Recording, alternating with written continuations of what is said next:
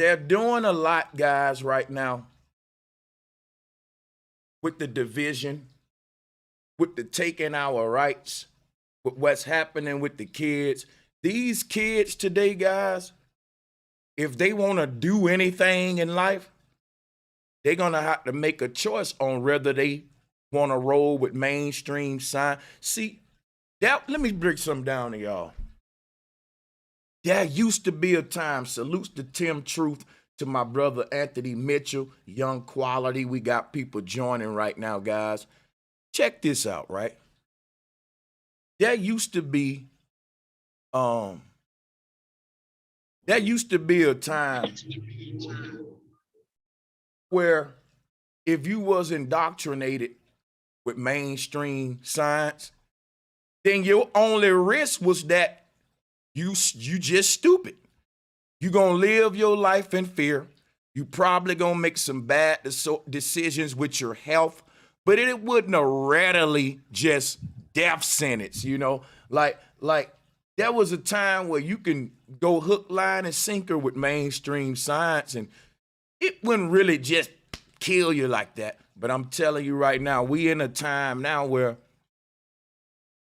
going along with the narrative now is really costing people their life. That's all I'm going to say.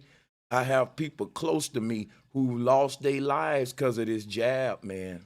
And I can't talk much about this because they've been censoring me on it. But I literally know people who were doing fine and died shortly. Let me just stop. There's a lot going on that thing, is on that side. And then on another side, your boy Charleston White.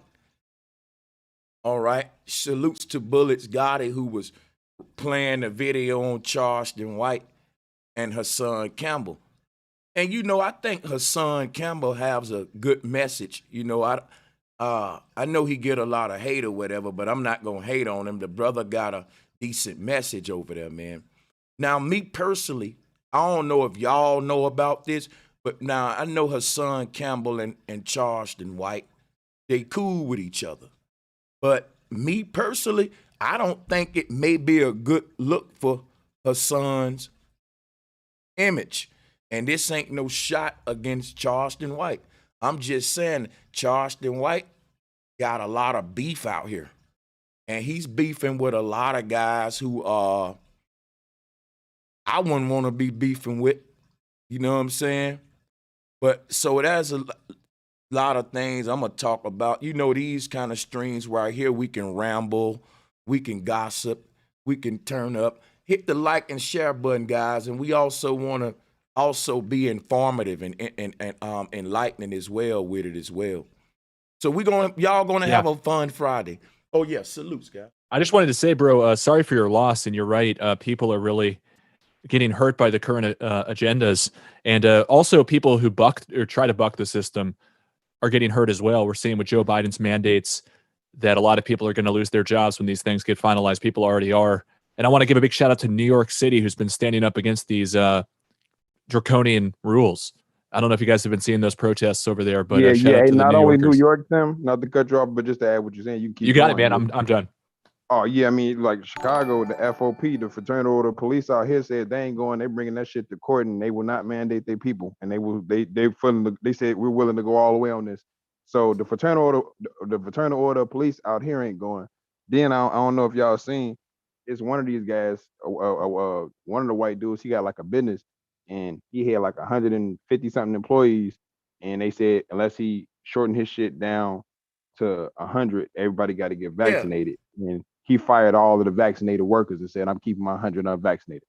Ooh, gangster. Ooh, shit, nigga. If that was a gangster of this shit, yeah, he would be like, "That's the motherfucker." I shared it on my Facebook, so if y'all want me to send the video so y'all can pull it up, I'll send it to you. But it sucks though, because those people shouldn't lose their job for their choice either. I mean, I just hate discrimination of any sort, especially. Me too. That's right, Tim. That's why I said that was a very bold move, you know? Yeah, it puts the business owner in a really tough position for sure. And but also a lot of these business owners are going to point at the government and be like, making those cuts. He said the reason he made the cuts was but for the reason that people don't do their research and they're willing to malice, follow their government. One, and he also said by doing that, also he used the rest of that money that was left over from cutting all of them workers to pay the rest of the remaining workers more. Now look I here, don't see no losers like that. you know what? I'm gonna say this. I like the move what he did, but at the same time, Tim make a good point for the simple Yeah, Tim, fact right. that no, you know, both of you guys, both all of this is see at this point we're in a paradox. Is all right because check it out. The thing is this. We don't want them discriminating against unvaxxed people saying you can't come here because you ain't vaxxed. You can't work here because you ain't vaxxed. We're going to fire you because you ain't vaxxed. They already started doing that. So on this man's, just to speak up for this guy, what he's doing is kind of like a response, a kind of like a, well, you doing it, I'm doing it. Well, in reverse though, well, if you jabbed up, then I'm fine you. If you jabbed up, then you can't come here. And this goes back to something very important that I pointed out a while back, and I'm gonna really need you guys' help for this. This is a dream of mine, and no matter how much it is or whatever it is, I'm not concerned with money or nothing. This is very important to me. You know what I want to do? I want to create a database. And this is going to be a free website, a free database online accessible to anybody for the vaxxed and non-vaxxed. And what this database will do, whatever city you in, we're going to start off making it for the non-vaxxed, right? Then we'll try to grow it for the vaxxed. But here's the thing, what's happening with the world. The world is splitting up. Kind of like segregation in the South, black and white. It's going to be jabbed and non-jabbed. There's nothing we can do about this split, but make it easier on ourselves. A lot of people who are non-jabbed are going to be needing services. They're going to be needing things that only can be provided by people who are jabbed. But the way the law are going, people who are not pricked ain't going to be able to even receive health care here in a minute. So if they're firing good professional nurses and doctors, and you're going to have non-jab people who still need health care, I think it's time we start building our own database. If you're a non-jab person, no matter what state you in, this database would allow you to look up anything from a plumber to a doctor to a damn mechanic, a barber, and all of the information in this database will be businesses that are non-jab. And so you won't have to worry about, well, damn, I don't want the jab, and all the things I rely on, I can no longer access because I don't have the jab. You'll be able to go on this database and see everything you need as far as people who don't have the jab, just like you, doctors, lawyers, nurses, and we'll have our own sort of, I want to know what's the word with it, but I think it's a big need for a database like that, though, with how shit going. What y'all think, man? To give us a resource on, it's sort of like, you know how they did when, if you had a felony, you couldn't get a certain job. That's what they're going to be doing with the non-vax people. It's sort of like having a felony on your list. So if the database you going, you can apply jobs and all this for non-vax people versus the same way they do it. We only hire ex-felons. So cool. That database can put that in place to where, like you said, if you need a plumber, okay, we only hire non-vax people. If you vax, we not even hiring you. You see what I'm saying? And yeah, drop just to add to that. Did you know that Biden is saying, he's already said 2/3 of the American jobs, 2/3 of the workforce are going to be under his mandates. And they keep saying they're just taking step after step after step. So this current threshold of 100-person company, I bet you that changes and just keeps getting worse and worse for us. But I like the idea, bro, about the black market for services and stuff for people who cater to unvaccinated. The only problem is the government sucks. Like, the government will like pretend to hire people off Craigslist, and then when they show up, if they're not licensed, like carpenters and stuff and electricians, they'll like put charges on him and Yeah. give him tickets and stuff. It's crazy. So they'll still try to regulate the that database some way, huh? Yeah, they're You going to already try. know. I think it's worth standing up, and I'd be supportive of such an initiative for sure. Now it's gonna be super ways around it for a little bit of money to where, you know, if you have a doctor, they give you a saline shot. You go ahead and be like, yeah, give me the paperwork. You know what I'm saying? Like if you got a family doctor, they gonna tell you if to take it or not. A family doctor gonna tell you, and I don't have a family doctor, but I bet the people that been dealing with the same doctor, their whole family, they telling them either to take it or not. So you will have somebody like Kyrie, like, nah, bro.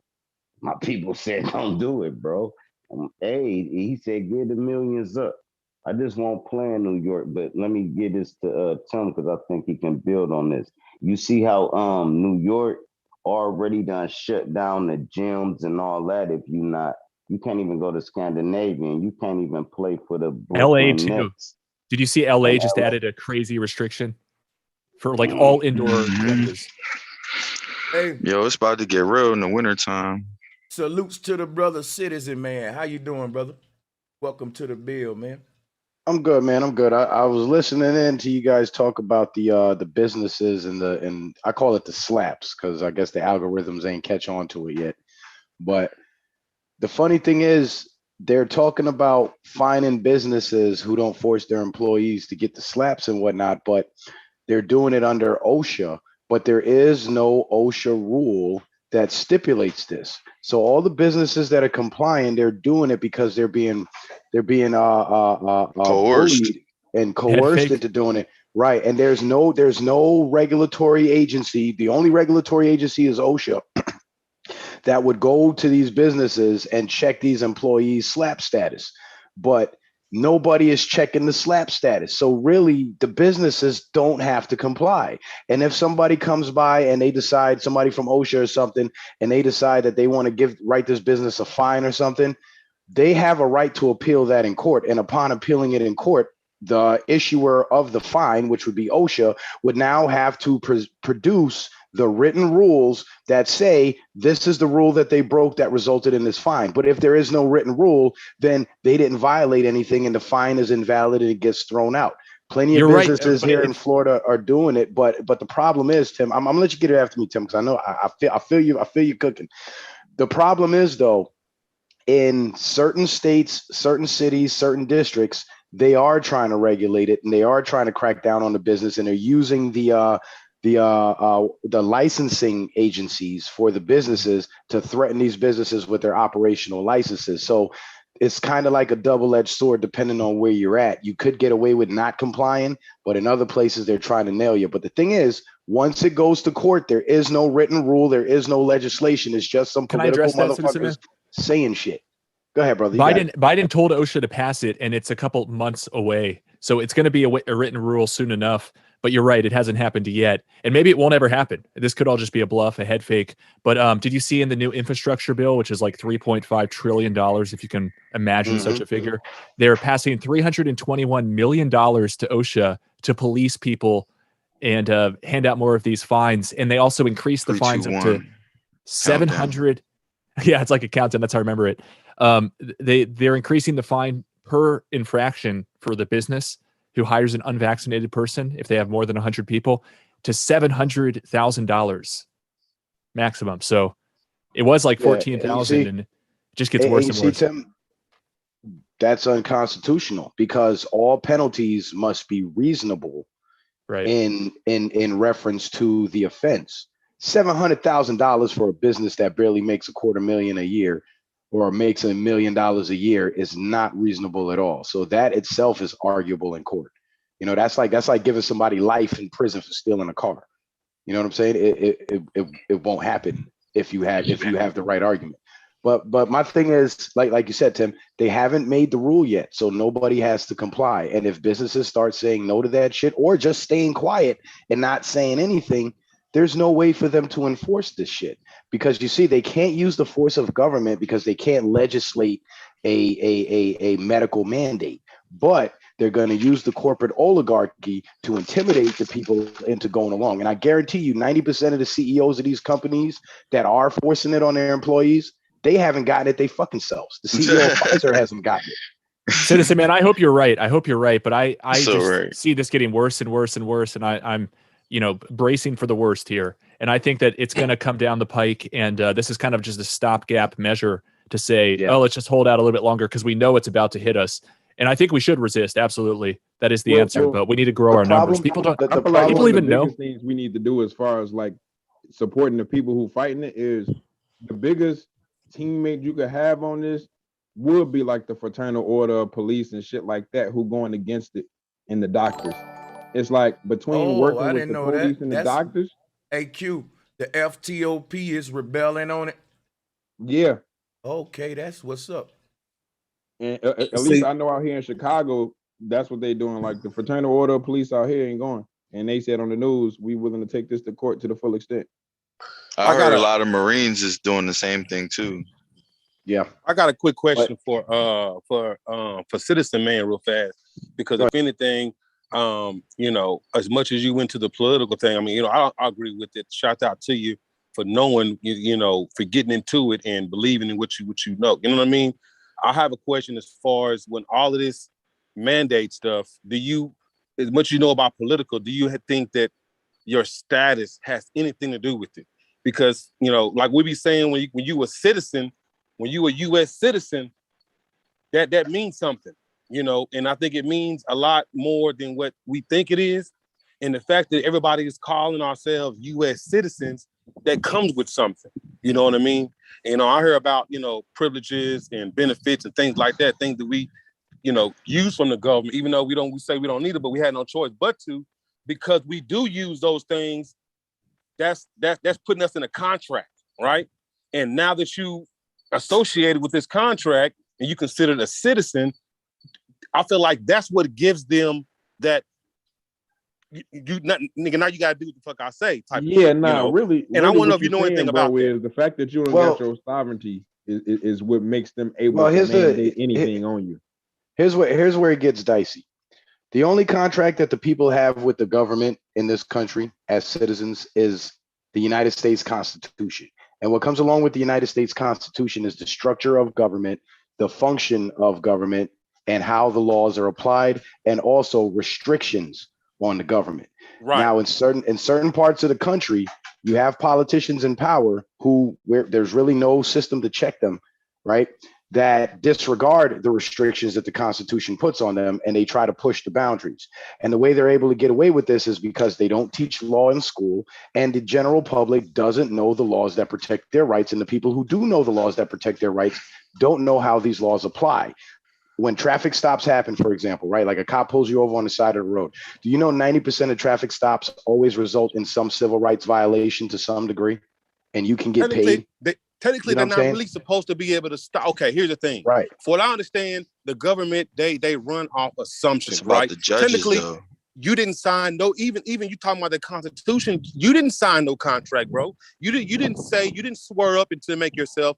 They go by assumptions. So that's where the status comes in. Right. So if the status creates the assumption. Right. So if you're using a social security number, right, and you're using fiat currency, that's considered like an unwritten contract. You feel me? Yeah, and so like everybody considering themselves a U.S. citizen, whether you're calling yourself white, whether you're calling yourself black, whether you calling yourself Hispanic, those are statuses, right? They put you in that U.S. You know what I'm saying? Jurisdiction. And so whenever you a U.S. citizen, nigga, you supposed to do what I tell you to do. That means not necessarily. No. See, that's where, and that's where a lot of people get it confused, because that's based on is only for laws. That's based on the tyrants that call themselves politicians that hold public office that try to make people believe that. But really, they're supposed to do what we say. Right. And in places where they actually do what the people say, we don't have these kinds of problems. You feel what I'm saying? And that's the way this country is supposed to be run. So the problem isn't the Constitution or the system of government or the structure. The problem is the people within the government who have attained those positions of power and are now abusing that power.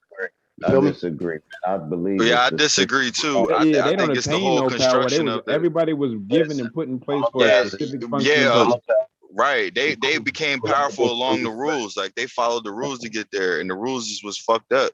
The rules was the reason why this shit is we gotta change this shit. I mean, you guys talk about the rules. You guys talk about the rules and all this, but do you know the rules? Right. There it is. The rules I'm are just set. saying it's like simple. I'm being That's a good simple. question.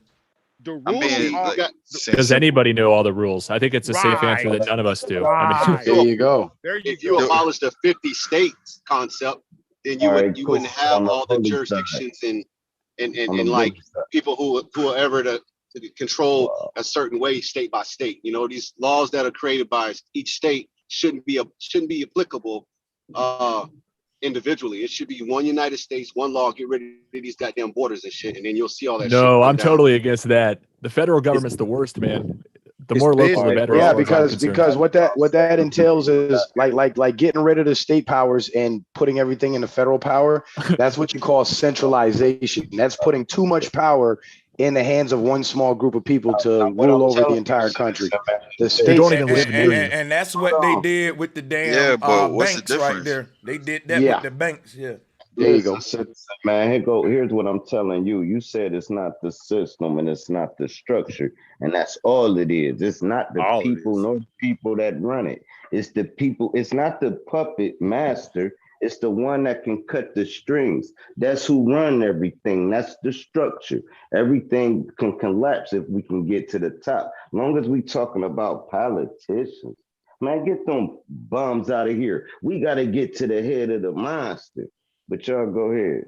Well, let me give you an example. It's so deep, bro. Look, listen. Let me give you guys one example. Let me give you one example of. It's just so deep that it's like you can't even speak English to the point where it's like that shit just automatically sets up laws and boundaries and shit through wordplay. So it's like you can't use that wordplay to get a different game. You see what I'm saying? You talking about the code side of law? How basically you can trick yourself into verbal and legalese. Now, let me give you guys an example of why I say it's the people and not the system. Let's say Brother Sanchez was the president. You think we would be even having this fucking conversation right now? No, but he would still be presiding over the system. That's all I'm saying. Yeah. Because if was the president right now, he'd have to do whatever the last person was doing. He could do whatever he wanted to do. As long as it's within the Constitution, he could do whatever he wants to. No, he can't. Why do you believe that? The president runs the military. The president runs every federal agency. The president. Stop this. Come on, hold on. The president runs the convention of Congress. I mean, the president runs a lot of shit. It's a lot of power. Let me get in, right? And if the president didn't have any real power, there wouldn't be such a big political struggle for this political power in this country. So check it out, right? There wouldn't be no right? democracy if the president had all the power. So check it out. The president's supposed to have the power, but really this is how it go. Let's say you got a leader of a gang. We can use even Tookie Williams or just think of a gang with a leader over it, right? You may say, well, that leader got the power. That leader do got the power. But guess what? That power is limited because he can't enforce it in a way to make his motherfucking war generals want to turn on him. To me, the president got power, but he's a fucking puppet. So he can't use that power for the people. So my thing is the reason because of that is because when he go to that wall with that yarmulke on, he pledging to who he following orders from. Citizen Man said earlier, he said they supposed to be listening to us. But why aren't they listening to us? Because they're listening to the dudes who got them going to that wall. That's what I was saying in previous streams. See, you can't serve two masters, you know, and then on top of it, if it was my America, you wouldn't be able to listen. You would have to. This is check this out, and I'm gonna be done after this. It's all about the ritual, y'all. Watch this. When a goddamn president swear in on the Bible, that wouldn't fly in my America. You took the Bible out the courts, out the schools, take that shit out the White House too, because guess what? This is not a theocracy. So the president wouldn't swear in on the Bible in my America, and a president wouldn't go to the Wailing Wall. Why do we have a religious influence with our president. You know why? It's a theocracy. That makes way for people to say, well, look, I'm receiving orders from God. No, you receiving orders from the people. We your motherfucking God. You know what I'm saying? And see what God really is these goddamn dudes with the top hats on all around the world taking over. We know that. Man. Yep. Yeah. And you see, the only way to rein that power in, man, is just mass non-compliance. Say fuck what they say. I'm gonna keep running my business. I'm gonna keep my people employed. Fuck your fines. Fuck all Building that. alternative. Mass non-compliance. But see, it can't be mass non-compliance because people always give in to money. Like Too people many will sheep. always give in to money. Every Like time. everyone can always get bought off. They got you by the balls, bro. I'm telling you, bro. Because if a motherfucker said they paying 20 stacks for the jab, I want it. I'll give it to me. Fuck it. 20 stacks for the jab. You doing for 20? 20 stacks? You tripping. Come on, 20 stacks, dog. Nah. My life's worth more than that. 1 mil? Stacks. What's your number? 1 mil? I can make 1 mil in a I don't have a lifetime. number. I'd like to think that I wouldn't sell out for these evil bastards. I'd rather starve, man. Everybody's got a price. Some prices are just too high to got conceive. a price, exactly. Hell Look, no, y'all that's where niggas lost it y'all is. man. Game. Everybody ain't got a price. $50 Nah, million yeah, they do. for the jab. You got a price, nigga. You 50 can't mil- speak for me. Nah, $50 million. listen. The price. Y'all tripping on that. Listen. You can't do shit, dog. If you Nah, can't feel me do though, shit, feel me though. you going to do it, yo. Feel me though. The price may not always be monetary because people like That's what I'm me, saying. they can't buy me off. But you know what? If they held my kid hostage and said, "Do this, Right. put on this suicide You can't vest," you do know what? shit. Yeah, exactly. So everybody has a price. Some prices are just too high to conceive. Oh Yeah, no, and that's I wouldn't do that though. Exactly. I still I'm gonna show you. I'm gonna Still show no. you why. I'm gonna show you why there's some truth to it, right? Because if they said, "Look, yo, if Brother Sanchez, if you get the jab, we gonna shut down all governments and all poverty, give reparations, make shit back the way it was." You know that'll be a lie. I still wouldn't get it, but I'm just showing You a how- martyr though. It'd be Yeah, like, motherfuckers yo, you get mean to that tell shit. me my whole life work will be complete just if Right. I It'll kill make you myself? think. No, it'll be a deal with the devil, and I'm not making it because Yo, I can't wait to see motherfucking devil. I'm gonna blow shit back. It'll be a I big can't wait to black see the line. devil. I can't wait to Listen, see the man, let's motherfucking jab Lucifer. I'm up gonna shoot that nigga mouth off. Now, I think that like the majority of Congress has been bought off, like the vast majority. And like Bro said earlier, I thought he brought up a great point about the president not really operating under his own interests as much as being a puppet. So I think I disagree about like who the ultimate puppet master is. I don't know if it has to do with It comes to 13 You know families. what? Is the ultimate I know puppet who the puppet master. Hey, let me give a shout out to Tracy White Waters. Let me drop a bomb real quick, y'all. Love, peace, and good energy. That's what's up. Yo, I think the puppet masters are. Here's how I go. I'm finna break down the whole order for you, right? Your first line are your street gangs. Watch this. Just hear me out. Hear me out for 1 minute. Your first line is your street gangs. All right. After your street gangs, you got your Freemasons, regular Prince Halls, right? Pastors and churches and different religious organizations. Above that, you got what I call elite cabals. These would be very small, secretive orders or groups of men. And these small groups of men will be some of the world's most powerful motherfuckers.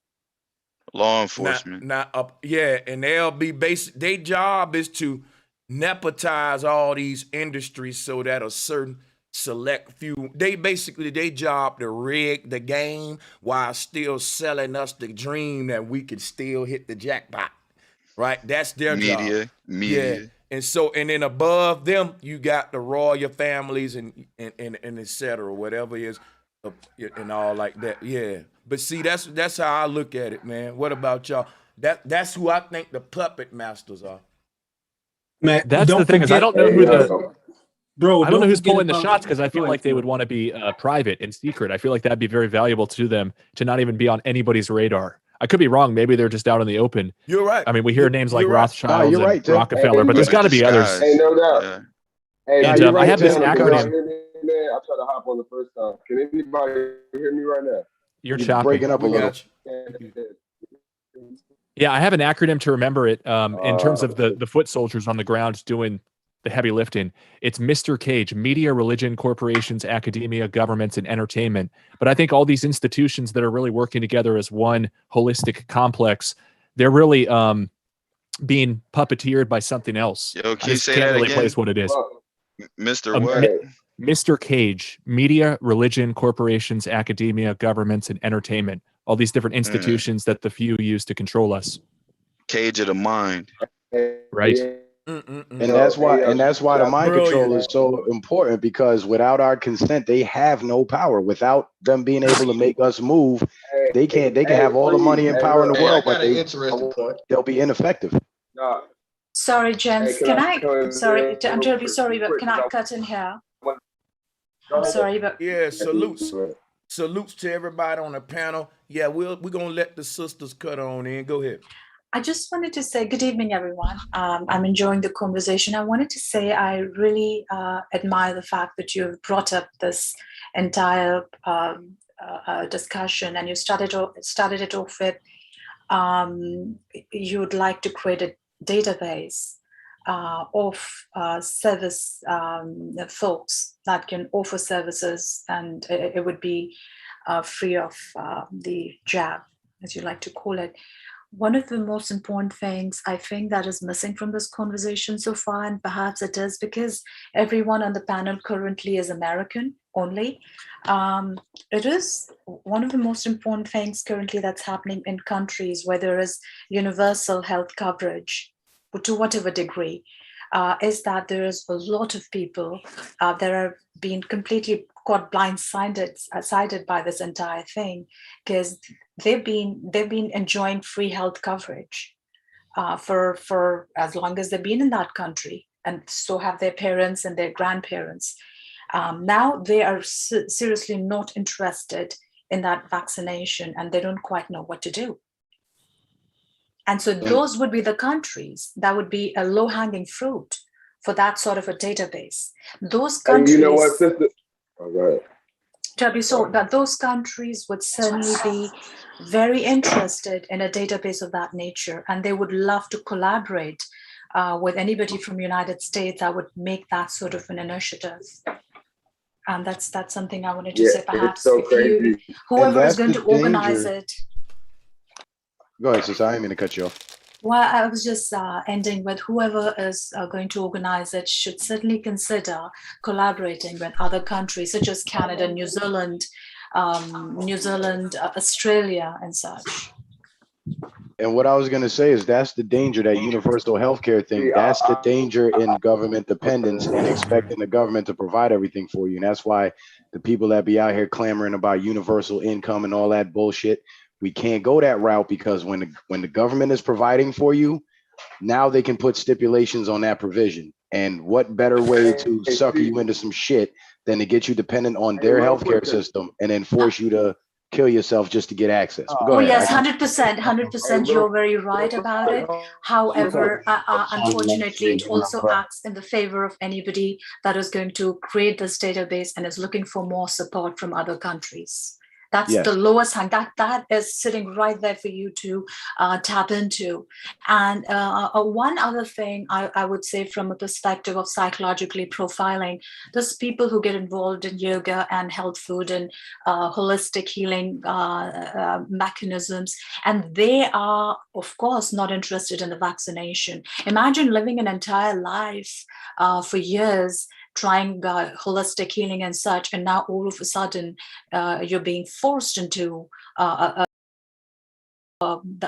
going to biochemically alter the body in ways that no one can even imagine. And those kind of people would be very interested in this, whether they are speaking up against it or not. They would be interested. People will grab onto this idea if there was already something out there. So certainly that database creation is an excellent idea. And then make it universal. I think we're about to have a zombie apocalypse. But all that stuff will go down the hill if all the grid goes down. If all the internet and the electricity goes down, everything, all that communication is done, yo. Like everybody be thinking, y'all be seeing this stuff on TV. Like they be having TV shows of like what we're gonna do when the grid goes down and shit. No, let it go down. Hey, I wanna address Citizen Man. Can I address Citizen Man real quick, please? Can I be heard? Yeah. I don't know if my mic is on. You sound a little far away, bro. Go ahead, Random. Now, Random. That's why I was asking. Cut your camera off. Cool. Cut your camera off. Cut your camera off. Go ahead. You got it. It'll y'all, help you. Can y'all hear me? That's better. Yeah, go ahead. Hold on. Okay, I was gonna say, let me connect my phone real quick. Cooking kitchen and shit. Hold on. I'm sorry, y'all, but we can hear you. Say something to Citizen Man because. All right. Yeah, I just want Citizen Man because whenever we're on a panel, and you know, I got to say, just a question because when we're on the panel, you always bring it back to the people. I'm gonna stand still. You always bring it back to the people. Can you hear me? Yeah, you were going out. We didn't hear the last two sentences you said, bro. We can't understand you, bro. Okay, can you hear me now? I stopped moving. Yeah, we can hear you now. Okay. No, because I mess with a lot of stuff you say, and you know what I mean? Like, you just type of person that make me think about even considering people being intelligent that participate in politics. Because I consider you an intelligent guy. And I appreciate that. Being participating in politics is intelligent. I don't think that participating in politics is intelligent, though. And this is why, though, because you bring stuff back, like you earlier said, to people and allow them to. We don't. And the one point I want to bring up and I want you to expound upon is that do you not consider, you say the things you say, that the only reason why these ideas that they're pushing, like it's in the people, and if we all woke up, is because that we all, that when we do, like you're cutting out, man. Do you think that the solution is that when we, do you just ask him a question because it's hard to understand you. Man, y'all let that. Okay. Hey, Random, I think after you ask this, hop off and hop back on right quick. And I think that might get you in the game. Do that now. I'm gonna be slow. It's kind of Borgy. It's Borgy. Yeah, I'm having a real hard time hearing you, bro.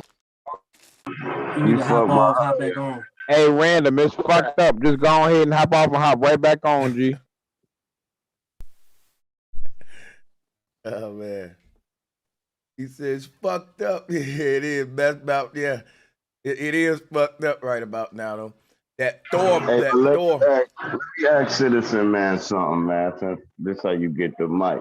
Citizen Man, do you really have faith that we can turn the government around, or is your mission to go anti-government? Because I know you know a lot about these things that I don't know about. That's why we need people in the community that look into these politics. Because I can. Well, from my perspective, government is like it's like a gun. You know what I'm saying? It could be used for good or it could be used for evil. I would say more of getting the corruption out of government before we decide to go full anti-government. And that's because there's a lot more people out there who are not in government that desire the power of government. And if we go full anti-government, right, just go completely anarchy, there will be some level of chaos in the first few, months or first few years of that transition. And then that power, and from that power vacuum, hold on, let me finish. And from that power vacuum, we could end up under a worse tyranny than what we're under now. We've seen it happen in those Middle Eastern countries where the governments collapsed and new governments came up and they were worse than the last one. So it's kind of a dangerous thing to go that route. I'm thinking more of a controlled demolition kind of thing. You know what I mean? All right, cool. Now and I'm done. It's my last question. What's the steps to going anti-government? Now we know just go anti-government. What's the steps mentally? Now we got to do mind control to get the people to go against it, to go anti. As they doing mind control, they got our people going with it. So what would be steps to change the people's mind on the government? I think what's happening right now, just showing them the corruption, letting them see the corruption out in full force. I mean, this push for mandatory slaps and all that shit's been going on for years, but now that it's actually, being forced into people's arms, more people are starting to see like, wait a minute, these people have too much power and we need to limit their power because they're abusing their power now. You feel what I'm saying? So exposure would be the first step. Exactly. Grow numbers. Now look, you know what I think? This is what I think. Me personally, I think it's a game. If you born in a government, you born on a monopoly board. The royal families own so many acres of land, we can't begin to count. Just Queen Elizabeth alone. We live on their land, but we've agreed to the idea of ownership. That's something we got to think about. Like, we didn't always have a concept of owning land or owning trees, owning people, slavery. Owning land is just as much of a sin as owning people. You can't enslave a person and you can't enslave a tree, neither. You can't enslave a river. So it's deeper than just owning people. It's the fact that if you own land, you could control the people because they gotta drink water. They gotta eat food. So owning land ain't no different. Really, it's one and the same. So you born on a monopoly board. The question is, how do we end the game? Do we end it by stop playing? And how do we stop playing? And these are the questions we asking. The whole world agree with this thing called ownership, capitalism. They look at the people that's oppressing them and they say, well, if I work hard one day, I can get my money up and I can have me a few slaves working for me. That's how the peasants in Egypt always thought. That's why they went along with the system, because there were people to tell them, listen, I know you poor. I know you're a bum, but if you believe in yourself, if you do what you need to do, you can be right where the Caesar at. You can someday be Caesar. That belief right there is what has kept this system going for so long.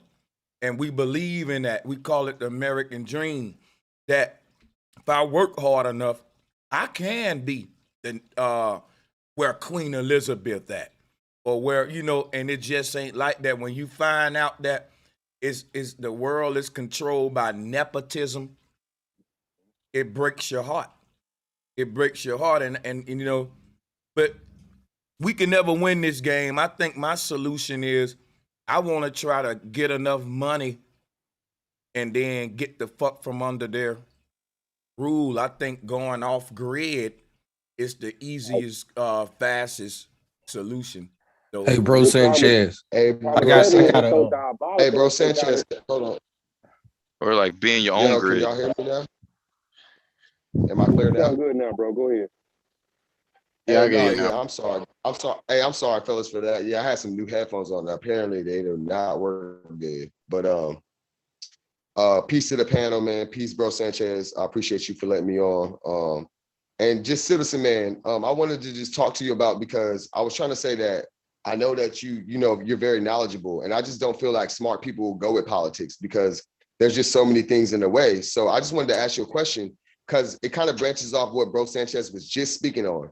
Because how I feel about it is, when you speak about it's all in the people's hands, I think that that's a ploy that only works because the people are confused and the people are on their best selves. I feel that if we all got on the page of what we need to be doing, it would destroy the system. Therefore, the system is flawed by its standards because it only works when.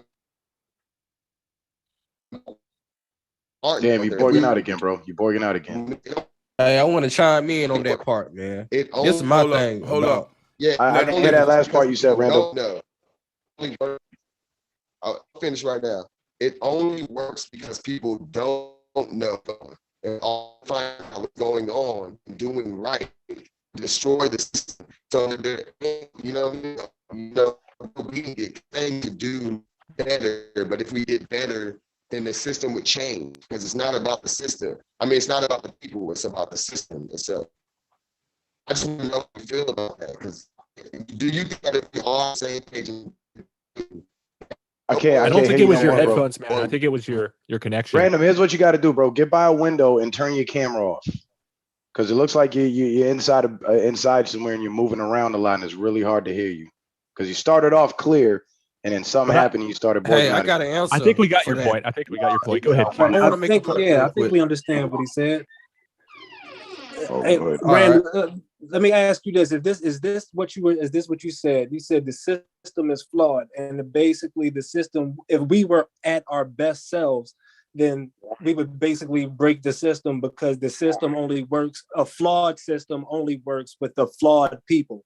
So once we become, I don't want to say flawless, but our best selves, then yeah, it'll automatically break the system by default because it they need Like here's an That's example. what I'm saying. I got the perfect analogy for that.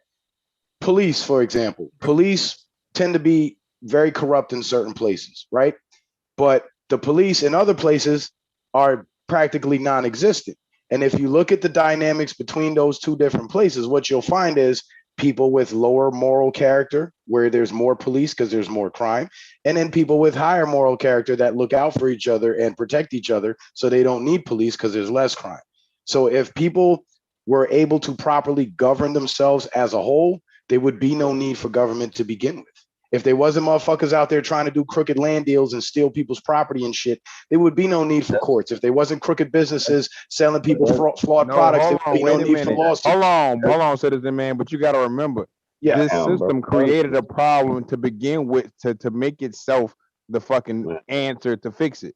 So it wasn't no crime before. We was living just like the motherfuckers once upon a time. People were doing in, property and like the ownership. Senegalese. We was And I living feel like you. the Senegalese before. So what happened between then and now did they do to make us get to the point where we needed their system? That's an excellent question. You know what they did? They demoralized. Citizen, man. I ain't about to let Hold you on, let me answer this question. Let me answer this question, Drop, and I'll get right back to you. In the Bible, like, yeah, everything he gonna come back is gonna be vainglorious. If we can govern ourselves, we wouldn't need. No, people do need governing and all that, and we do need to govern ourselves, but you still gonna need a leader. So once you elect a leader, it's still gonna be governmental. So I think to break down the system is you don't need no leader, man. We gotta stop with this. We need a leadership, man. Come on, bro. Yeah, if every man can lead himself, we won't You a need a leader. grown ass man, G. Every grown ass man don't need no leader of his goddamn country. I agree with you on that. And then it breaks all the way down. But once you got 1% controlling everything, it's not broke down. It's too pure. It's sort of like touching fentanyl. You gotta cut the government, and we ain't broke it down none. It's still the same congressman. It's still the same people that's 80 years old that has no terms that we can't vote for that's running us. And until we change that and break it down and have people this our police. Them other police can't touch us. This is our community's police. We deal with them accordingly. If we can't break it down to that, then that's what it is. But go ahead. I just want to Now, to what Quentin was asking, your question was, Quentin, just to be clear, it was, how do we get from how we were in the ancient societies to this massive dependency on the ruling class, basically, is what you're saying, right? Basically, what I'm saying is we didn't have no jail, we didn't have no hospitals, no disease or sickness, and here we are And what now. happened? Yeah. So what we changed? Need everything. We got what changed was an acceptance of immoral behavior, the normalization of immoral behavior. That's what changed. Because if you think back to the time where that brother Sanchez talks about, where there was no real, force of government or anything, but there was order, that's because there were rules and everybody played by the rules because they understood do unto others. That concept doesn't really, right. That concept is not as prevalent as it was back then, because people are more immoral now. They want to do to you what they don't want you to do to them. I mean, look at the black YouTube sector. Motherfuckers go on attack each other all the time. And as soon as the person being attacked says something back, all of a sudden the attacker is now playing the victim. That's no moral character whatsoever. Black YouTube so childish right now. I want to talk about that later at the end or something too.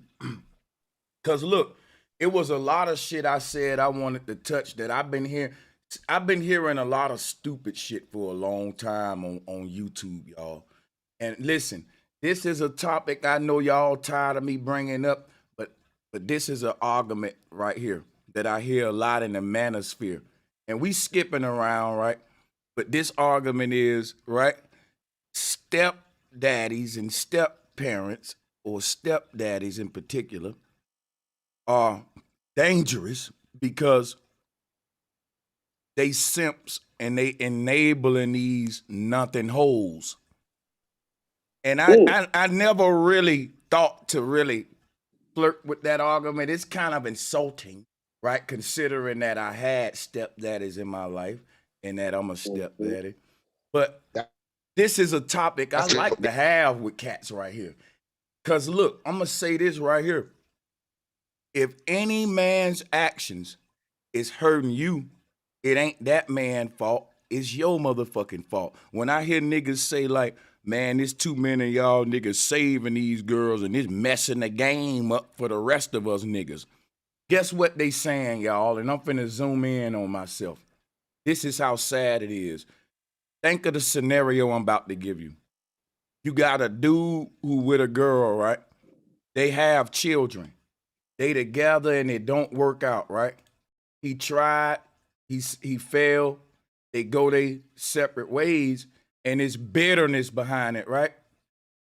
So she got his children. She not his baby mama. He the baby daddy living somewhere else now with another chick, right? But look, he's somewhere single, right? By himself, bitter as fuck, right? And now the thing is, he hoping don't no other nigga go and get with his baby mama. And that's how you get these kind of niggas right here. See, these niggas don't work out with a girl. And they look at another nigga going to get that girl, and they in the house raising your children. They in the house, and guess what? They looking at it like, that bitch ass nigga get my seconds. See, that nigga messing the game up. Guess why he messing the game up? Because he want his baby mama to struggle. He's saying, bitch, since you don't want to do what I want you to do, since we ain't going to work out, I get pleasure out of seeing that you can't get a man now because I'm throwing that over you. Can't nobody get with you after me, right? You need help with them kids, don't you? See, that's his little way of getting back. So when he see another dude step in, it's like, fuck, man, he messing the game up. Bro, that's sick. You want to see your baby mama struggle? Like, you want to, bro, that shit's sick. Look, now, I ain't signed up to be no stepdaddy. It happened that way in my life. But that I just had to point that scenario out to show you how much losers these niggas are, man. Hey, let me say this about this, man. I've been listening to this manosphere stuff, bro. And when I see it and I hear it, especially your boy Kevin Samuels and all them boys, you know, I know about the whole patriarchal, matriarchal, this is a man's world, right? And the way this world is, I don't want y'all to be mad at me for saying this, but in this world, the shit that he's talking about, bro, he's on point with it. It's sad, like you said, it's sad as a motherfucker. But you gotta show us what he on point with though, because he's not on point with every single thing. So not everything. Not everything. He be going hard to me. You know, I have some funny feelings about some of the stuff he say too. You know, that's a whole nother story. But when he talks about how the man and the woman roles are, right, and what they, you know, because a lot of people, like you say, bro, ain't going back far enough. You feel me? And he don't really go back far enough. So if he's just going to where, hey, when man took over, that's how it was, bro. Like that's exactly how it was. You had the woman, her spot was different. Like the man was the prize. You know how we say we used to revere the woman, bro. After that shit, it was the opposite. Then the man is really the in this world, bro. Did you just say the man is the prize? It is now in this fucked up world. He did. In the patriarchal world. All right, in the patriarchal world, it is. You know, really, the child is the prize. But check this out. Ooh, that's deep. That's deep. Go ahead. Check this out, right? In this patriarchal world, it ain't just that the man is the prize. The effeminate man is the prize. So who want to be that prize?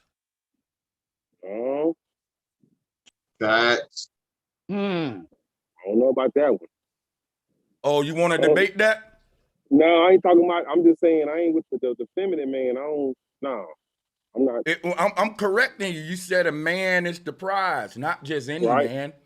Right. Not right. just right. any man. And remember, that's a psychological option. Yeah. But see, when we talk about how, you know, when it comes to survival, you know, and you know, bro, I go back to, you know, her story and his story, and I'm here for that. I love that shit, right? When it goes back to the survival, that's really, I feel like, what he's talking about. You know, in this messed up world, you know, with the man is the one that's gonna go out and be supposed to be the protector, and he's the one got the back, and he's the one, you know, to do all of this in this world, you know, it does something to the woman. You feel me? But with the way, you know, society is now with government and benefits and all this stuff, it's got now we both messed up. You feel me? Now the man looking at the woman like, I don't need you. The woman looking at the man like, I don't need you, type of shit. You know what I'm saying? So I just wanted to breeze that, because when I hear this manosphere shit, bro, I think about that. I think about you ain't give me none of Kevin Samuel stuff though. You supposed to tell me what he said that's okay. Yeah. When I say that, I'm trying to blend in the fact that when it comes to this survival, right? When it comes to who's gonna, like, at the end of the day. Let me share something with you. I seen Kevin Samuels tell a girl, this is how the call went. I'm finna give it to you. It was like this. She called in, right? And he was talking about getting a man and all that. And he was like, well, what city you live in? How much money you make? What kind of man you trying to get? She was like, you know, he don't have to be all that rich and all that. Just somebody I love. And, you know, he can't be broke. He got to do something. And he was like, good luck thinking like that. I'm like, what did she say wrong? Oh, all that love and stuff don't work in the real world, honey, child. And all this little talk, like, you need you a man. What city you live in? Oh yeah, in that city you need you a man at a minimum that's making $100,000 a year, and all like this. I'm like, no, the fuck she don't. A lot of that shit he's saying is dumb bullshit, and you don't need all that. God damn it, it's just over motherfucking exaggerating to be able for you to have a excuse to have this radical motherfucking narrative that you selling. It don't take all that. So I mean, I would love to debate you on Kevin Samuels and him, but I'll say this. There is some things he say I agree with, but I just gave you something that I don't agree with. Can I just say this? I'm sorry. Go ahead. Go ahead, I agree with Brother Sanchez, and I think it's a pretty cozy segue, because when he started talking about this entire man-woman equation, he came straight away into this conversation from how do we protect the society? We were talking about protecting the society, about regaining control as individuals, as decent, normal human beings. And that conversation had him segue right into the equation between man and woman and child. And that is such an important, I think it's such a natural segue, because I'm going to refer back to an ancient civilization. I was on this channel a couple of days back or so when I was talking about the Tamil civilization. And I'm going to refer back to those to that civilization that have documented that the very first day they decided to become a civilization, when they decided to be a cohesive tribe, and they began to document and talk about and teach what they wanted to do going forward as a civilization, and not live like animals. Live like animals meaning a generation would start and it would end. and they would not be able to pass along their wisdom and their learnings to the next generation. When they decided that it was time to teach their children something, the first and the foremost thing they did is they made the woman and her baby sacred, so to say. So their entire civilization centered around growing the child. Because Brother Sanchez just said in that there was in a good society. I'm terribly sorry. I'm only paraphrasing you, Brother Sanchez. You said the prize should be the child, and that's what that civilization did. They made the child the prize, and if the child needs to grow and be something and make something of the society tomorrow, the child needs to have the first 7 years of their life cozy and comfortable with the mommy. And so the mommy needs to be well fed and well cared for and have a dignified life with her man. And this became the center point. The society, the civilization grew from here, from let's protect the mother, respect the woman and her right to be a mommy.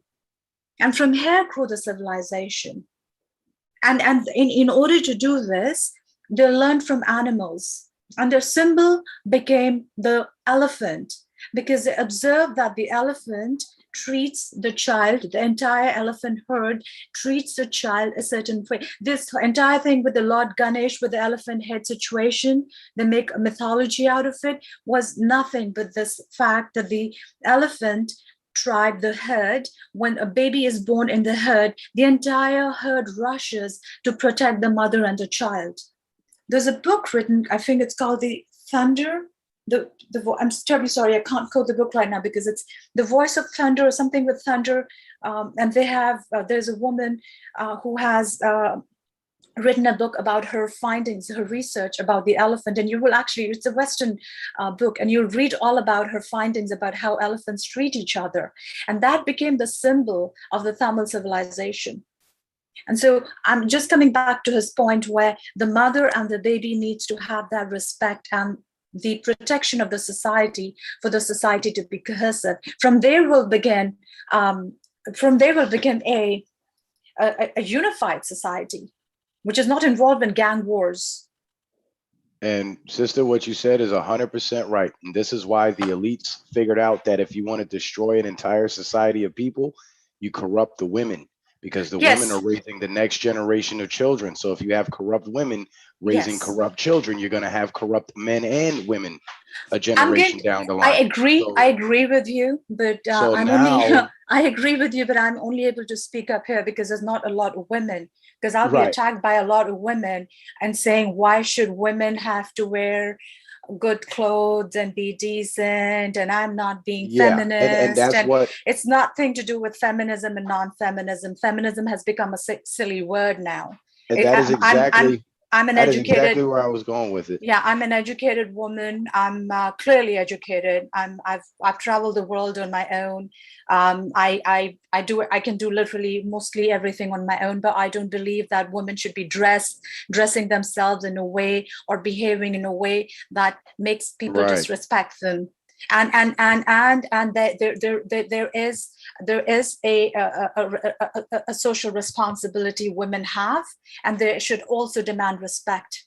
Absolutely. If women treated themselves and each other a certain way, then they could command that respect. And in my opinion, in my personal experience, when women command respect on basis of decency and good behavior, then men will fall into line within a second, less than. Yes, absolutely. Less than a second. I could walk into a room and start talking at all the men. They will stop using. You're hella right. I have never had any trouble with men not using the F word around me in a second. I have no problem with men using the F word. But I think it's decent when there is a woman in the room to not use it. There's nothing wrong with that. That doesn't mean that they can't use the F word or they can't use certain expletives, but it's nice. It's nice to have a conversation with men. There's 5 men or 3 or 4 men and there's a woman. It's all right to respect her. It's not going to make you any less of a man. And I think over and over again, it's a bit of a social experiment that I've conducted. I always find men are extremely decent. They fall into line within a second.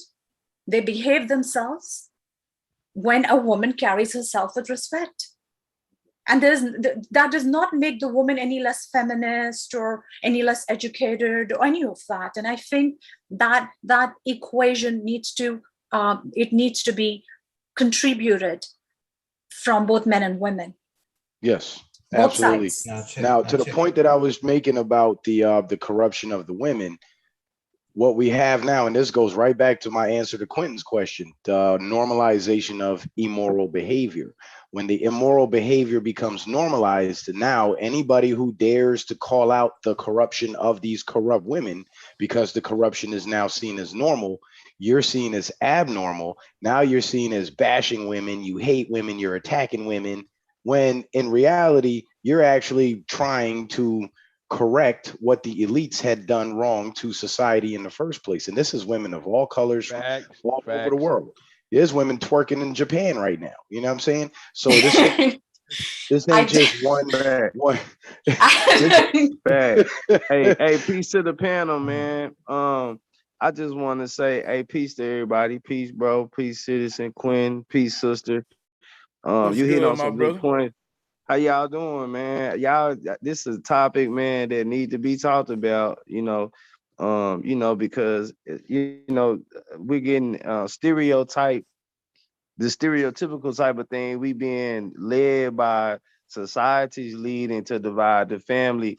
And we get this back and forth thing with men and women. We're trying to correct each other. We got to correct ourselves. The lady sound like she just, a virtuous woman. So of course people fall in line with it. There's something that's missing, but the reality is that's not what we get mostly, or what we see. You know what I mean? So it become a tug of war. We're trying to, but I think, like she said, if everybody conduct themselves the type of way, it'll fall in line. Man, I'll fall back. Once again, great topic, bro. I think the identity politics, the identity politics part of the feminist discourse is what one must always abstain from. When this sort of discussion comes in, I think the only way to not let it grow is don't get involved in an argument which is feminism based, as an identity politics based, because identity politics is how they've divvied up the society. So somebody like me could talk about being a strong, smart woman, but behaving yourself. And I could have a woman who will immediately be like, what does that mean? Why can a man go walk around without his shirt if it's hot outside, but I can't? It's a silly argument. It's a very silly argument. That's where they resort to. Right away, they'll be like, well, why can't a man, but why can a man be with 3 different women, but I can't? And that's a horrible question to ask from a biochemical perspective. I could attack that question from a biochemical perspective, but more importantly, I think where we are coming now is, why should even a man have the opportunity, if I could use the word opportunity, be with one woman, have a child with that one woman, and then it's not working out for him, so he's moving on to the next woman? It's not right for the woman or the man's health, psychological or biochemical health. And so back in the day, there was a system to circumvent that possibility. So there would be a community of people and they were watching. Well, you can't just be with this woman and your things didn't work out here, and so you're not moved on to the next one tomorrow. Be it a man or a woman, society, the community has to keep a check on that behavior. You're right. Especially if there's a baby involved. And that can't happen. And that there has to be a system for that. And I think this is the best time for a system. There's databases. You can create databases for that. Hey, let me ask you guys a question. I heard a real interesting theory when it comes to relationships between men and women, right? And some people say relationships should be 50-50. Some people say relationships should be 100-100, right? But the other theory is every relationship should be 100-0, meaning you put in 100%, and you expect nothing back, right? So if each person puts in 100%, like I put in 100% and my girl puts in 100% and neither one of us expect anything, that relationship would last longer because now you have that 100 but no conditions. What do you guys think about that? It's poetry, my friend. That sounds like poetry, and that doesn't sound practical. You know, societies and civilizations are built on practical adults by practical adults.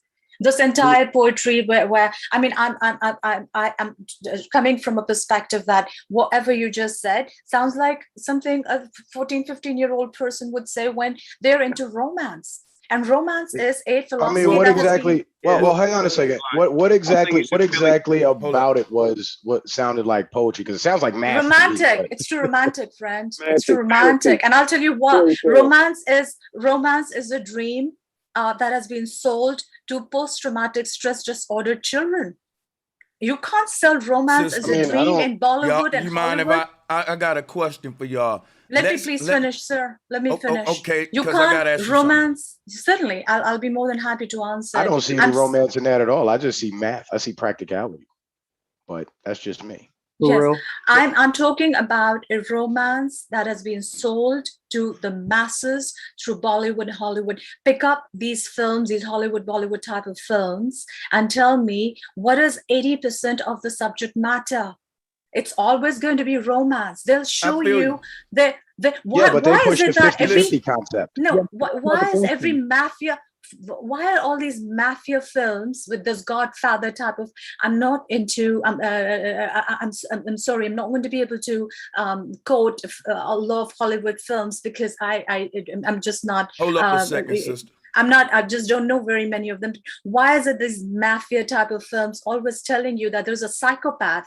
He's a mafia leader, but he loves his family. You really think mafia leaders love their family? That's psychopathology. They do. No, have you heard of the Iceman? He was a prolific hitman for the mafia up in Boston. His wife and his kids had no idea what he was doing until he was in prison. That might be. I'm not talking. Hold on. See, we going into something else. I want to examine what Citizen Man said. He said should be 100 to 0. He said, you should go into a relationship want to give 100%, but expecting nothing. I can actually relate to that. To me, that ain't no fairy tale shit. That ain't no romantic shit. That's real life to me. Relationship. Hold on. I want to talk about it. That ain't even just with a relationship with no woman on no get no draws type shit. That's just like, if I say you my friend and I'm rocking with you, I don't really expect shit from you, but I'm gonna ride with you. When you get into something, I'm gonna back you up. I'm gonna do that. But look, you might not back me up, nigga. And guess what? That's when I will be hurt. I won't fuck with you like that. But guess what? I didn't expect that. It's like this right here, right?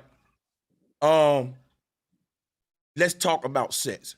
If I'm finna have sex with a woman, I'm going into it with the mindset of I'm finna fuck her brains out, nigga. I'm finna lay it down.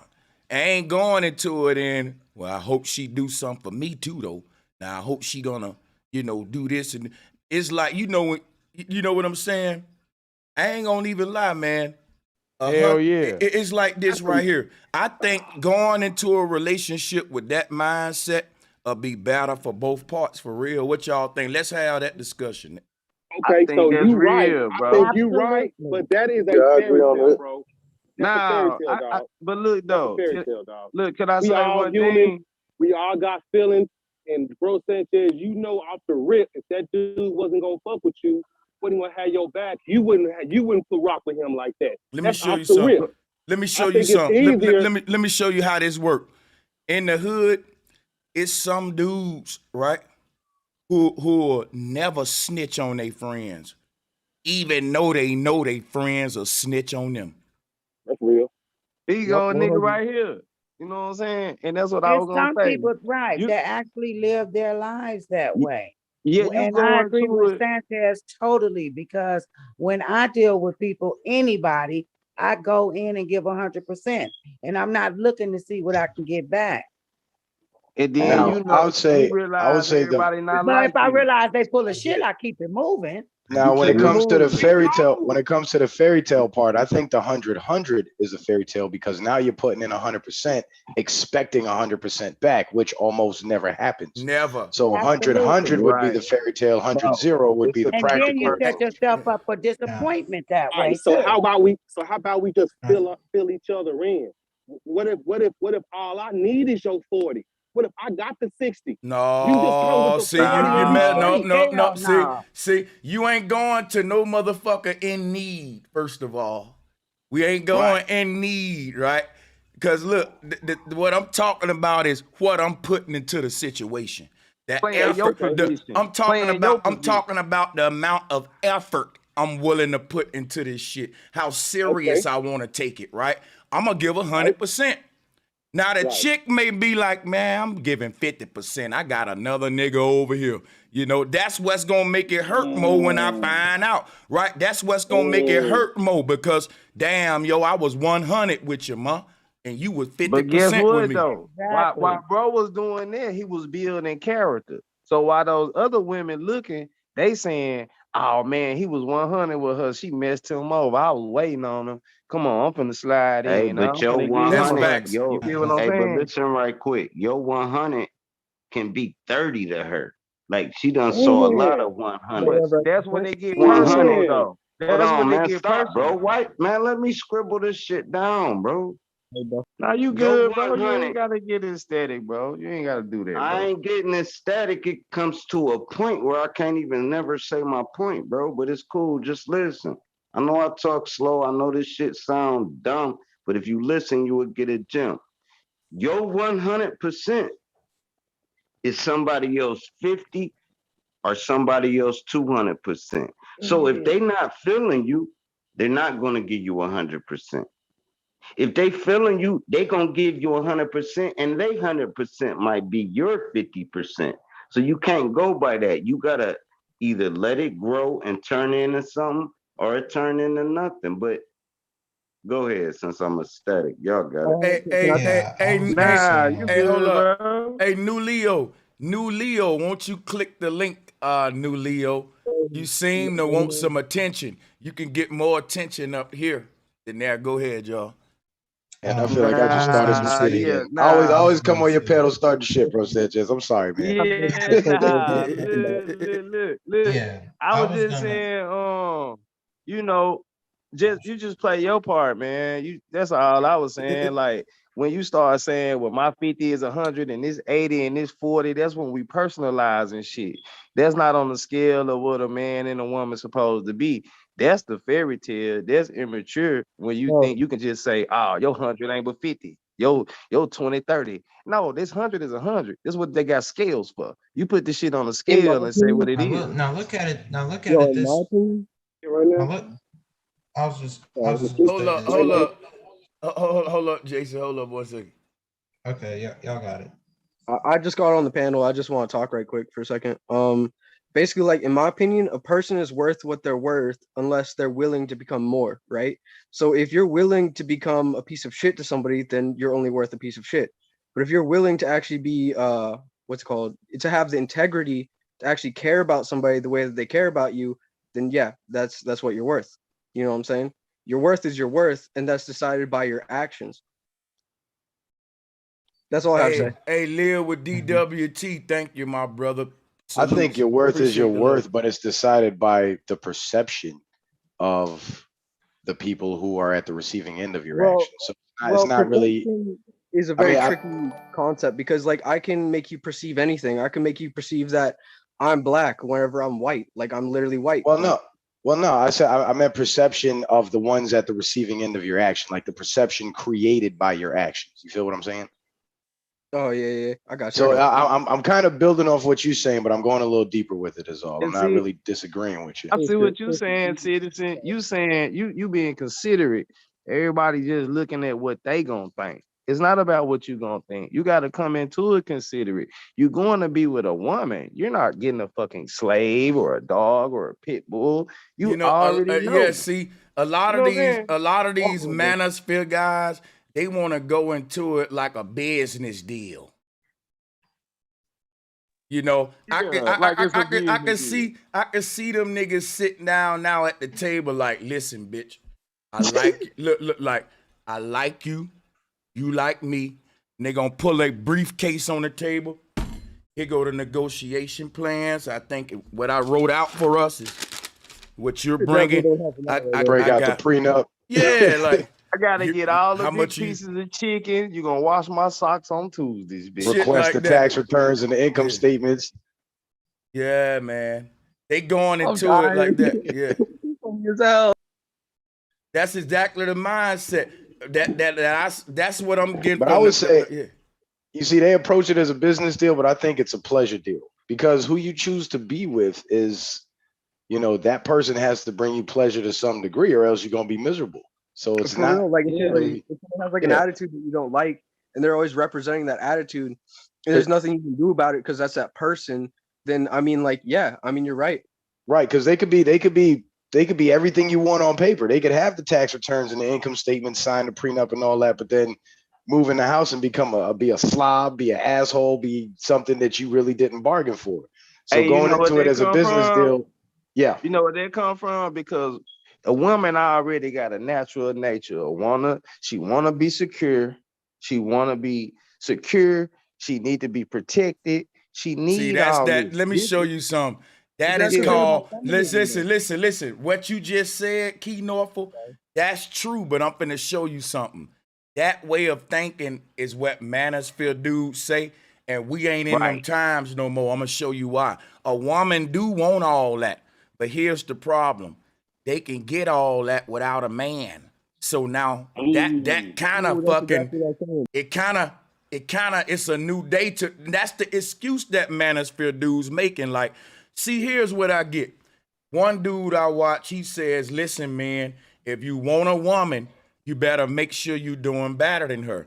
In other words, date down financially, but date up as far as looks go. So I want beauty for cheap. In other words, I want project beauty. Like if I can find me a little hood rat dime piece, I can control her, right? Because I got the bag. I got her in a Benz. If she want to keep that, they call it leverage. Leverage. They teach in the manosphere that you should have leverage over her. And if you don't have leverage, you shouldn't be with her. Meaning that if you got a certain amount of money and items, you should be always looking for a woman with half of that. You right, She shouldn't bro. be able, yeah. I think They make it like a unfortunately, fight. It should be a beautiful dance. It shouldn't be no battle with this. It should be a beautiful dance, man. I And think look though, at it this unfortunately, way. like 70% of women are like that.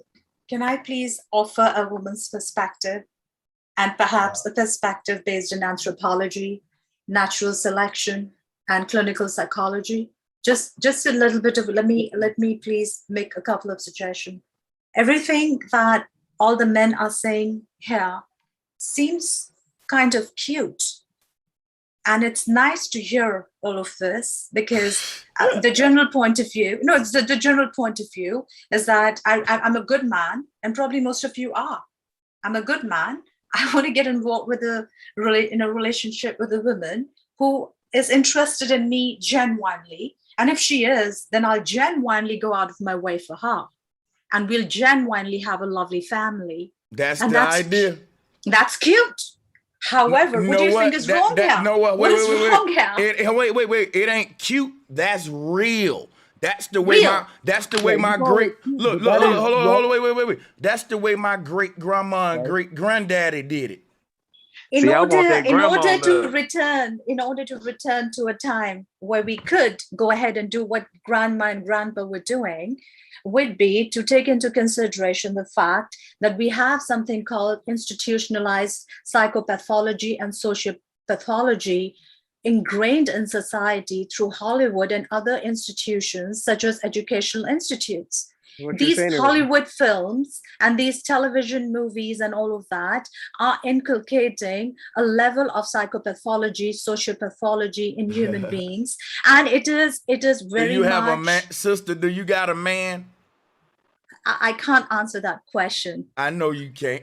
Go ahead. Not now. I don't. The only reason is I don't want to talk too much about my very personal life. After you That's say all. that, I never ask you nothing else. You can say yes or no, and we'll move on. I mean, we got Brother a pretty, Sanchez, I'm we got a very pretty much. good look at the resume Brother there. Sanchez, I'm ready to have a chat with you on the phone and give you that answer. And I'm actually ready to have a video chat with you and turn on my camera and have a chat with you. But when I'm talking like this, and I'd like to keep my very personal life outside the conversation, because then it becomes too personal.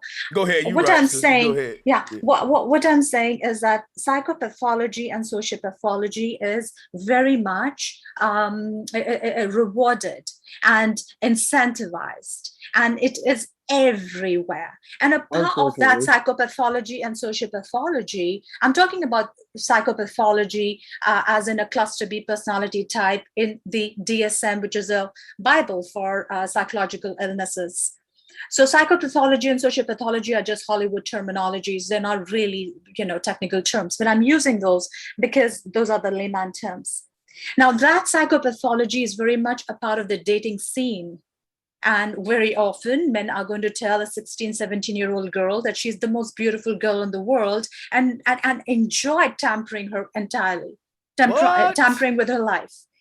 And so, yeah, we don't talk to 16, 17-year-old girls. no, I'm not talking about, I'm not specifically speaking about one or two people going and doing what they're doing and what they're not doing. I'm even refusing to talk about myself.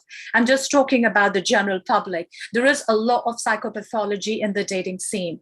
And therefore, what happens is women are damaged psychologically by the time they're even 25 and ready to set up a family. And we have to take that into consideration when we try to see when we try to understand what is romance as sold by Hollywood. Because romance is... Sister, let me explain something to you.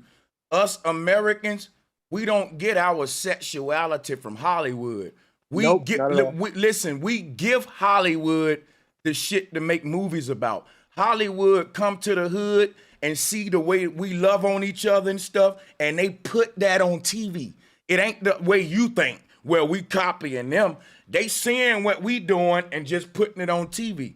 And guess what they do? They exaggerate on it. So black women from the hood may be a little loud, a little ratchet, but then the one they'll put on TV will be the loudest one, the most ratchet one, and they'll be like, hold up now. They do be doing all that, but that's just exaggerated right there. Like, that's the way Hollywood do. They exaggerate the stereotypes.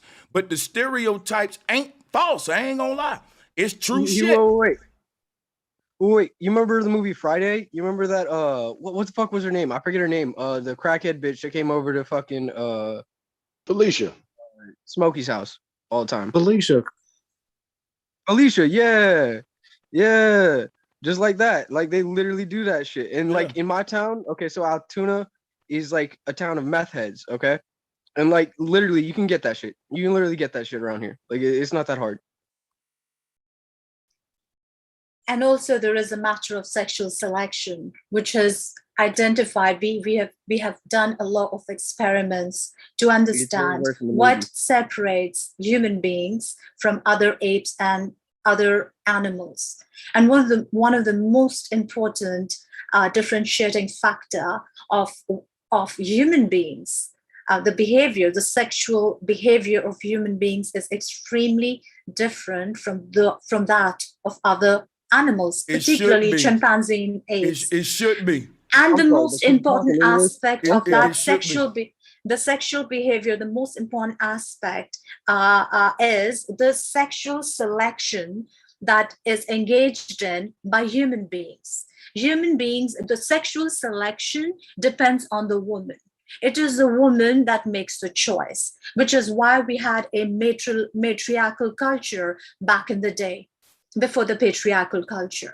And the very, very core of the matriarchal culture is that the woman makes her selection of her man based on many different characteristics. And indeed, when a mature, smart woman makes that decision based on the information given to her by her mothers and her aunties and her grandmothers, she's going to know that there's more than one thing required by for a man to be a good father. And that situation there is not something that a 16, 17, 15, 13, 12-year-old girl can engage in without, first of all, that's not her age to do so. We know that women at that age do not make strong mothers for many reasons, physiologically even. So when you start talking about the stuff that is going on among men and what they're thinking, it's cute, it's nice. The fact of the matter is that if society has to be strong, it has to have strong women that have done their job right in vetting You know what, out sister? the Let me right explain men. something to you. I don't care about what the fuck the society doing when I'm saying this. Like I hear what you saying, but when a person say, look, when I'm dealing with a woman, I'm gonna give 100%. And I ain't really expecting much back. I'm not thinking in my mind, in order for me to do that though, society has to be a certain way. The world has to be a certain way for me to be real with myself. No, I'm gonna be me regardless of what society. I don't date when I date, I'm not giving a fuck about society. Yep. Brother Sanchez, And you've there's nothing established cute your about it. credibility as a person, perhaps in the last few years, Can I make a point before you just by start going off again? making these Sister, videos. stand I'm just down. So keeping it real though with you. no, though. but you have I will say that you have a certain degree of respect, and I think that you've earned it. However, can you confidently say that the typical man next door is thinking and is acting the way you are? I think not. But let me answer that to you. Here's what makes me such a real man. I don't give a fuck. Let me show you something real quick, sister. I feel like this. If a man make a decision in his life, thinking in his mind, I wonder what the dude next door doing. That's a bitch ass nigga who probably ain't even worthy of human skin. That For nigga real. right there is such a hoe. Nigga, if you're making moves thinking about another, I don't give a fuck about what another, I'ma do me. See, and I'm so glad I'm from where I'm from, sister. I'm letting you tap into a new mentality. Get a taste of it, sister. It's actually guys like me in the world that think like me. We just don't give a fuck about everybody else, and we do what we want. And we don't care what he think about it, she think about it, he think about. I dig in my ass in public.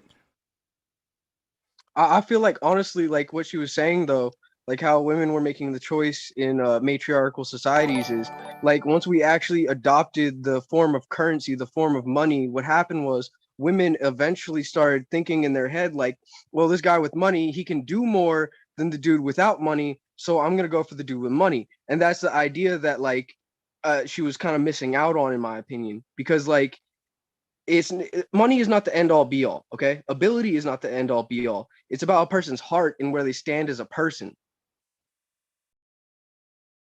I was gonna say I agree with the sister's point about the women and the modern women with the psychological damage, but I disagree with the cause. I don't think it's the media per se. I think it's got more to do with childhood trauma than more Yes, sir.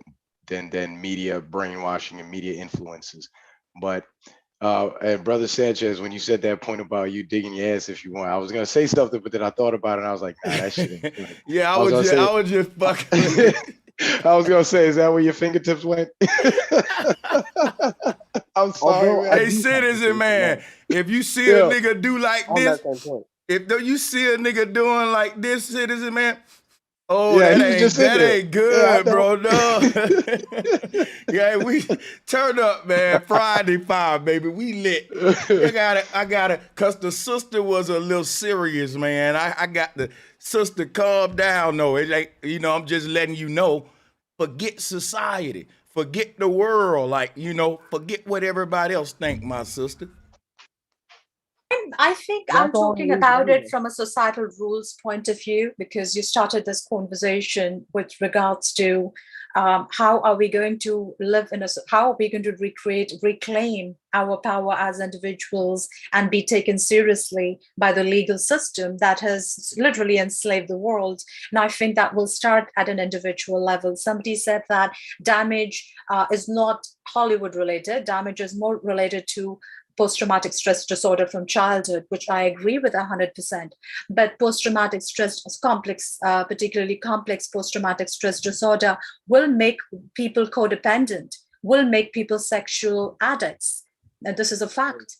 And a post-traumatic stress disorder is rooted in separating a woman and her child. If a woman has to constantly go looking for work or power, or be playing political games with her men, or with society, or trying to get hold of resources to bring her child up, by the age of 5 or 6, the child is going to be psychologically tarnished. It is what makes for people play around with each other in the name of relationships. I mean, true, but I feel like even me at 5 or 6, and I mean, I know I'm a man, I'm not a woman, I can't necessarily say the same thing, but at 5 or 6, I wasn't thinking about a relationship or any of that shit.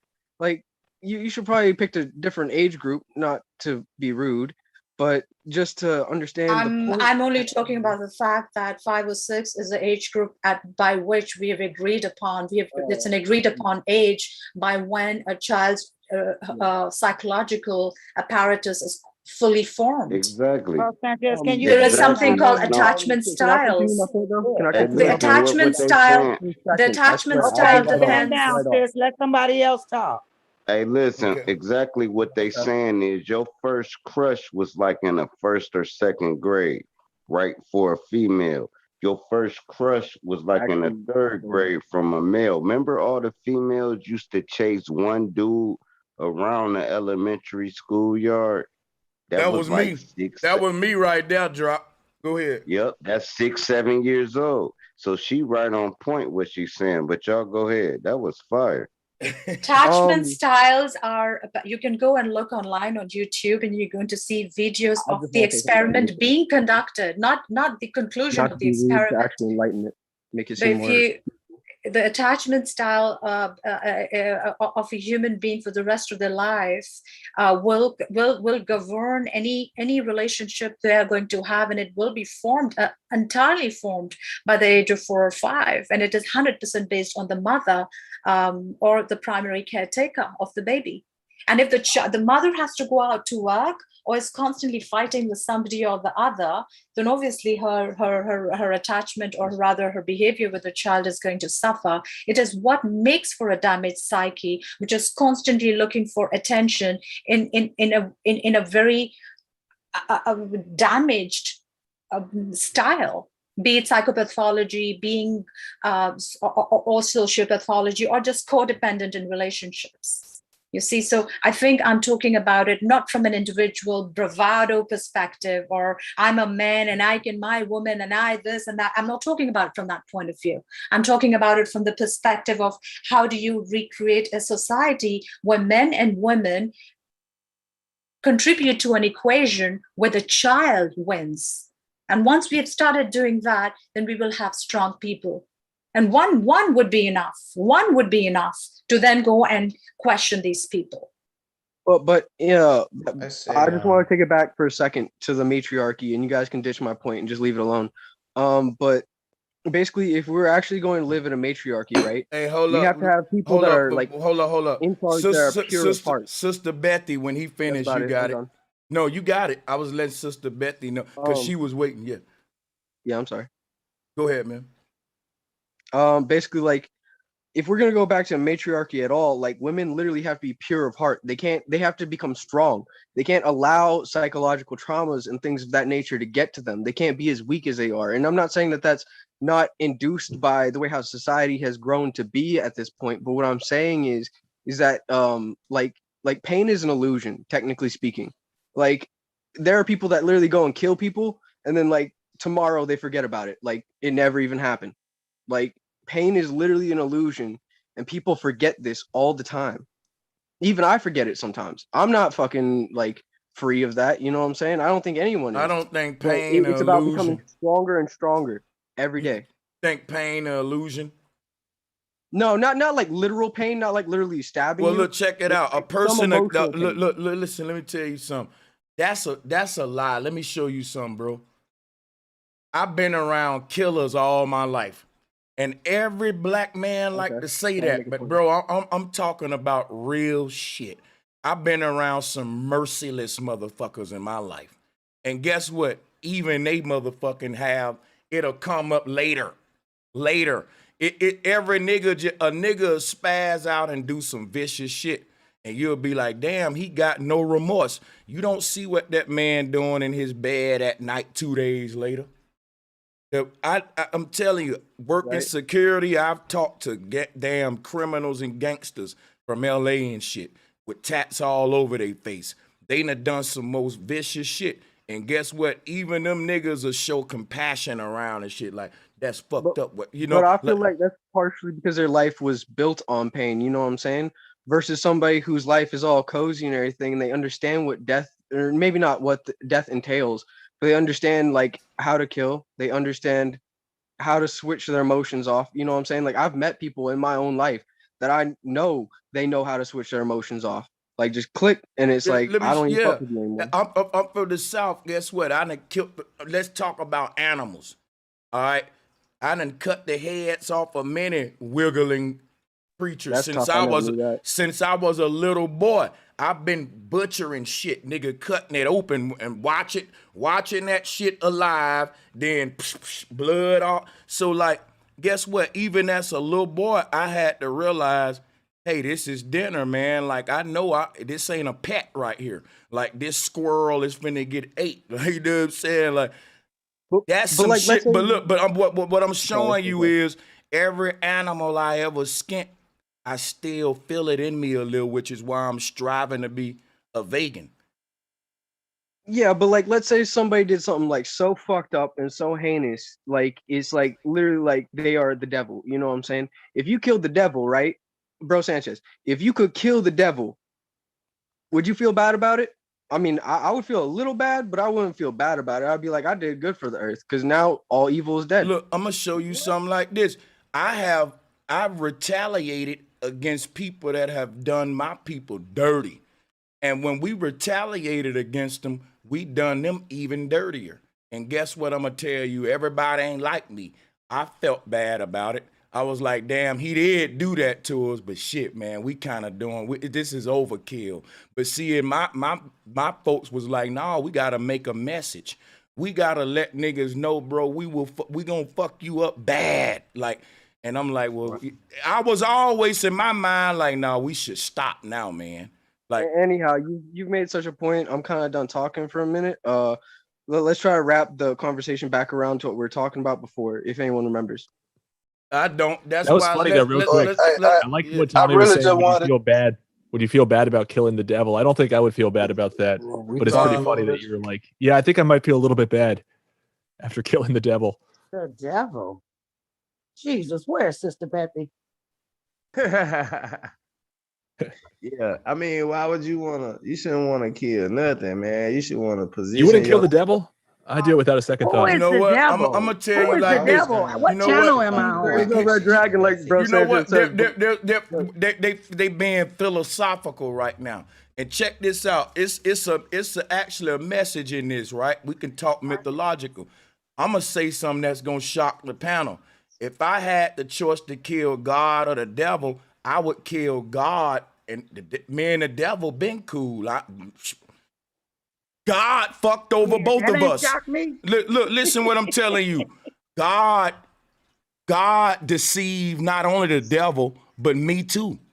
Think about that. God is the evil one here, not the devil. And I can prove it. I'm willing to debate it with How the did God Christians deceive and you? I'm everybody. curious. If you watched all this past Watch this. Don't get it, brother Sanchez. Now Get here's it. the philosophical. Yes, let's go. Here's what I Hey, wanted quick. right here. Here's what I wanted. Me and Tim right here. Tim, you can unmute. Here's how God deceived not only me, but the world. And then blamed it on the devil, right? God told us that his bitch ass was perfect and he don't make no mistakes. But for some reason, Satan ended up being a mistake in heaven that he had to kick out. And ever since that one mistake that he lied and said he couldn't make, it's been bro, if you cut in Tommy one more time, bro, Sorry. I'm sorry. bro, like that's impulsive. You don't see, I'm in the middle. Yeah, the smoke has started. Fall back, man. You had the mic. So check this out, Tim. You get where I'm going. Evil didn't originate with Satan, because Satan was created by God. And Satan only beef with God was that shit. Why can't I have a throne and my own heaven? Like, this is infinity. It's enough space for me to have a heaven over there. And what if that angel over there want to get its own heaven over there? It can't.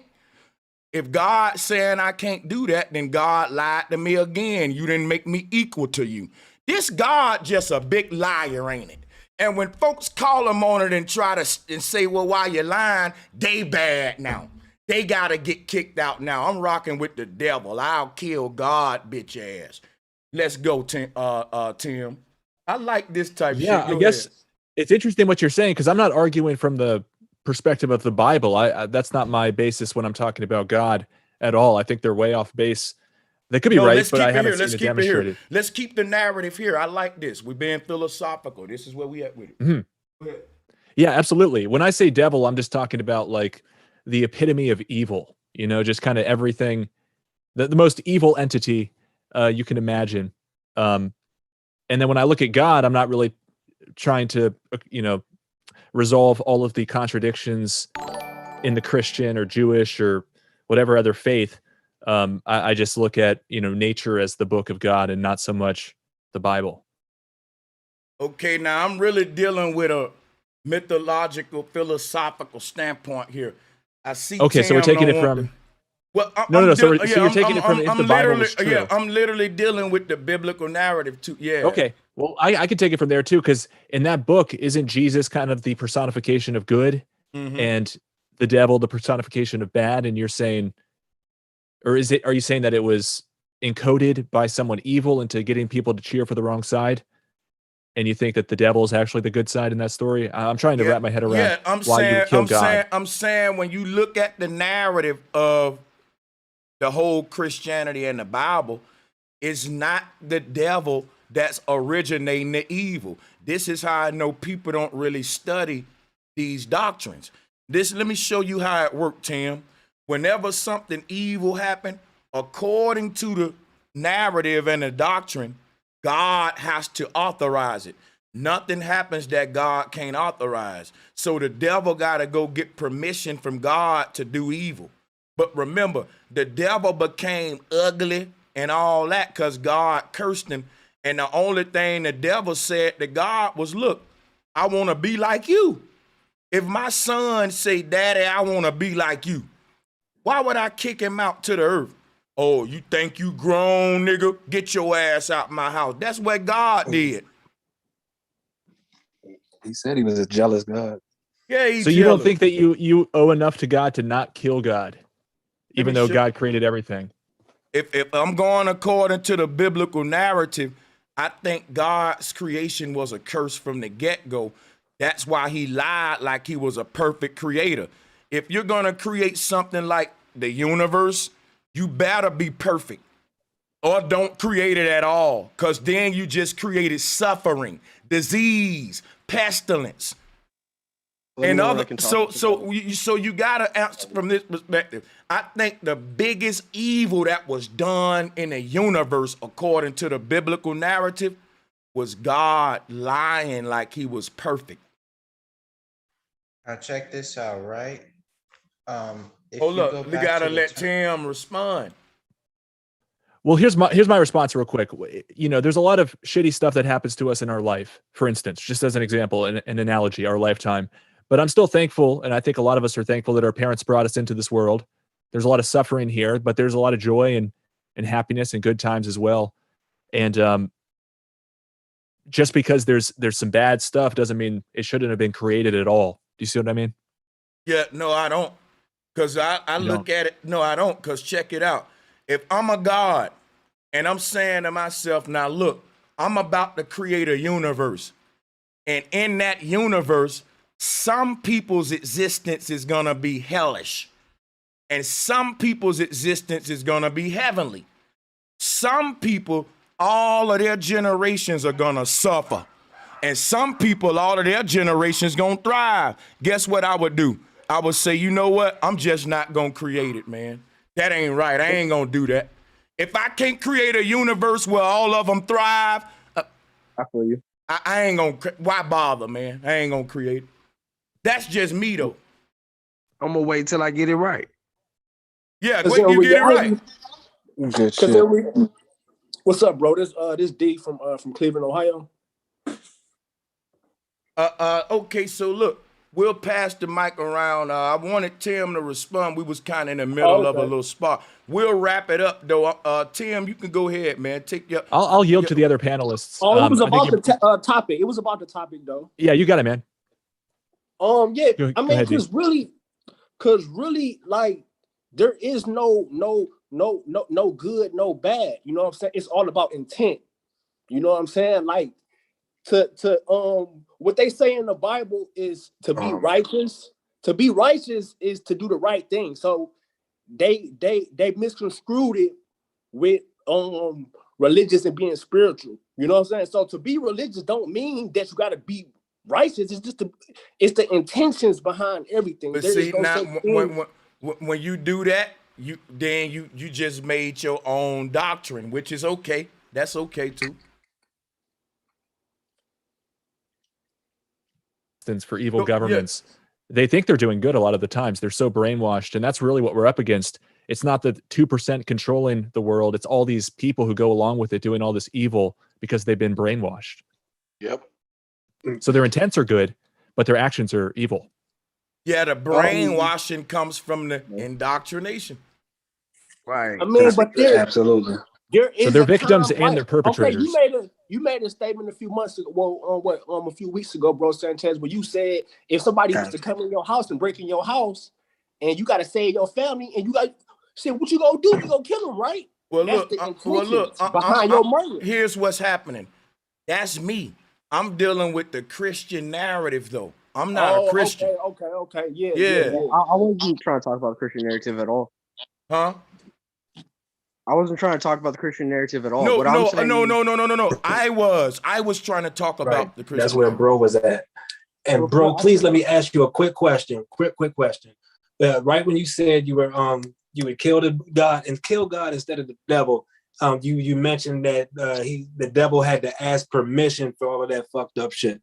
Let me just ask you, so did he have to ask permission to change from L and then transform into Baphomet and all of these Santa Claus and Uncle Sam, all of these entities that we know as the devil? He asked permission for these transformations in these different cultures. These transformations is just different ways people drew the devil. If I tell you to draw a picture of the devil and I tell him to draw a picture, you may paint yours red. His may be green. His may not have horns. These just different ways and different times people illustrated this thing called a devil their way. But let me pass that joint real quick to Jason, then to Sister Bethy. Thank you, bro. Yeah, we'll come back to y'all too. Good questions, y'all. Thank you for letting me speak. So basically, I was just gonna say, when referring to God, like how bro Sanchez said if he would do it, if he would choose between killing God or the devil, he would choose God. That kind of technically makes sense, because think about this: God, right?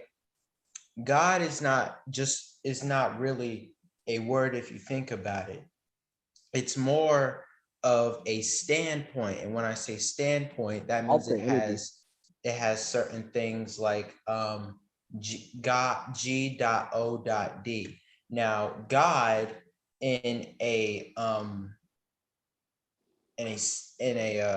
I forget what it's called when you put a dot next to a word and then it means something. But an acronym.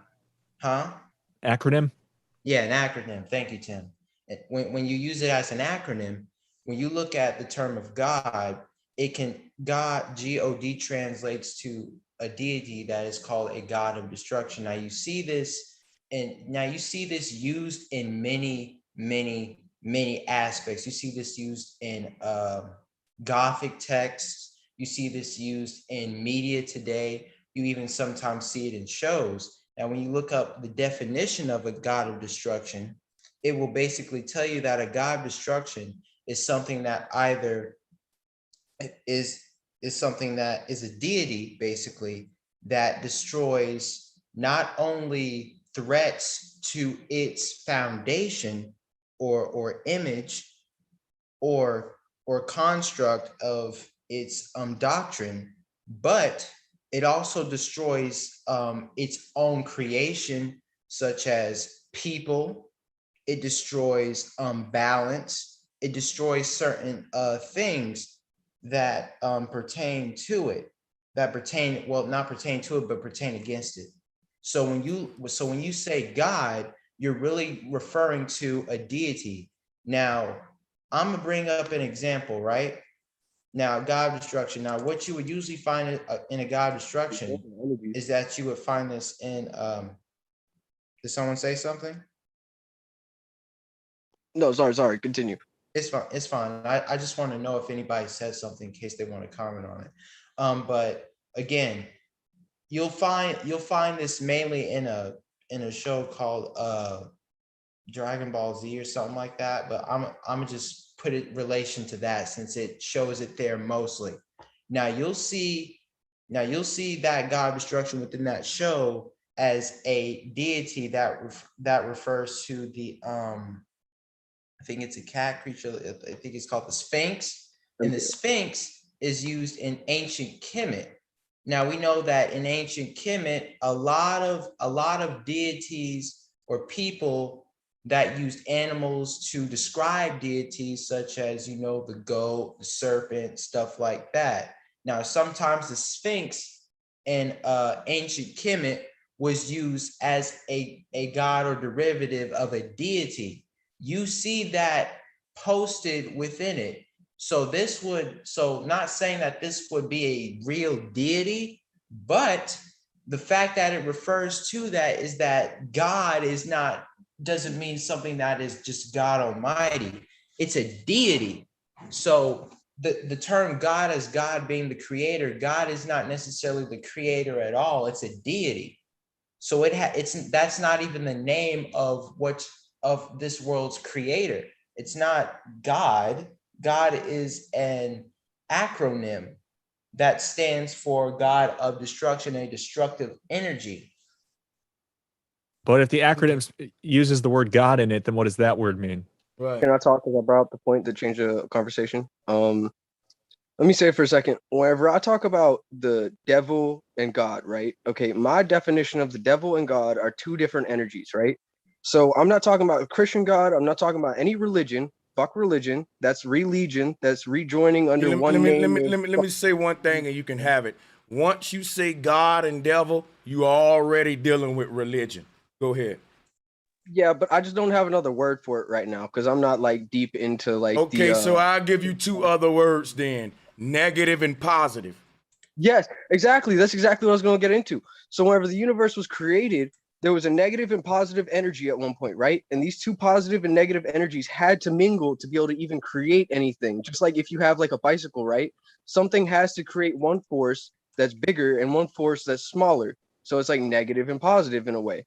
So like whenever the universe was created, there was a negative and positive energy that had to clash. We couldn't avoid it. It was impossible. We could try. Don't get me wrong. There probably are higher. Well, let me show you some. Let me show when you say we couldn't avoid it. I like where you going with this, and I want to cook with you. I don't want to cut you off too much though. When the negative met the positive, they gave birth to something called the neutral zone, and that's us. That's all. You're on it. Yeah, that's us. That's life. That's here. When the negative met the positive, it created this place here. This sweet spot, as they call it. Go ahead. X. That's what I was trying to say though. Like that's what killers, okay, people who are real killers who really do that shit and don't give a fuck. That's what they found. They found the in between, but they choose to do wrong rather than doing right. You know what I'm saying? I could be so like in sorry to go into like some type of other mythos. It's like entirely fake because it's a comic book series, but like Batman, right?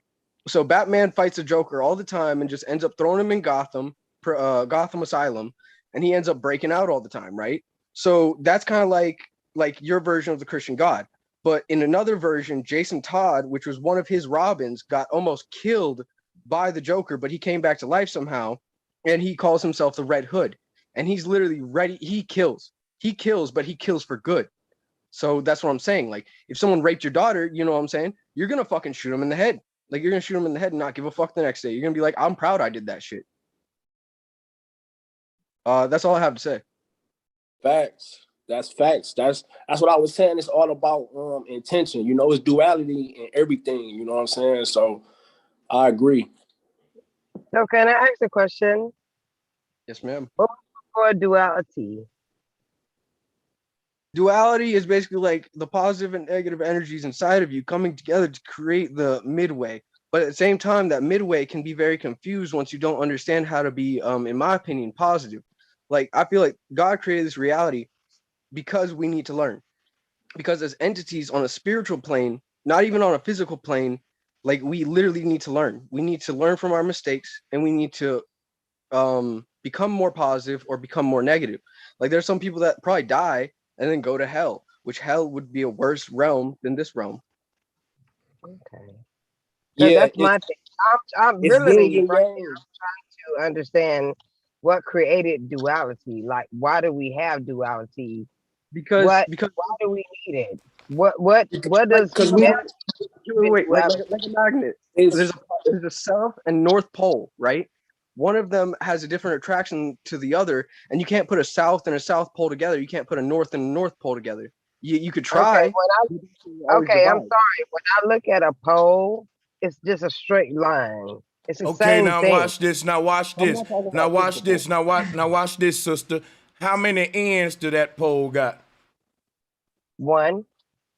Really? No. Two. That's one. It's two. There Oh, you go. Two. It's two with everything in life. Everything. The duality. I'm just trying to show you I'm trying to show the sister what duality is all about. Why you got a sun and moon. Yeah, I don't understand what duality is because, like, Let's okay, simplify for him. Yeah, hold on, everybody. I'm gonna try to help you understand. Go ahead, sister. you got one pole, right? Yeah. Like the North Pole. Mm-hmm. Okay, like the the I North got Pole, you. right? I got you. Now look, if that It's North the Pole, same now thing. watch this. Now watch this. If that North Pole is dividing a circle, how many halves do you have of the circle? 4. That's duality right there. That's hot, cold. That's left, right. That's your 4-way duality. So when you say up, down, now you just made left and right. You see what I'm saying? So my thing is, why did people create duality? We didn't create it. Reality created it. Just like we have a snake. There's a snake that bites you and gives you poison and kills you, and there's different animals you can walk up and you just pet. You know what I'm saying? Like, reality created duality. We didn't create it, right? It's not a man-made concept. It's a physical concept that exists in reality. Like I was saying with the bicycle, you have to have a bigger gear and a smaller gear to be able to create enough traction to actually go up a hill.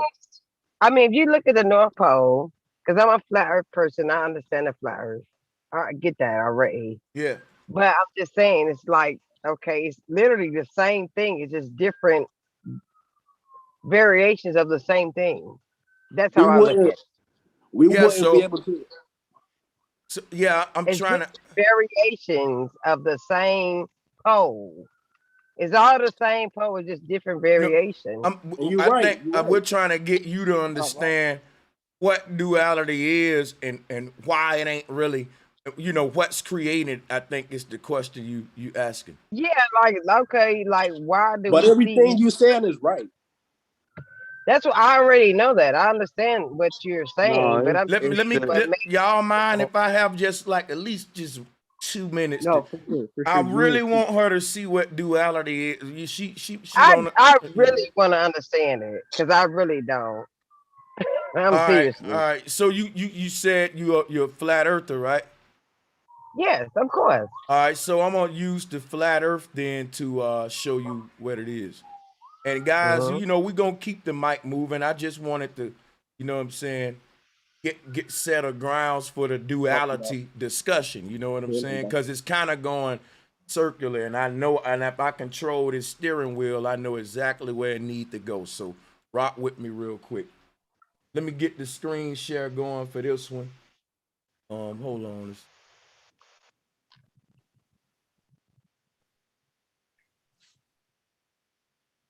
I ain't think I would have the screen share. There we go. But we need the screen share. There we go. All right, let me pull it up for the people. Now tell me if y'all can see that. Yes, sir. We see it on the panel. All right, so check this out, sister. This is all duality is right here. I'm about to show you how the duat was created. All right, here go the flat earth right here. Now, imagine this flat earth, sister, without the tree in the middle. This flat earth without the tree in the middle, you have no duality. Once this tree split the middle of this circle here, you had the left side and right side now, and the duat was born. Sun and moon, man, woman. A reality split, a dimensional split right here. This pole in the middle. Right there. Can I say something? Yeah, yeah. Not only that, but like happiness, So, sadness, right? Happiness, sadness, light, dark, south, north pole on a magnet, the power of power and not having power. Like there's all types. Hold up a second. The sister, I think she's struggling to get in, my brother. Hold on. I don't want to bum rush her with knowledge. I want to give her a chance. That's No, why I I stuck mean, to it. I've been with you for a minute, so I've been studying this for almost 8 years. My thing is that I don't really understand duality. Like, why was it created in the first place? So the question is, tree of life, and about us. I'm just trying to figure out why are we so separate in mentality and heart wise. I got you. Thing. The question was why was duality created? All right, so got you. That'll lead to the question of why was this tree of life created? All right. Okay. So why was this tree of life created to sort of bring forth duality in the universe? It's because it's an old statement that is true. It's negative and positive in everything. Because negative and positive is the definition of energy. If everything is energy, what makes energy?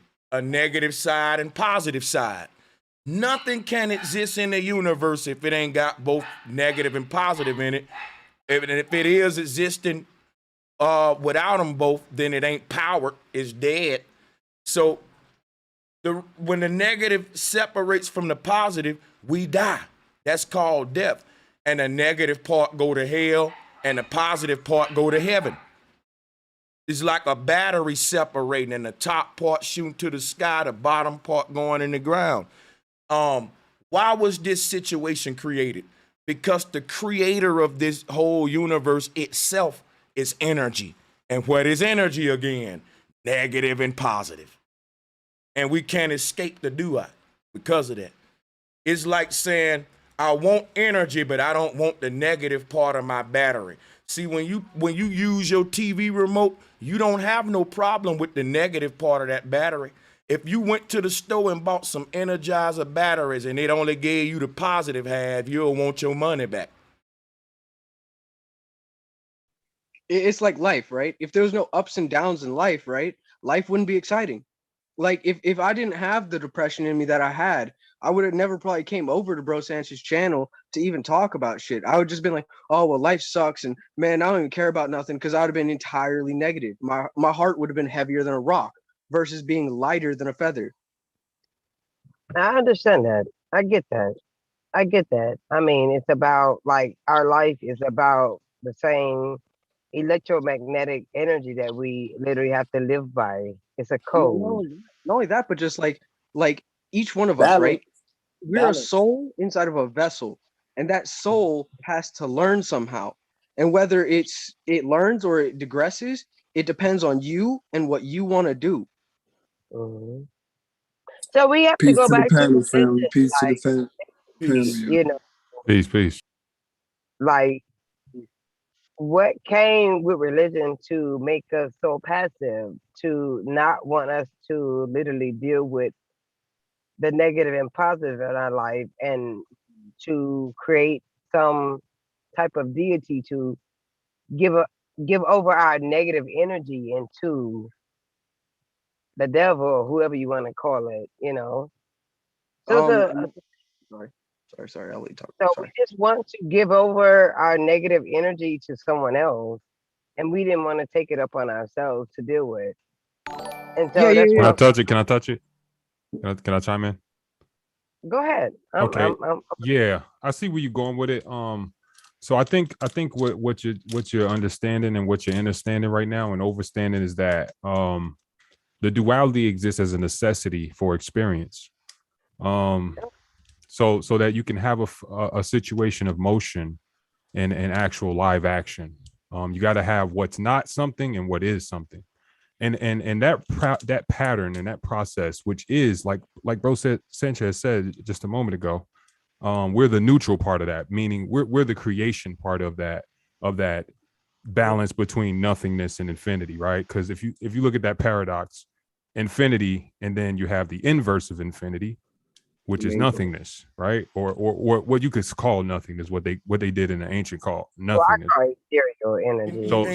So when you have that, right, it's like the torus field, like where you see the energy is drawing in from the middle, it's making the mushroom at the top, it's circling back around and coming down. Well, you have these directions of energy, and that inverse energy or nothingness energy is going in one direction, and then the other, the infinite energy of all things is going in another direction, and you're having both of them play on each other to give you an experience of that neutral ground.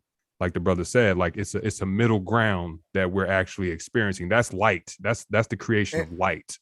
And another thing I wanted to add to the chat room and to the sister was that when y'all hear the word duat and all like that, it's not division. It's not what you thinking, like all the division and separation. It's not that. Like a lot of people thinking that duat, yeah, they thinking duat means a duel, which is a fight. That's not what it means. Duat is from the word duet. Like when a man and woman do a song together, they ain't fighting each other. They're not fighting each other on the song. You know what I'm saying? Yeah, like a feature. Yeah, they're working in unison. So it's like a male skater with his female skater. They ain't dueling. They're dancing together. It's a duet. So when you think duet, think duet, because the sun and moon ain't fighting each other. They're like spinning each other around like a couple that's been dancing for eternity. Looking each other in the eyes is fucking beautiful. See what I'm saying? They ain't fighting each other.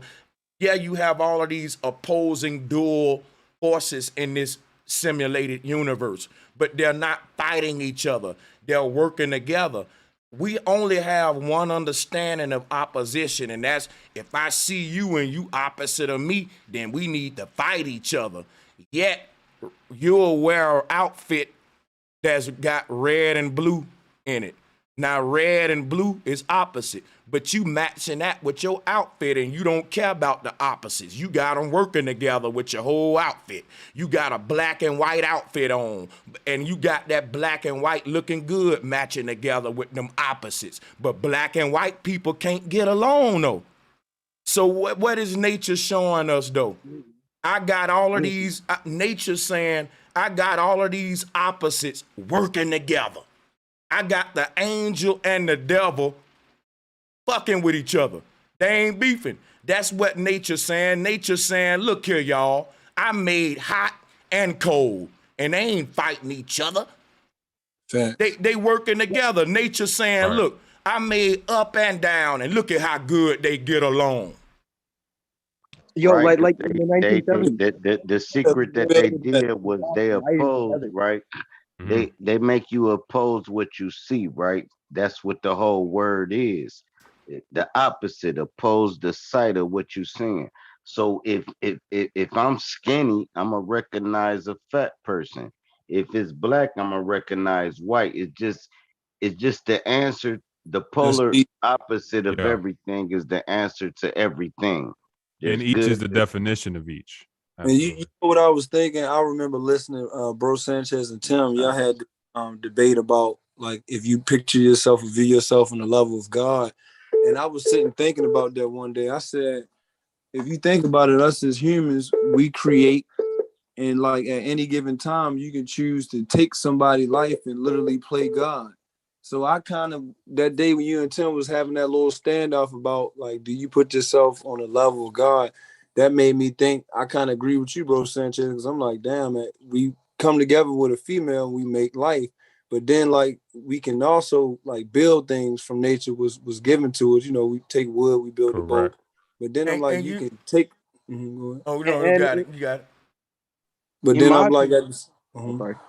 at the same time, I'm like, you can take somebody's life, and it's almost like you are like a mini version of God. Facts. What I was gonna say is like in my opinion, I feel like the creator was confused, right? The creator was like not a man and a woman, but it had that energy inside of it. Like it was like it had this masculine energy that wants destruction over here, and had this feminine energy over here that wants everything to be nice and secure and built. But it couldn't avoid each other, because if it avoided each other, we'd never have the reality that we have now. Now, see, I don't know if we're on some type of middle plane in between that, and if there's higher That's where planes. we at. Sanchez says that shit all the time, but like, I feel like any plane, right? Because the creator created infinite realities. There's a reality of me eating my Sheetz hot dog, and there's a reality of me not eating it. You know what I'm saying? So because And of that, that factor, I feel like in any reality, we can create heaven upon earth. We can physically do that. But it all comes down to if we're willing to work with each other, and if we're willing to actually get over the problems and the differences that we have, and learn how to create and evolve ourselves. Just like in the Power Rangers, when they make up the the robot, they all put their powers together. We all is unique and got magical powers in their own way. So when we work together, man, we unstoppable. And that's what the Freemasons understand. And I want to teach something that's important about duality. When people hear duality, they only think fighting. They only think, oh, it's a duel, it's battle, man. Never. Fuck. Then guess what? Then they be like, fuck duality. That's crazy. That's why I brought up the word duet. When I'm talking about the duot, I'm not talking about the duel. This is what, and I got to teach this now that I got the flow just for 1 minute. If the universe was a dual universe, it'll have one side over there and one side over there, but it's not like that. The universe is duot, meaning that these two opposing sides of the universe exist as one, which is why we call it the universe. It's one thing. Like a man and woman may be dual opposites, but they make one fucking household. And if you don't ever grasp that in your lifetime, you will reincarnate, because that's fundamental shit when it comes to spiritual knowledge. How to balance these opposing motherfucking forces. You know what I'm saying? Like the universe gave you lemons and sugar, and you said, fuck duality. Nigga, make lemonade and shut the fuck up. I'm not gonna lie, my parents, right? They are dual opposites. Like my dad used to do all types of crazy shit to get money. He used to do all types of shit, right? He's not actually my blood father, but I consider him my blood father because he's raised me ever since I came out my mother's womb. But my mother, right?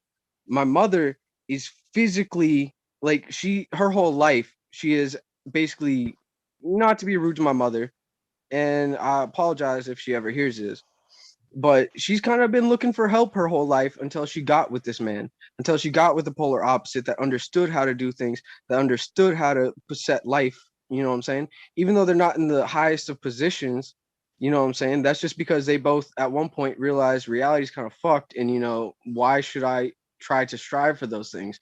But that's where I feel like I'm the difference.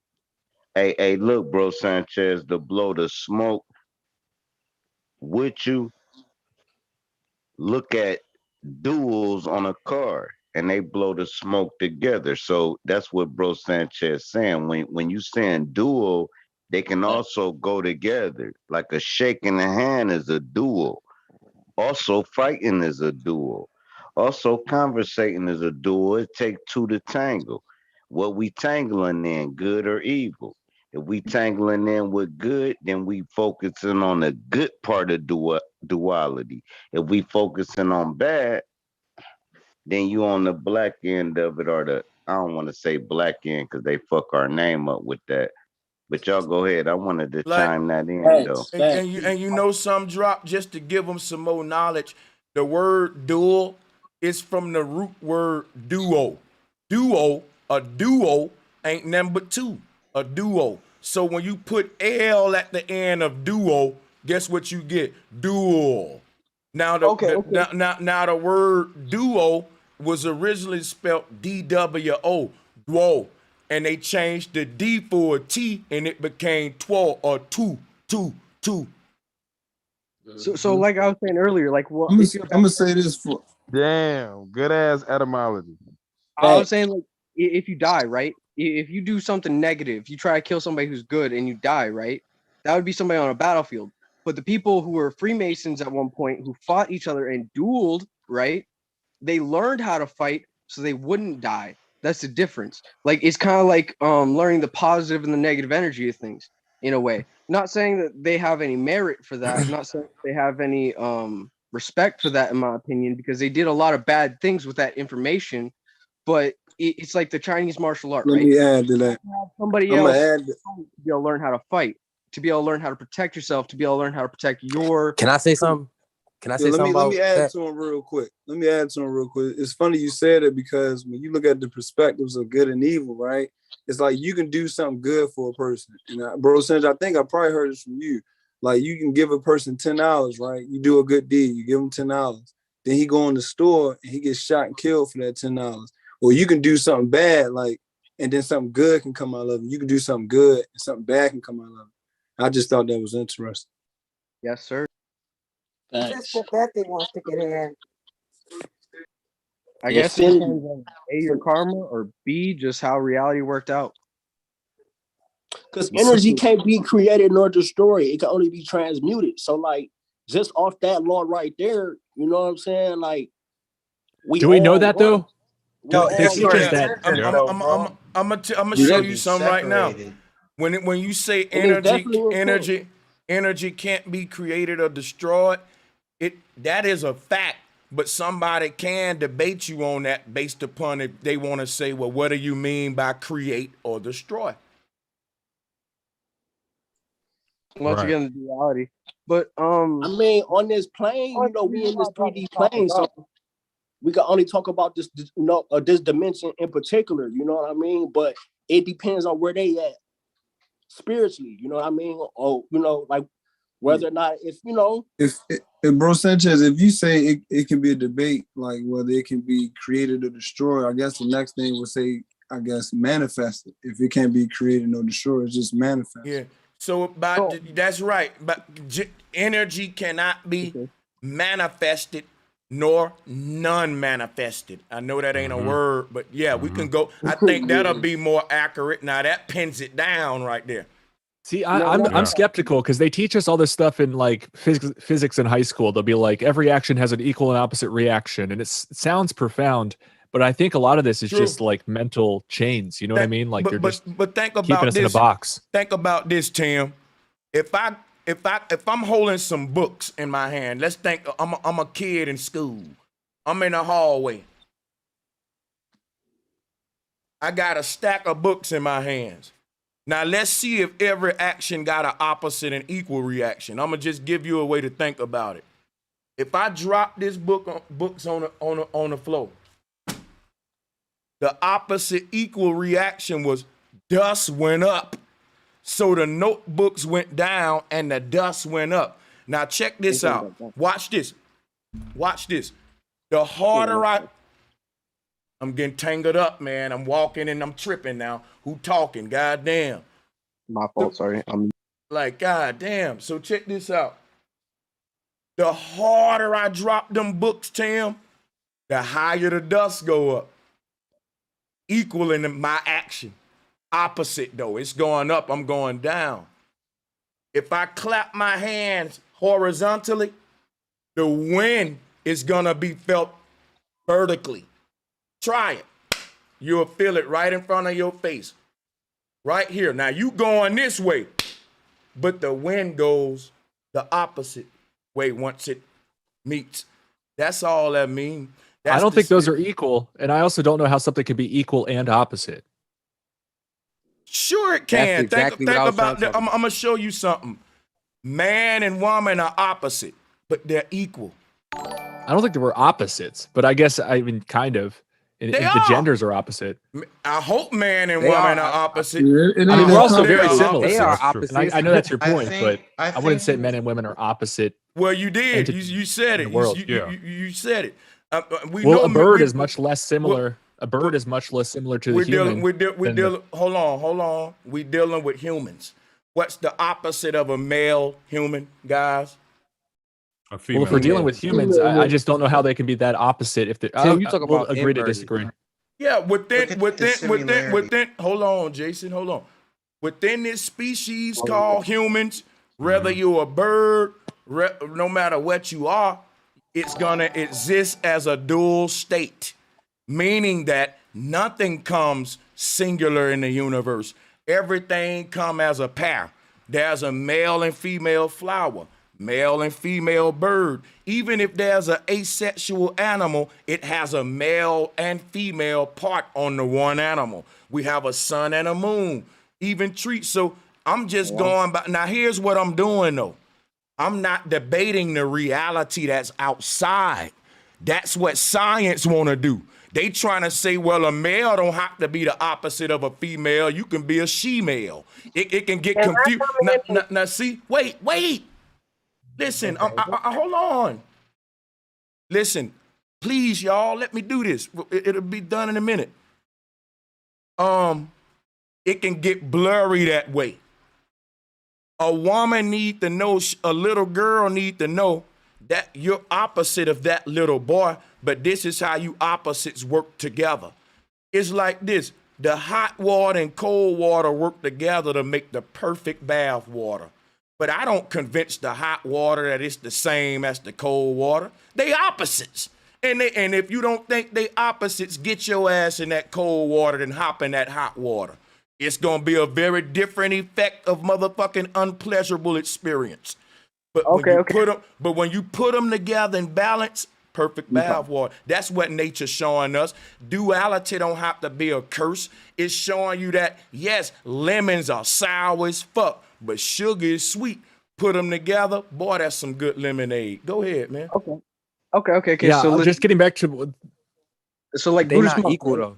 did they walk on hot coals and they pretend that shit's not happening, and that is. Hold on a second. Let's let Tim go because I don't know where he going with it. Sorry, bro. I want a legitimate debate here, man. No offense. Go ahead. Yeah, no, I mean, I see where you're coming from. In some ways of using the word opposite, we could say that those things are opposite. They're opposing for sure. And so I'll give you that. I think that's a good point. But in terms of the things they teach us in science class growing up that we take for granted, like every action has an equal and opposite reaction. So you give the example of dropping something. So that's kind of like Newtonian physics type example. But that's just one subset see, of actions I don't know. take. I never studied Newtonian physics. I just studied life. And the reason I used the notebooks is because that actually happened to me before. And that was a thought that came to mind when I was trying to grasp the concept of equal option and stuff. And that's what led me say it's true. What that is the scientific method without using all the philosophies and theories. It's simple, like clapping your hand. I'm going horizontal, but when the energy climax, I get the equation of this energy is a totally opposite energy because this is horizontal energy. But when it stops, it becomes vertical. It expresses itself the opposite. Yeah. Inverted. No, I see what you're saying. Yeah. I just I don't think for every action you're going to get the equal and opposite. I just think that, that's just kind of maybe like the average. I don't even think so. I think most actions we take don't get any reaction. I got you. You know, a lot of times we try and nothing happens. Well, I like the way you talk, Tim, but what I don't like is when you don't give examples how I do. Can you give us an example can you give us an example, Tim, of how it's not? Like I'm giving us example of how it is true. Now, can you give us an example of how? Sure. Say somebody takes their whole day and they set out to go protest. No, that's not. No. We're not gonna do that, right? Because I'm gonna show you why you can't do that. My examples are based on nature and the outside environment. Every person got free will, and they can break these laws. So I'm saying, clapping, books, knocking on a tree. This is real science. So is standing with a sign. I mean, just I don't see why it's that different. It's an action we can take. No. See, because check this out. Everybody who cutting in, y'all making my show horrible.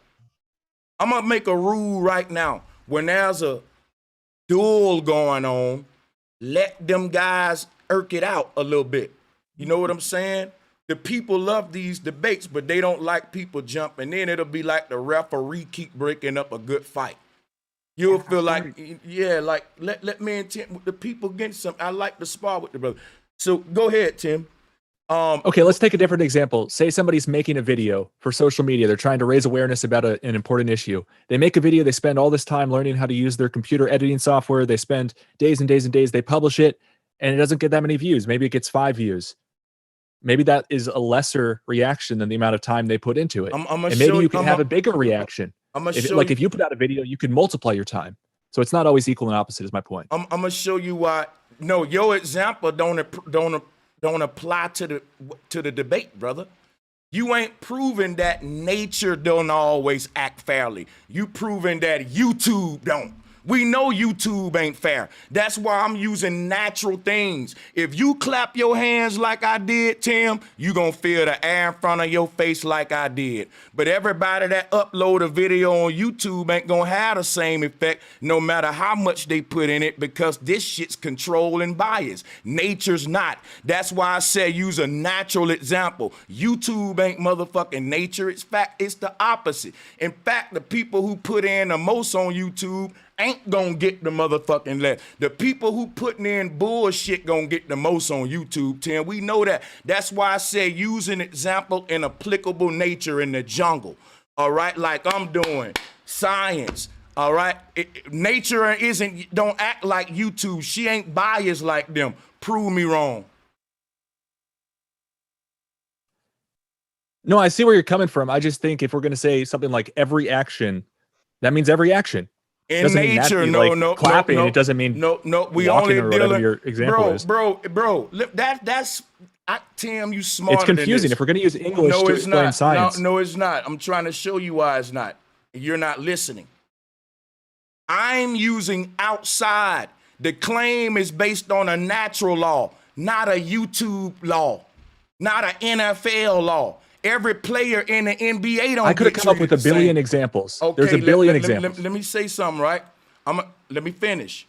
If you're not gonna give a concrete example for his energy transmission that can be duplicated by everybody and get the same result in nature, is not science, and that is a fact. Everybody right now can clap their hand and do this experiment to prove that right. But if everybody go on YouTube and upload a video, they ain't gonna get the same results. Because if I'm a Freemason, I'm finna get 10 million views just to tell you about cologne.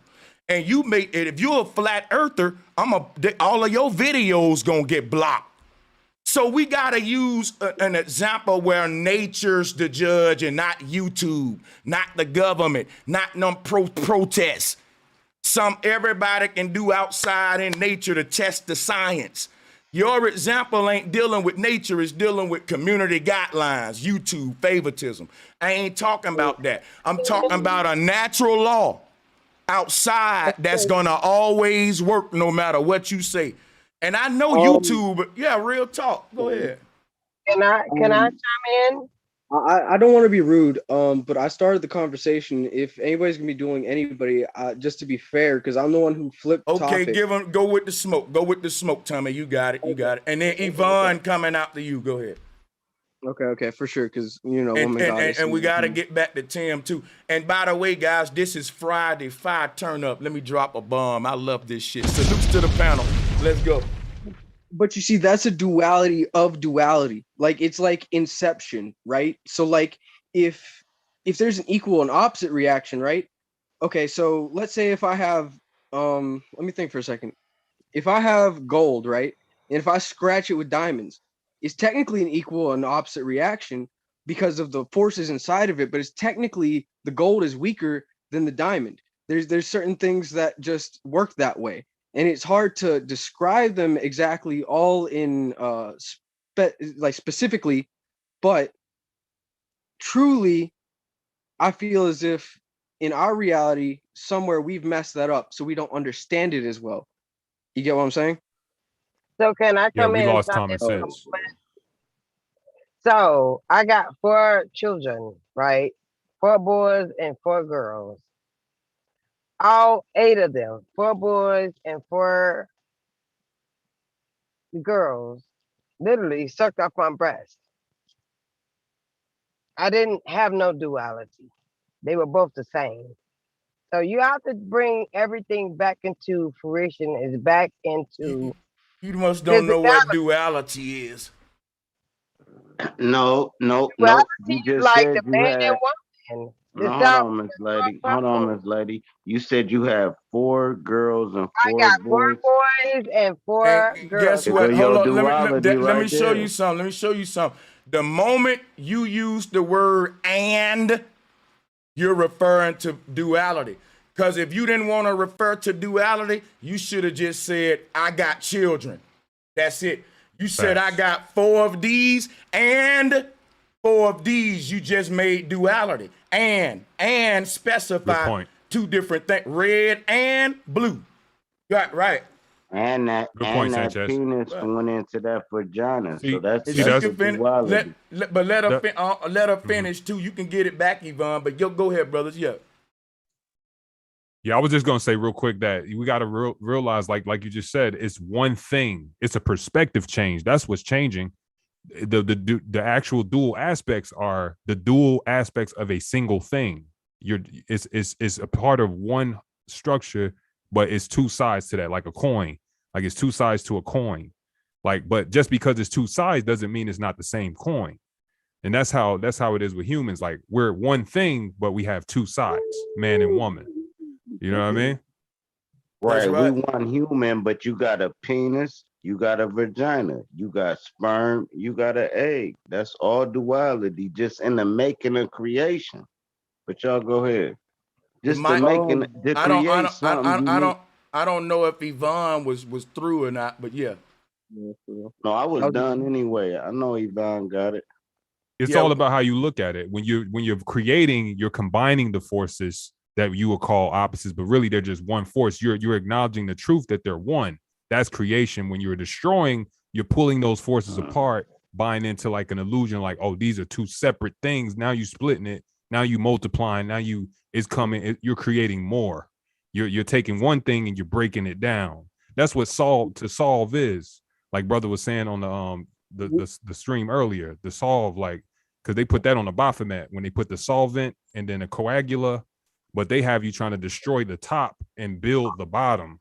You know what I'm saying? feel like I could And you know, and you know, a lot of people have problems with duality too, because check this out, right?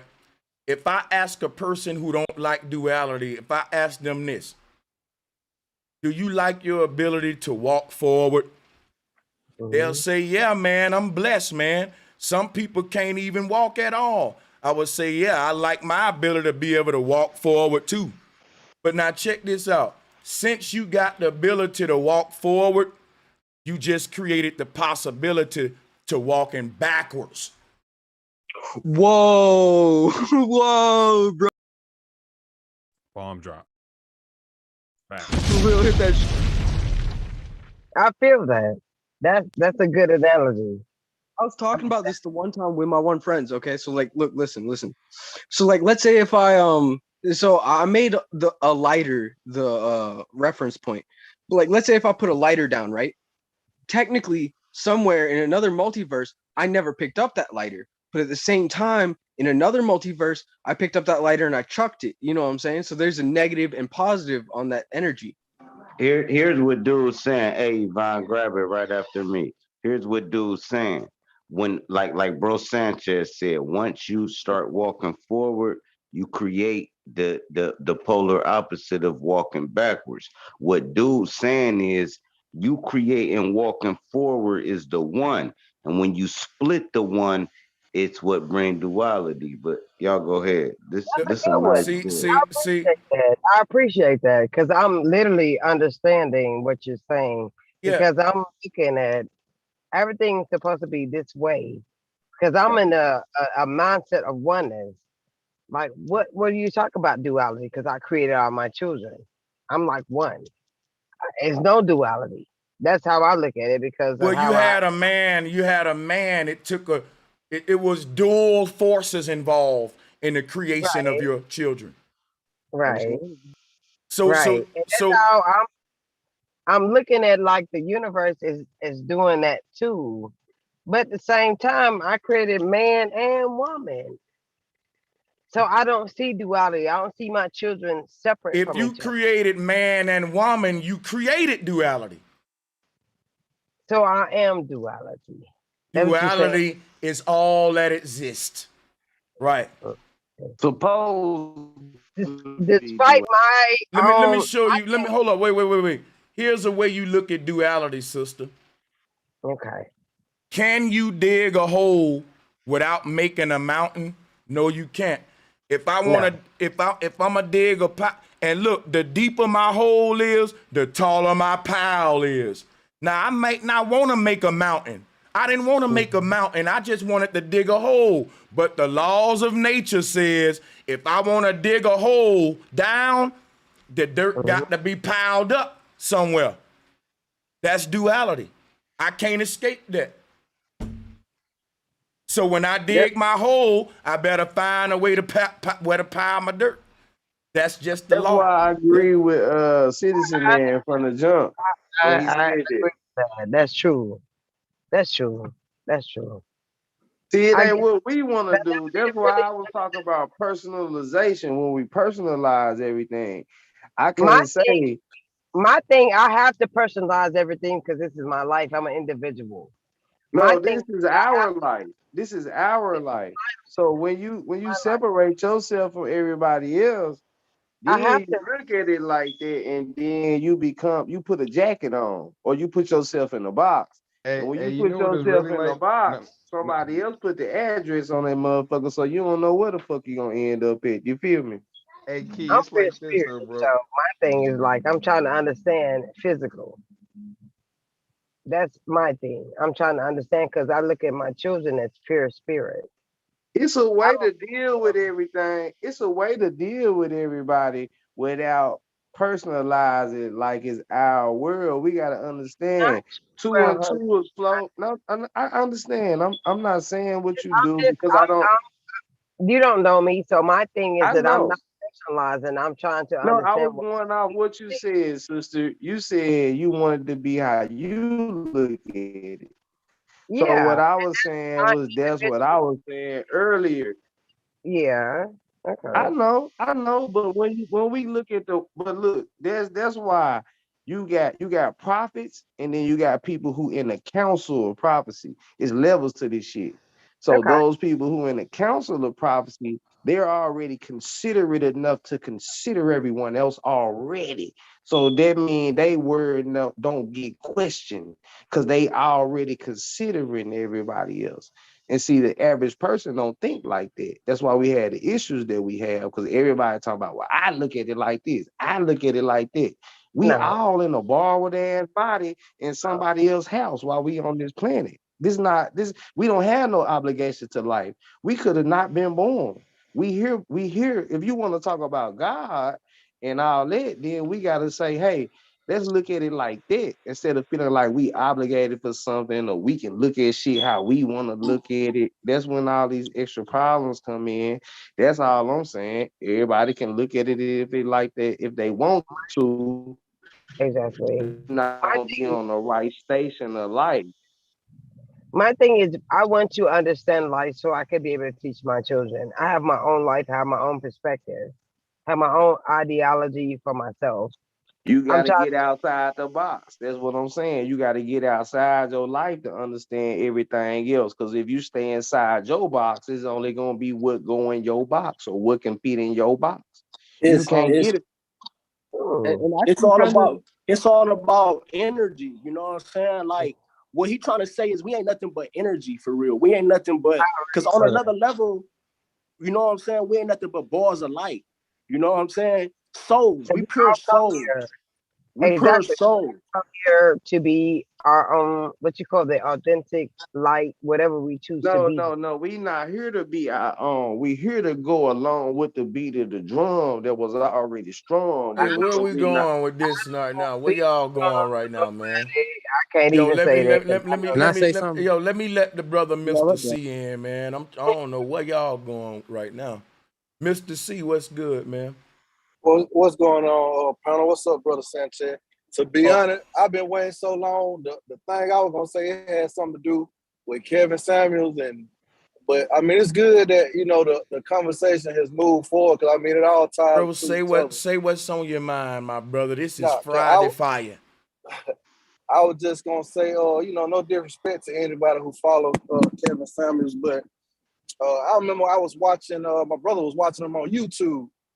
And yeah, he said a couple things that, you'd be like, yeah, it do be like that sometimes. Or yeah, but what made me feel like what I know he don't know what he's talking about. Some young dude asked him, he said he was having trouble getting women. And then he asked the dude how much money he made. So the dude was like, he was a young cat. He was like, well, until you start making $100,000, you don't need to talk to no woman. And he said somebody made $500, he was making $500 a week when he was a teenager in the 80s or something like that. And it just, if you start listening to his stories, none of it add up. And it start coming off, it's like, if you pay attention, they pin out a lot of people, not just on the man's side, but on the women's side too. Because it's like they're trying to create all these gender wars. So, that's basically what I was going to say on that. Because, I mean, he told a young couple, it was a lady, she was 27, and I think her husband was 32. Yeah, the problem with... Yeah, go ahead. I'm sorry. Go ahead. Oh, go ahead. No, but I was going to say, he told the lady, she said her husband had just lost his job because of Corona, and he on the way to being a high-value man. And, he's making decent money, but he's just starting off as an architect. And she said her question was, how can she help him, become a high-value man? How can she help her husband? And his response was, sister, you can't help him. And that's a lie. Yeah. So it's like and a lot of stuff he do for entertainment too. And I bet you everybody was laughing and all that. And it's really bad advice. Yeah. It's horrible advice, because I mean, that's what a man and a woman supposed to do. They're supposed to, that's what the agreement of marriage is, to become one. You know what I'm saying? So it's like, and another thing, they're taking advice from a man who's well over middle age, in his 50s, and he doesn't even have a woman himself. So how somebody without a woman gonna tell you how to get? How somebody without a woman gonna tell you how to get one? The problem with Kevin Samuel's philosophy is that he telling the men basically to get your money right before you get with a woman, and he telling the women to get your money right before you get with a man. And a lot of niggas think that's good advice because it sound right and we've been hearing it. But that was the game that was given in our generation by the old heads that failed our motherfucking ass. And a lot of them niggas ended up widows without a woman, old pimps on bottles and shit. But the generation before that had stable households. Why the fuck y'all still using the whiskey game? That's what motherfucking Kevin Samuel was giving you. Because let me tell you something right now. Check this out. Get your money right before you get with a man. get your money right, sister, for you and brother, before you get with a woman. It's bad game.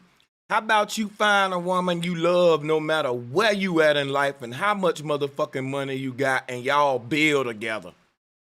Cause in Y'all other help each nations, other figure it right, out. in other nations, they ain't trying to say, well, I'm gonna get my money right before I get with her. They just getting together and they working as a couple and a dynasty together.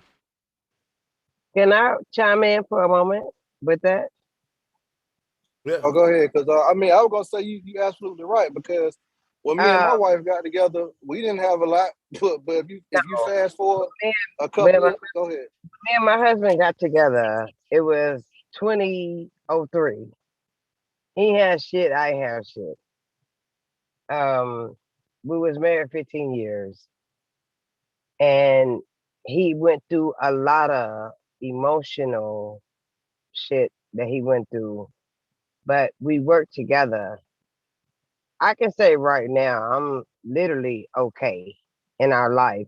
I work with my husband because I love him. I'm not a woman of money. I'm a woman of spirit and wholeness. So my thing is that I love my husband, and we were together. We created 7 children together. We got 7 not here because of whatever. I don't want to talk about that, but we lived together and we were together 15 years. I met him. He didn't have no job. I didn't. We literally birthed ourselves out of each other.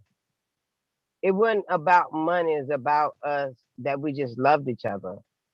I know that it's not the thing here in this so-called manosphere and womansphere, but you have to meet someone that you love, and that is there for you, and that they really truly love you, and they're there for you. So my thing is this: like, this society is built off money. I didn't meet my husband off money, off resources. We built each other up. That's why I can do what I do right now. Just enjoy life, enjoy our children. My husband died literally 4 years ago.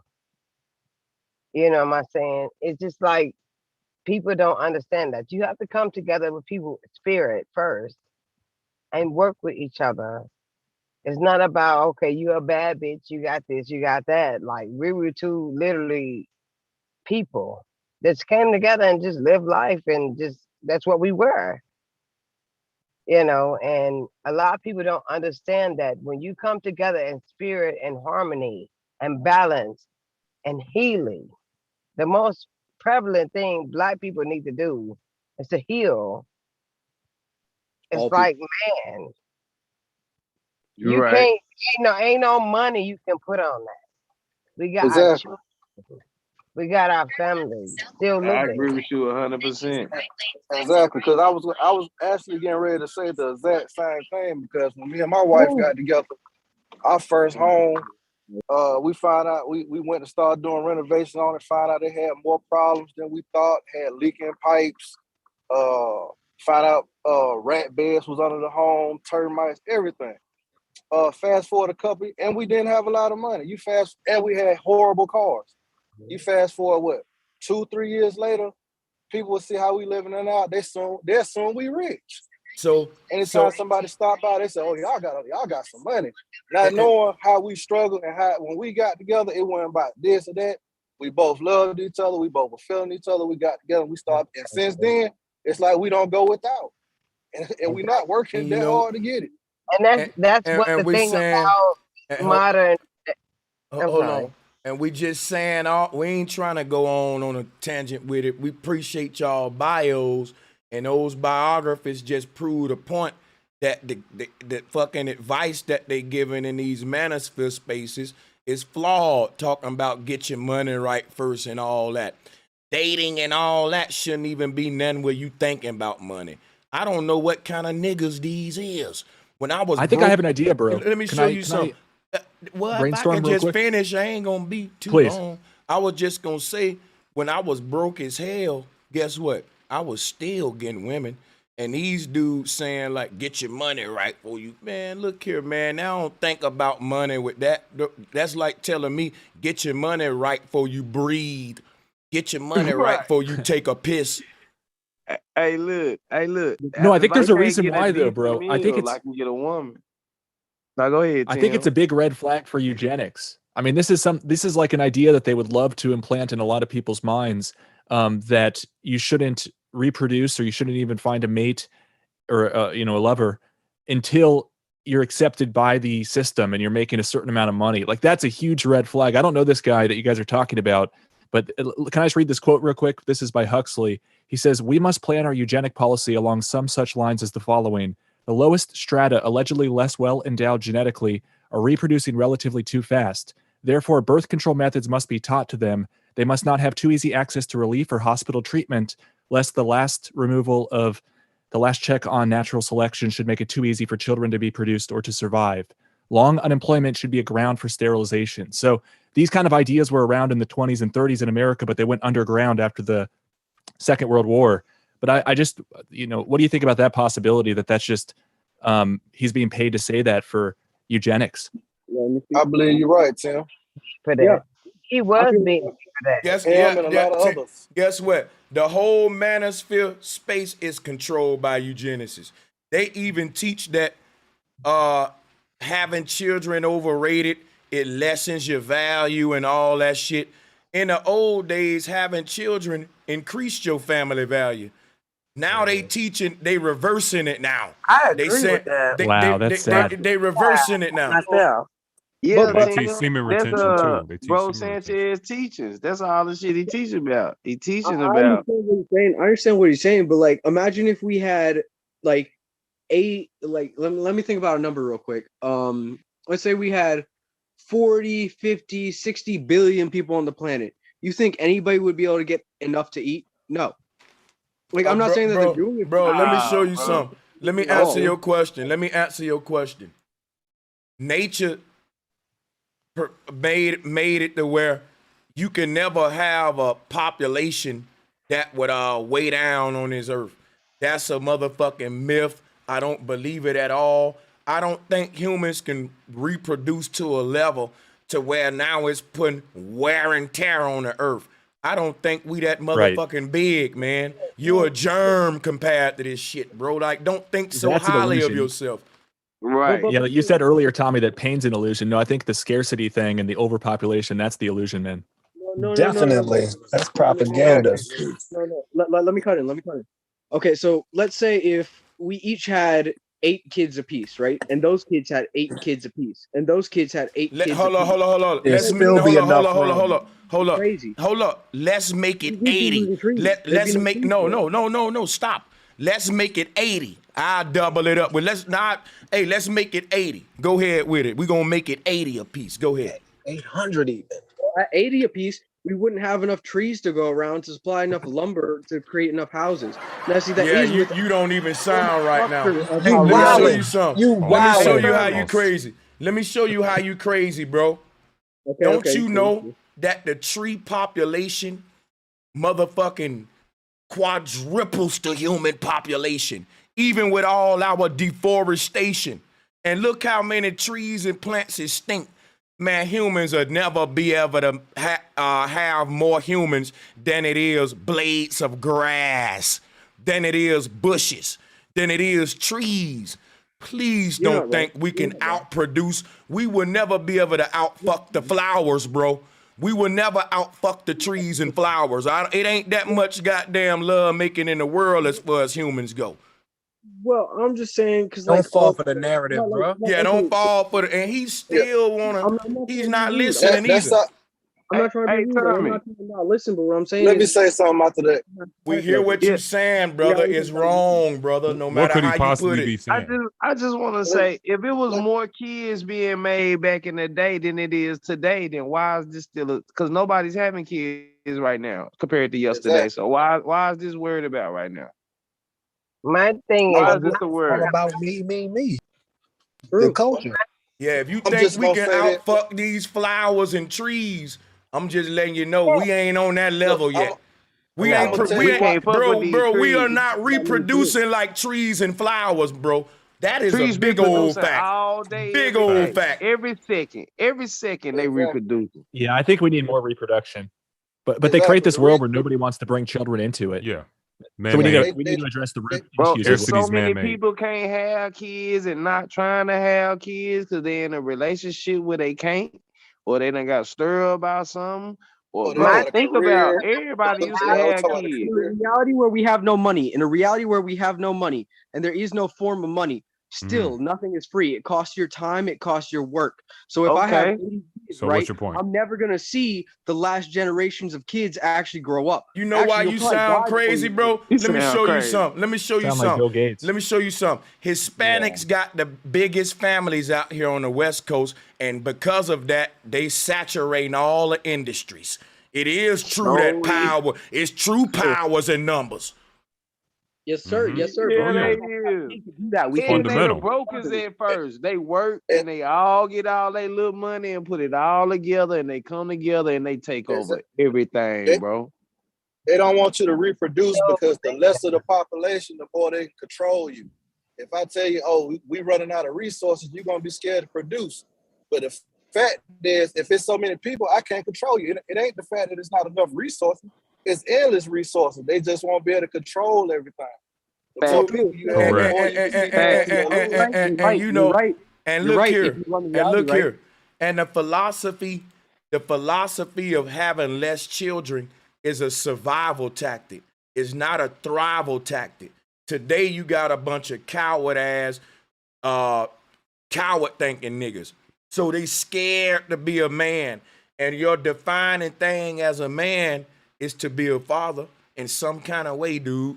But you got a bunch of single men around here talking shit about fathers and stuff. And that's the problem right there. That's what they promote. But check this out, right? And to the women too. The thing about it is this. If I'm trying to survive in a very dangerous situation, I don't want no children around me. Children, listen, on a battlefield, children are a liability. Now, this is where Kevin Samuels and all them Manosphere niggas get this dumb argument from.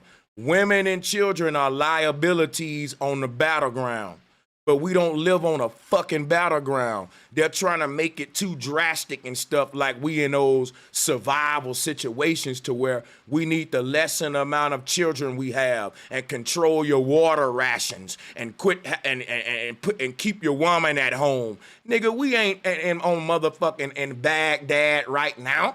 Y'all niggas are living in good houses and suits with cologne and shit, but you trying to have a philosophy of like we a battleground strategy, a Geneva theory that based on warfare strategy, women and children are liable on the war ground. We know that. If your army, anybody else? No, you're going. Keep going. I'm just saying. Yeah, you're right.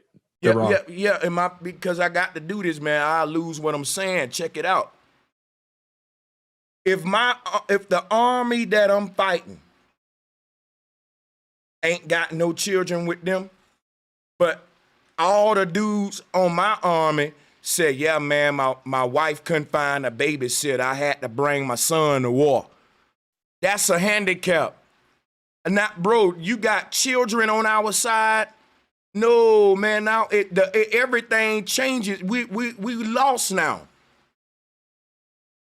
You see what I'm saying? They ain't got to worry about protecting and babying no child. And when we go to sleep at night, your children crying. So that's the whole concept of children and women are liability. But that's only in combat. These dudes are fucking lunatics. Oh, okay. But in the long term, it's necessary. In the long term, it's a benefit. No, for the not big even battle, that. right? Again, Because it's the next generation of fighters. only in combat. There shouldn't be no combat. Right. Not even just in combat, but like, let's say you have to raise, so like, let's take the number down from 80 to 20. Let's say if you have to raise 20 kids, you have to teach each one of those kids how to be a proper adult and how to live on the positive path. You know how hellish your life would be? trying to control each one of Bro, those kids. I can't believe you think like that. Bro, I don't care if I got, listen, I don't care if I got 20 kids or 100. I can gather all they ass in one building and do my one lecture one time, and that's it, brother. I don't gotta teach that shit 100 times because I got 100 children. I'ma bring all 100 of their ass in one room, say this shit one time, and that's it. Are you serious? Matter of fact, the first 5 gonna teach the rest. The first 5 gonna teach the rest. You need to stop, Tommy. You need to He let is that one of mic these cool off a men little, that bro. we are talking Like about. you so quick to grab the mic, and every time you do, bro, you don't do yourself no justice. Like if you stop a minute and listen and strategize what you want to say, you're a little impulsive, and because of that, I'm able to do what I'm doing. I don't want to be able to do this, so I'm giving you this tip. Go ahead. But the eugenicists are starting to get found out, I think. I saw the other day that they were doing some heavy damage control for Bill Gates. Like, I think the cat's out of the bag about his TED Talk in the mainstream, so that's good. You know what's crazy? Yeah, go ahead. You know what's crazy? You brought up a great point, Tim, and bro, I think the whole system is built to like program you to be a eugenicist. Like everything is separation. Everything is like, a certain standard of beauty that they're creating that everyone has to believe in. It's like this whole system that's driving you up. It's like, nobody cares about their neighbors. Everybody's like worried about their own family or their own self. The system creates that ideology, that type of thing. Hey, can I ask you a question, bro? Why would they not want you to be one? Could I ask you that? Why would they not want people to come together? Why would they not want you to be a eugenicist? If that's their agenda, why would they not want you to be a top dog in they shit? Why would they not want to make you a lieutenant? Their agenda is just to cause people to be eugenicists to destroy humanity. So That's that, what I'm saying. like we That's said what I'm earlier, it's a control mechanism to control a smaller population. Yeah, you guys are in agreement. I My think. question was, why would they not? Why you keep giving them the benefit of the doubt? This bro whole teaching. This is what he's saying. These people fucked But this up. is the biggest eugenics agenda I can think of is underway right now with these health passports. I think this is crazy. Agenda. 2/3 of the American jobs. They only got one agenda. They only got one thing they trying to do, bro. All the extra little shit Global be domination. Yeah. Yeah. That's it. New world order shit. You gonna be like them. Even gay, right? Hold up, stop. Not to get flagged. Even homosexuality. I don't have an issue with it if people would just want to be homosexual and they be homosexual. That's cool. But homosexual got pride. So homosexual pride won't live if they don't make new people homosexual. You see what I'm saying? It's the agenda is bigger than them, it's bigger than you, it's bigger than me. So yeah, I think that pales in comparison though to what they're doing now with the because basically they're only going to allow the true believers, the people who really buy the mainstream media and believe the government, trust the government, they're going to be the ones with all the jobs and the opportunities. The rest of us are going to be segregated from the rest unless we submit. World agenda. Yeah, but think about the effects this is going to have on who's going to be reproducing and who's not, and the lineages of the dissenters kind of being snuffed out here. So what side you think you're gonna be on? What you think you sell out so you can Dissenters just have a all the job way. and shit? Huh? I'm on the dissenter side all the way. The resistance. Okay. It ends up backfiring on them. These folks, their own agendas is what they believe in, and that's the downfall. But the sad thing is they got a lot of followers. Cause I get out of that, Chop. I do even better. I heard somebody say they believe that the key to all this crime is to start aborting black boys. Hey, guess what? I ain't gonna even lie now. Cynthia G had a show the other day where she said, should black women start aborting all the black boys and just keeping the girls? Keeping the girls. That's who I'm talking about. That is fucked up. I told her. And listen. All the black women was like, yeah, we should. Fuck these niggas. Let me show you why this is sad, so though. Evil. This is why it's sad, though. Oh, please, guys, just real quick. It's sad because they're seeing a black man in that newborn little black baby who's not even a man yet. But the descent you have on the man, you will have on the seed that's going to become a man.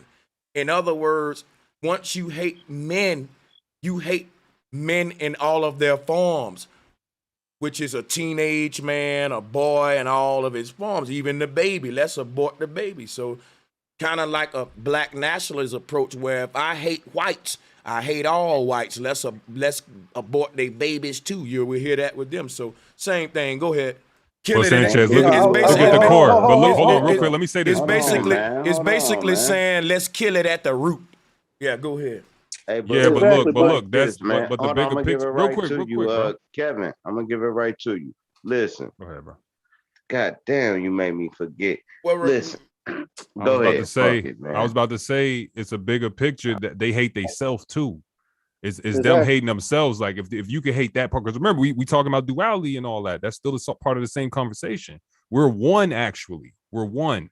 We have two sides. That's the dual aspect of the one thing, of the duai. So they hating themselves. They're looking at a part of themselves and saying, let's snuff out this part of myself. You know what I mean? So it's a deeper issue going on. Exactly, because I was There's some gonna say, deep issues going on for sure. That's deranged. Somebody in the chat room, somebody in the chat just put something that's so fucking deep. Salutes to Geechee Polo. He said, if they want to, he said, no, who was that? That was Zigula Gutter, Truth TV. He said, how they gonna make mans if they don't want them here? Meaning that they're saying we're gonna abort all the boys, but in order for you to even have that boy, you just fuck the man. So, but you don't want to kill. Yeah, that's crazy. Yeah. If you go look at her comment Beyond section, crazy. I'm on there. I'm the only dude on there. And they're like, why you come to? And I wasn't being disrespectful. I just said, oh, you went on there, bro?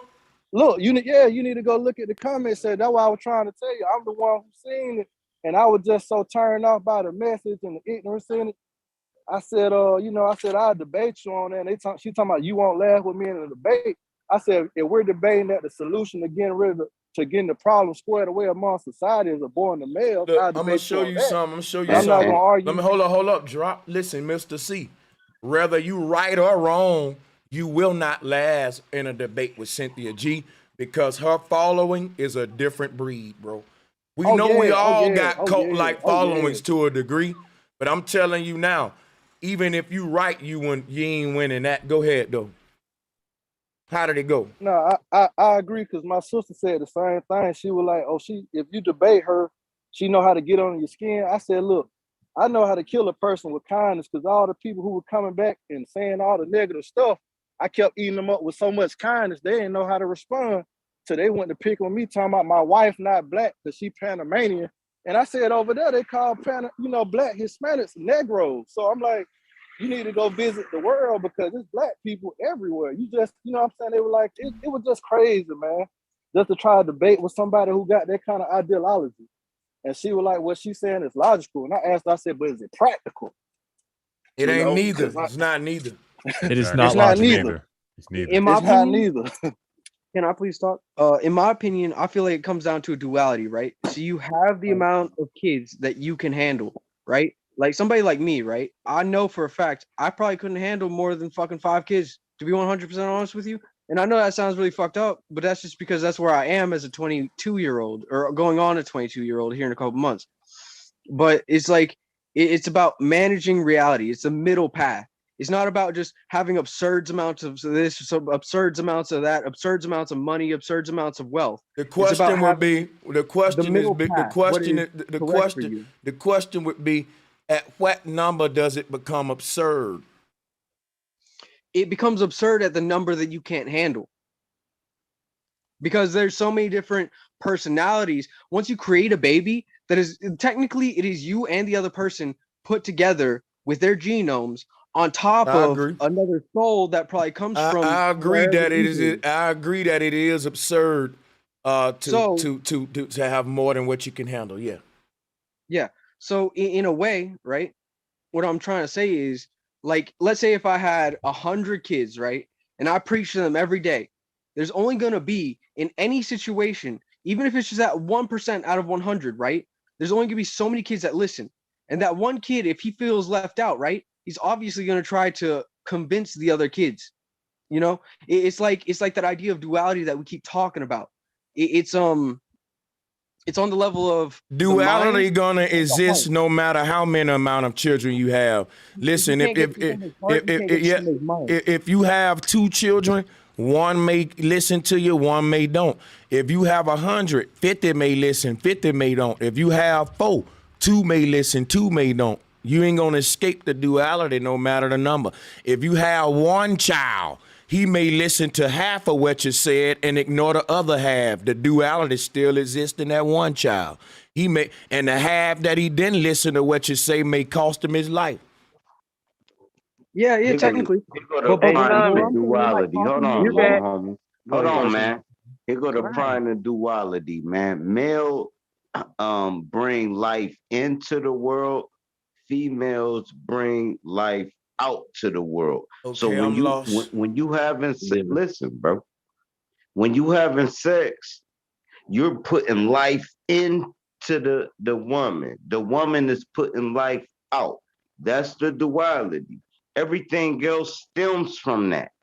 It's the same thing with anything. But go ahead. You have see what he's saying. Hey, in and out, gotcha. In and out, gotcha. If you have a terrible parent, you're gonna create terrible kids. But if you have 2 great parents, you might create 2 great kids. Even if compared to the bad parents, they only have 1 kid, it's a bad kid. But 2 good parents create 2 good kids. Hey, Tommy, nah, you can't. But it's a part of them that you didn't create, Tommy, though. It's a part of them because you you didn't know what, create. Tommy, you can have 10 kids, Tommy, and then none of them don't listen to you. So you can't count these numbers, and when you start trying to put these numbers together and all this shit, this would make this extra shit. Key, that ain't a matter of numbers. You right, Key. Because you can have 1 child and that 1 child may not listen to shit you say and be the worst motherfucker in the world. And it may be a person with 20 children and all 20 of them obedient than a bitch. Bringing their mama and daddy water in the bedroom and shit. All that. See, when you start thinking of all this, you shaking your dream up. That's your dream. The only shit we gotta expect to come into this life, okay. If I ain't got nothing where I can't have babies, the only thing I really got to expect out of life from God is just being able to give me a wife. I'm going to do what I'm supposed to do with her, not be thinking all this extra shit what she's supposed to be and all this. I know what I am. When she ain't what she's supposed to be, I got to get rid of her ass. She can't question me when she not being what she's supposed to be, and I am.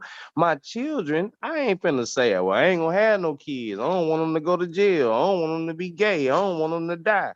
You don't want to live life then. You like these androgynous motherfucking people who not from this earth, who terraforming this motherfucker. That's the agenda, bro.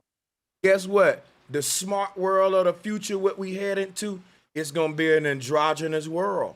And I'm telling you right now, because you got a bunch of men that hate women.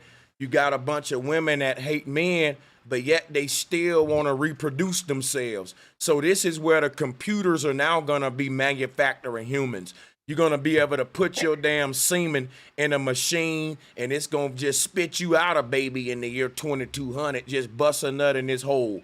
Whoop, there go your baby. And goddamn it, I think they gonna bust their own nut and make a man have a baby. I think they gonna do this shit though, but But check this That's out, where right? it's headed. I was gonna say, check this out, right?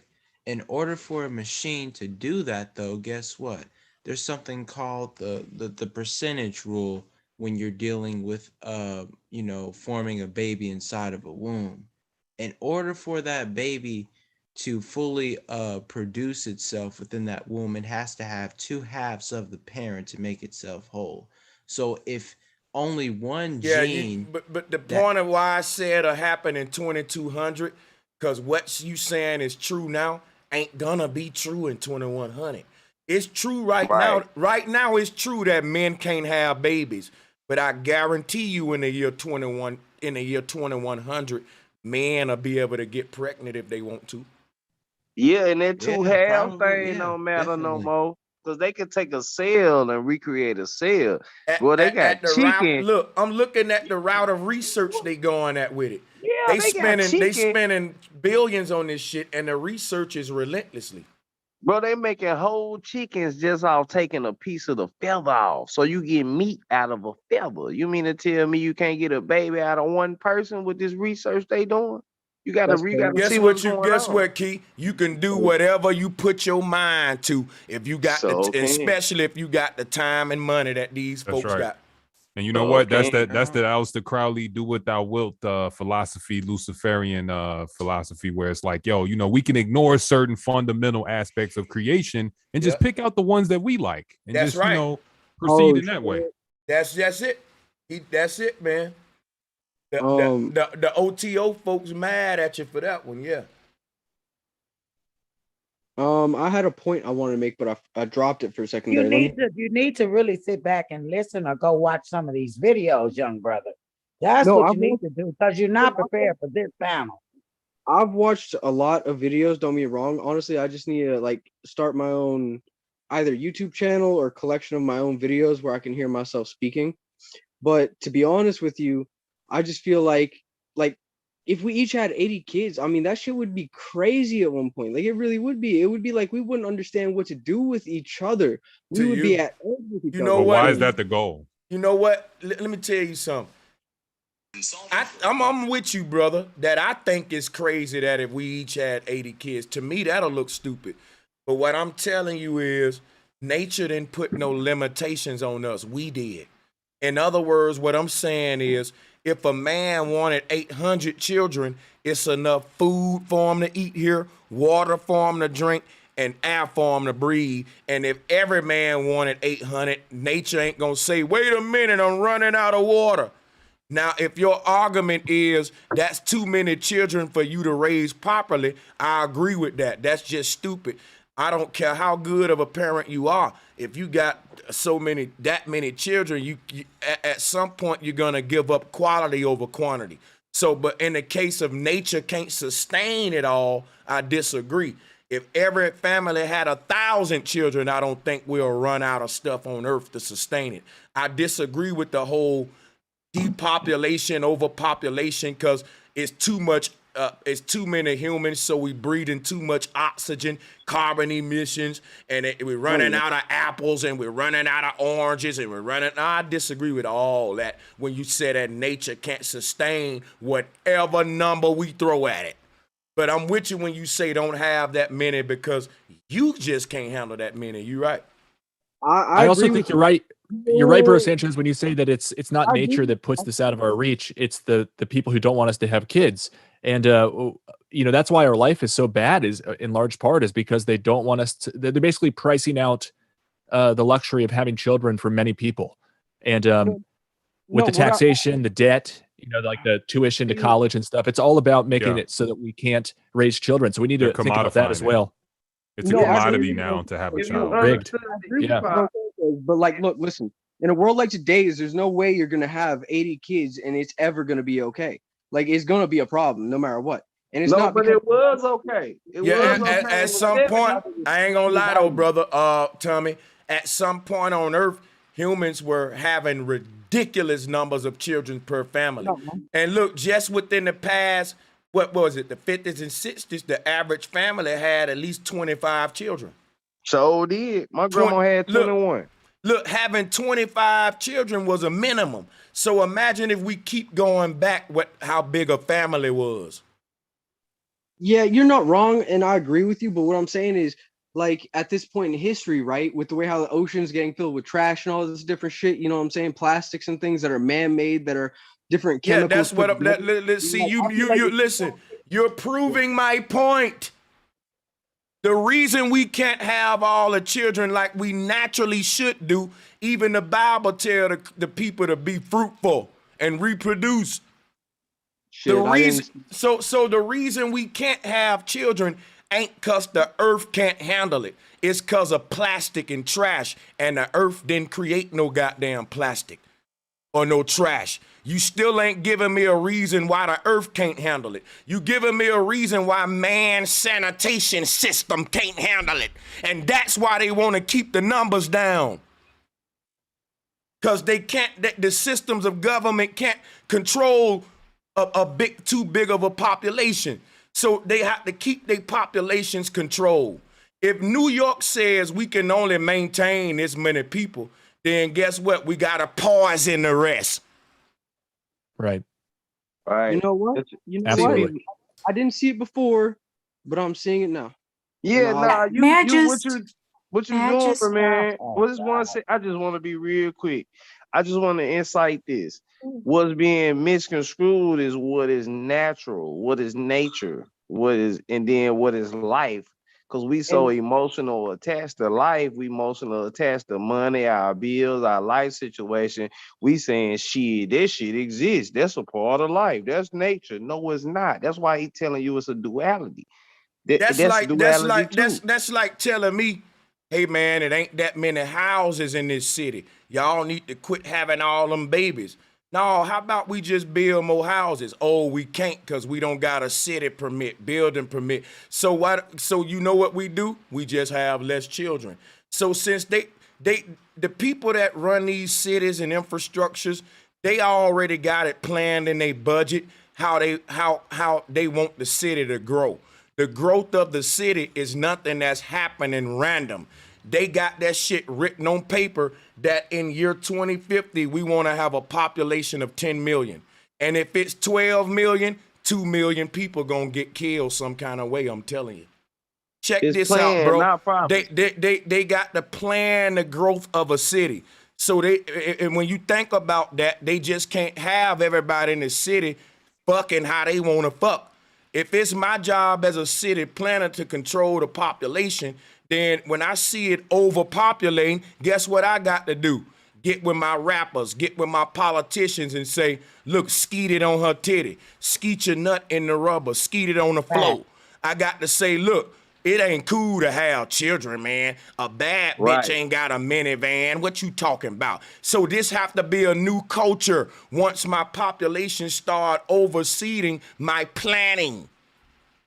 Hey, bro, you know what's gonna show that planning is when we do this shit on the epoch, because they tying the epoch out on how shit plan and how shit grow. That's why we saying that now it's getting down to the time it's it, and then people looking in the Bible like, oh, this prophecy. No, if you go back to the epochs, this go way back.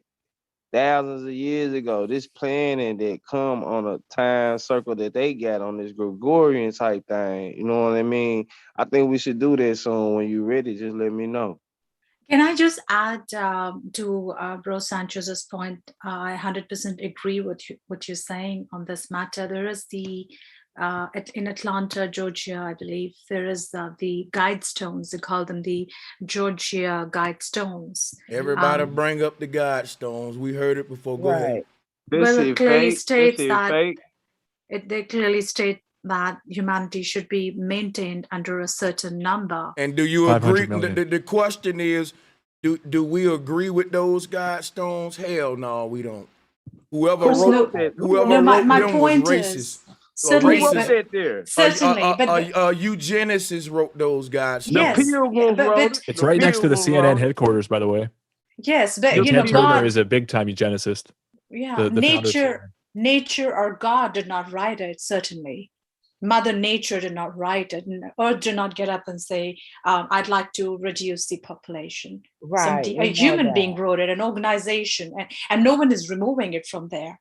No one is saying this is an abuse, this is harassment, this is spreading, this is fear-mongering, this is terrorist behavior. You can't tell human beings that they need the population to be under a certain level. Some government authority should have tore those monuments down, such a monument down. Well, but no one tore it speech. down. No one tore it down. That in itself is no. They've been. I was gonna say I'm in Georgia now. I'm riding through Georgia. Yeah, that in itself Georgia, is that is that in itself is testimony to the fact that this entire agenda is very much supported by the government, number one. And if I were to go back to a historical fact, way before all of this happened, this what I'm describing would have been documented about 5,000 years back in an epic called Mahabharata. It's an Indian epic called Mahabharata, which anybody can access. It is in the Sanskrit language, but there's many translations to it. And it's clear in that as well, because the people that wrote it had conquered India, and they clearly stated that Mother Nature would like to reduce the population of India. Yeah, and they did. They certainly killed. They certainly reduced the population of India by less than half. Yeah, you know right what? away. You can do the most evil things in the world long as you say God or Mother Nature said do it. That's what they did. How did they? No, but how did they know that Mother Nature was talking to them? They just came into India and they tried conquering the place. They even got kicked out. But then they came back and wrote a document and said that Mother Nature told them to. How is Mother Nature talking to one specific type of people that keep calling themselves the chosen people of the world, and perhaps even have people convinced that they are indeed the chosen of the world, or the God's chosen people? How does God make this choice, and how is that happening? That would be the biggest question. How is it that some God has made a choice about the kind of people that need to be living in the world and then those that should be dead? Because it's the God that they created. That's why. Right. No, they didn't create a God. It's not a God that they created. They just wrote books. But look, they only wrote books and they sold the books. I know, but look, hold on. Let me. I That's just their want to God that listen. they I just want to created. say this. I just want to say this. I know what you think of God is not what they think of God. See, this is the thing that comes with talking about God. So we try to say, okay, God is loving, but that's not the God they talking about. So by default, you ride with they God. You gotta ride with. See, if I make a symbol and I say this is a pedophilia symbol. This because I like touching kids. You can say it mean peace. By default, you still get some of my energy. I created this shit. You can't tell me what to do with the shit I created. You can't take what I take and do what you want to do with it. That's what it But is. that's that religion thing. That religion No, it don't situation. matter. Whatever I got, whatever I make, bro. You Yo, can't. energies that share the same space will merge, and that go for the symbol world too. That's the whole motherfucking science behind sigil making. And I'm gonna show you something else too based on that. Lord Jamar of Grand Nubian, I did a show with him. Salutes to him. He said in his interview with Leela Wells that when hip hop started in New York, the early hip hop shows was in the gay clubs, that the gay people shared the same clubs as the hip hop artists, and that sometime those crowds would bleed into each other's shows. What you would have is a couple rappers saying, hey, I'm gonna stay for the gay show. And you'll have a couple gay folks saying, look, I like that rap song, I'm gonna go to the rap. It's inevitably that those worlds gonna merge if they share the same space. I think it's by design, because if you look at what hip hop is today, it's very acceptable of the gay culture now. It's like a staple part of hip hop. It's almost like if you're a female rapper and you ain't gay, you boring. And if you're a male rapper and you ain't doing little gay shit, you boring. Boring as hell. Yeah, like it's completely married now. So it's a very crazy game with energy. You know what I'm saying? I totally agree, Brother Sanchez, because even out here in LA, back in the 80s and 90s, it's a testament to what you're saying. They would have like the venues for the rap concerts and, for them to do their performance. And then after that was over, 2, 3 in the morning, then here comes the gay crowd. And yes, they would merge together. And now you see what it is today. Right. This is all a big plan. Right. It all sync together. It's just energies that share the same thing. Like I could be working on something. People say mind, body, and soul. So I know mind, body, and soul consists of 3 different energies that got to level out together. A person, mind, and body could be with it, but I can sense their spirit ain't right. I'm going to say, nah, man, I'm just going to do something else. And they be like, nah, man, I'm ready. I got the money. I got my mind on it. Nah, but you thinking some shit still. Like, it's all on the balance. That's why we got a scale for. So we can't just use the shit we can see, because the shit we can see come from shit we can't see.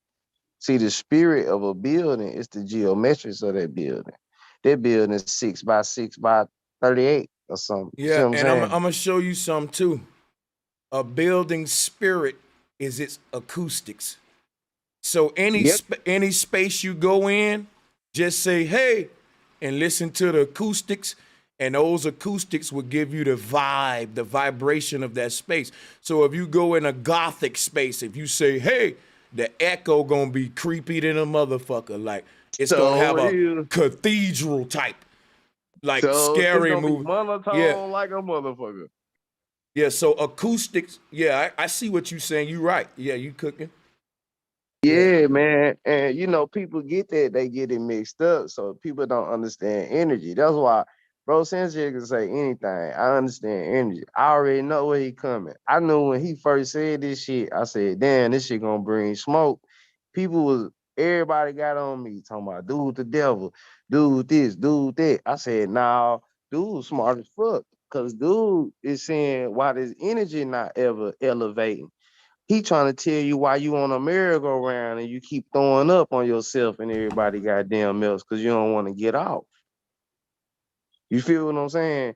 That's what dude on. You know what I mean? So I know what he's saying.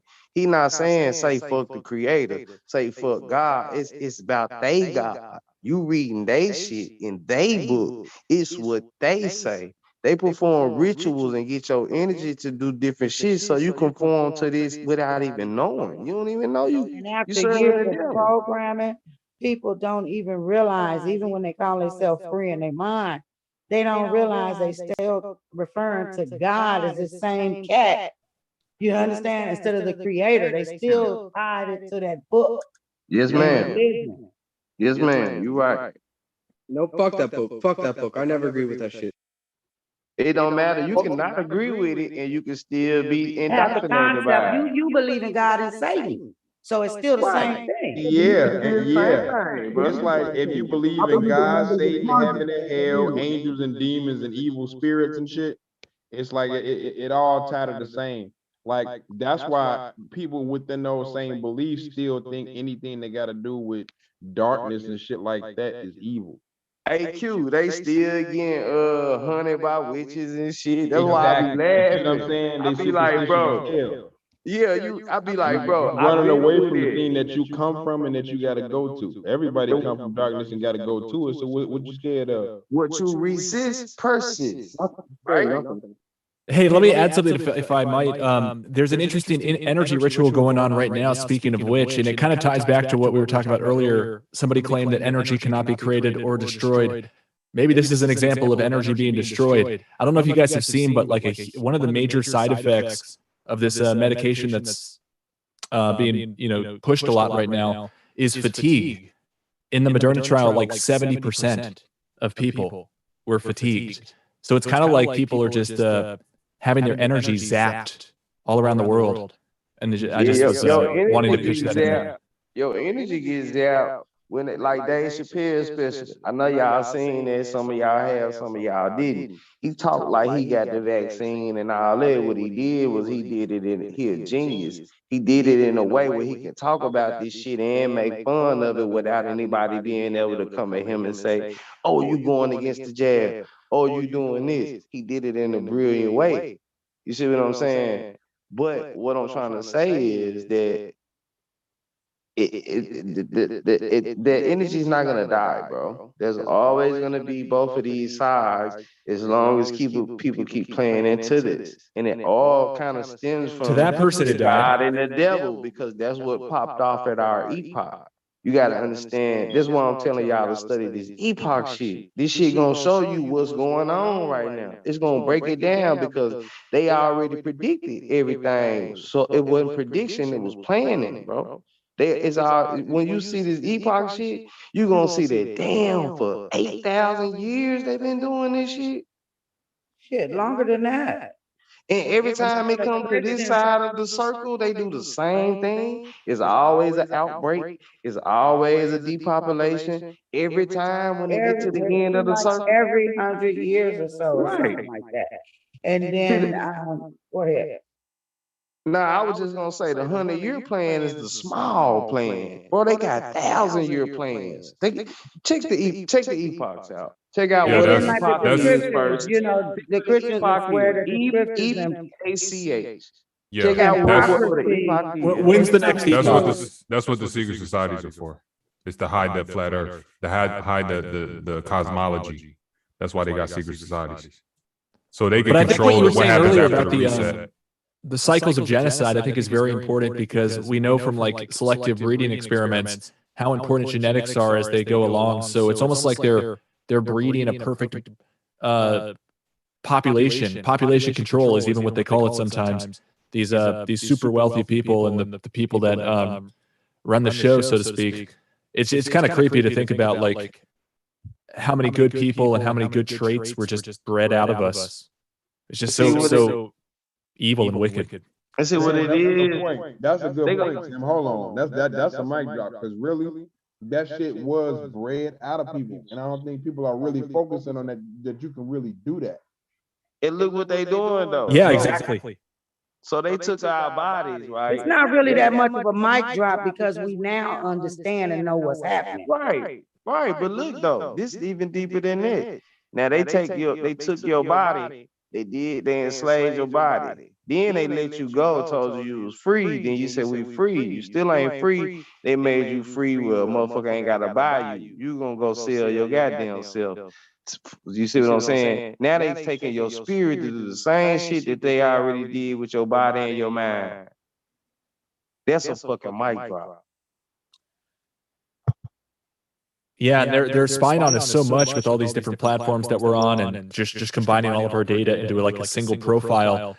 They could, do targeted strikes against people and just weed out all of the traits they don't want. Like there's this experiment called the try and rat experiment 80 years ago, and what they did is they found the best performing rats in the maze, and they bred those together, and they found the worst performing rats in the maze. And so, like, it's pretty amazing what gets passed along just genetics wise. Not even like how you were raised or your education or like anything other than just who your parents were. So if they can find the dissenters instead of the people who just sit up and holler, "Woe is me" all day and wait on them to come get you. No, I'm not. No, I'm like someone was talking about this the other day. The document "Silent Weapons for a Quiet War." In there, it talks about how the people will know something's wrong, but they won't be able to resist it or defend themselves against it because they won't understand it and be able to explain it rationally. So that's what I'm trying to do, is understand it and explain it rationally. Hey Tim, you know what you gotta do? You gotta start spinning squares out your circle. Because a square spin, if you spin it, it'll spin like a star. You gotta spin squares out your circle. If it's on the circle, they bitch gonna spin off. So you gotta start getting the people who distracting you from getting to where you're supposed to be out your circle. Like, once a person keeps saying some crazy shit that's off balance and it ain't going along with the narrative, then, try to get them back on track. That's your part as a teacher. Because when you learn, you teach each one.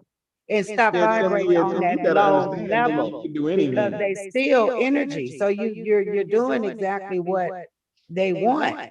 Just vibrating at that very, very low level.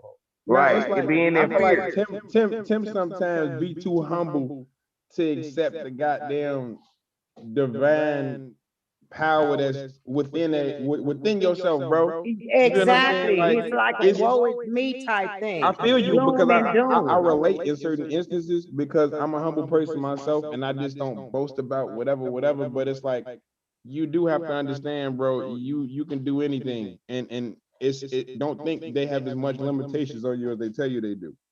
Yeah. No, I'm not worried about the limitations on me. I'm worried about the people who trust them. When you didn't know anything. Right, but what I'm saying is the fact that you hear with people like us, fuck the people that trust them. You found the right goddamn group. Exactly. So you already found your soul tribe. We gotta do in this and make it happen, bro. Put it like this. It's shit that you can do in everybody got a different role, bro. Everybody can get us through different doors and you know different. You can get us through certain doors that I can't, that Bro Sanchez that I can't. You know what I'm saying? Because you can, bro. Exactly. And And Tim don't seem to look at it that way. Tim just always, oh my God, it's so horrible. It's like, do I gotta make your ass realize that you neo, Tim? Like, what do I gotta do? Do I gotta put a goddamn black trench coat on you, some combat boots and some glasses, Tim? I like the optimism, and I don't like to think of myself as a defeatist or anything, but it's pretty bleak at the moment. Like 2/3 of the American jobs are going to require vaccines. It's about all of that. That's what the simulation is supposed to look like. That's the game. Well, no. Let me explain a little bit more, because let me explain a little more, sister, about what I'm worried about. But you don't hear me crying and shit about the 2/3 every 15 minutes. You got knowledge, you got power. Tim, you are a white man. You better tap into your inner white man, and you know what I'm saying. Use that shit. Yeah. You using it, and you can use it for positivity. You see what I'm saying? And he always use it for negativity. Well, no, I'm tapping into my computer. I'm much more impressed with computers these days. And Google. No. Let me explain. Around over here on this panel, because we don't just be all about doom and gloom. We got. Well, let me explain myself. Just one more little tangent here, if you don't mind. These big companies like Google and Facebook, they can run machine learning algorithms to control people's minds, and people are just going to be clicking on the next video, and they won't know that a very super advanced data-driven algorithm is showing them exactly what they need to see next. And it ain't your job. Yeah, you got the power. No, it is my job. This is what I'm up against. And if you guys don't want to really understand Goliath, you're not going to beat him. No, listen what I'm saying, Tim. The motherfuckers that you gonna save ain't those people you talking about right now. Nope. So you gotta understand your target audience. You ain't even gonna have to stress this to like that. They looking for it. They're receptive towards it. You ain't gotta crack their skull open for them to get it. Yeah. So all you gotta do is flow. It's my opinion that we're all doomed unless we get to these people. Once you flow like water, they gonna follow you. Tim, you can't save them. You can't save everybody. It's never been about that. You got to understand what the simulation is for. It ain't about saving everybody. Facts. It's about what you're supposed to get within it and finding the soul tribe within it and fucking manifesting y'all purpose. That's right. Exactly. Everybody's not on the same page. Everybody ain't ready to be saved. Everybody's not ready to be saved. Coming in, bringing the vibe down low each and every time we get on the panel, but never coming up with a solution. Oh, this now. Oh, I looked up and I saw. I don't think you're bringing it low. I'm just bringing facts, sister. I'd like to get more facts and less emotions from you. I don't know what you're talking about. I'm just sticking to the nuts and bolts. I think what he's saying is realistic. It's a lot of people that feel like Tim. It's a lot of people that feel like Tim. I think his can point I of view say is something valid. to Tim real quick? Hey Tim, look, put it like this, right? Okay, so you know these 7 different ethers we living on, we in the middle. It's 3 overs, it's 3 unders. So it's all about balancing it out. You this person on all these different scales, bring that motherfucker to the middle, man. Just play your role. You can be an ambassador for this shit. All I want to do is stimulate people's minds. I just want people to think and hear other people's ideas. I thought I asked you, could I say something to you? Fuck stimulate everybody's mind. Cause Tim, if you gonna stimulate everybody's mind, cause you being true to stimulating everybody's mind, they ain't gonna be true to stimulating their mind to you. So if you're gonna do that, at least get paid for it, brother, so you ain't wasting your time. The only motherfuckers gonna follow you is the motherfuckers who gonna follow you.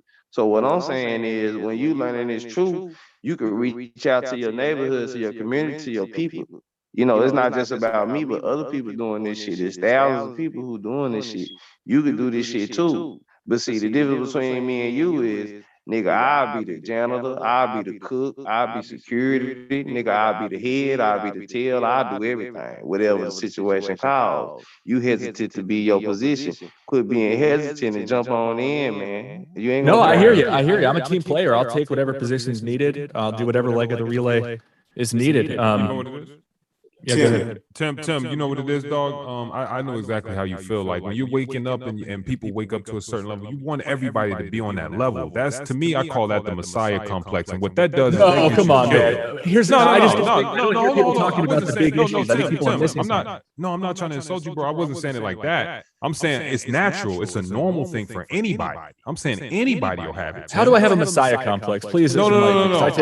I'm not saying that in a broad sense, but okay, I'll explain it a little bit. But look, what I mean by that, right, is that you just want to save everybody. You want everybody to be saved. That's not a bad thing, Tim, is what I'm saying. Not a bad thing. It's a natural occurrence. I just want good to beat evil. So what I'm saying is, what happens is, you know that once you keep waking up and you keep getting a broader perspective, you start to see that this is already happening, that the shit is already in play. So what you want to happen is already happening. It's already happened. So, you know, the more you wake up, the more you see like you're living in the past, you know? And so you really don't have to worry about it, bro. Yeah, that's like the Bob Marley mentality. I always wondered if that's just like a, you know, sedative, almost like a mental sedative. No, Don't worry, be happy. No. But it's not like trust the plan, like some Q bullshit or none of that shit. No, it's not trust the plan. It's just that knowing the truth. You know what I'm saying? So you know your role inside of the greater scheme of things, the bigger picture. So you're playing your role. You're swimming with the current instead of against the current. Because you're going against the current when you're trying to reinvent the wheel and coming with some new shit. Like, that's how, what I was saying is, that's how Messiahs get killed. You know what I'm saying? The Messiahs get killed because the people that they're trying to save are not ready to be saved. And so they turn on the Messiah and they end up killing the Messiah. It happens time and time again.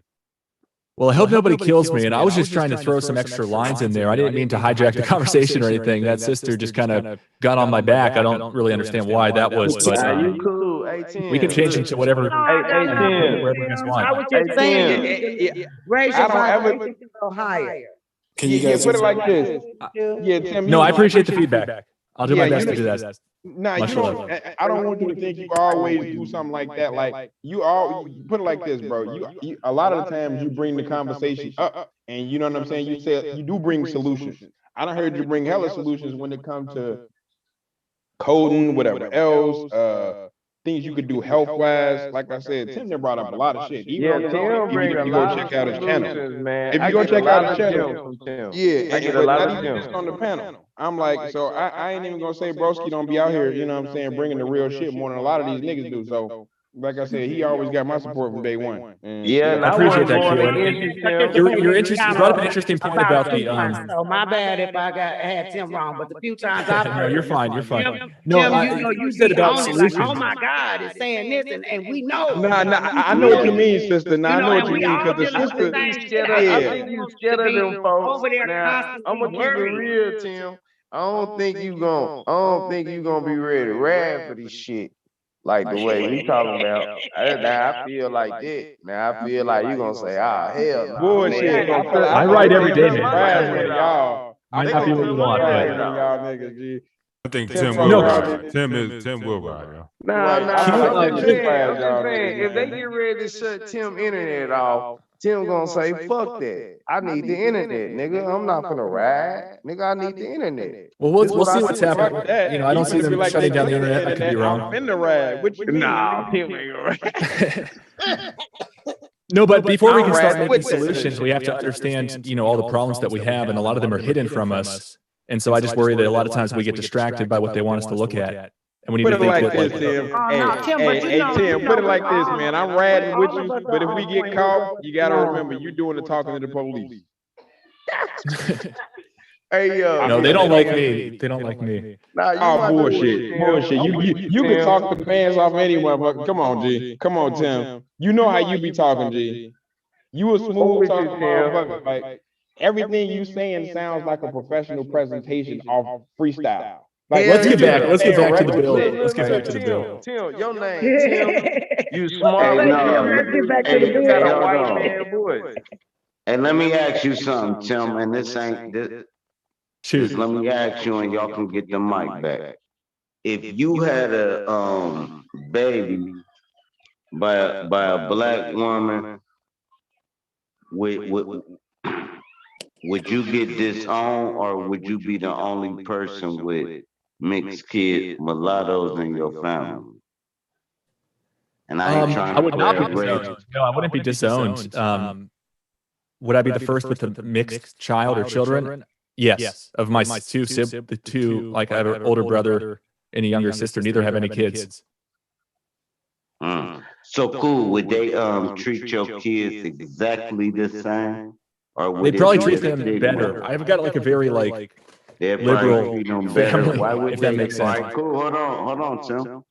Would they treat them better because they're mixed, or would they treat them better because they're the first kids?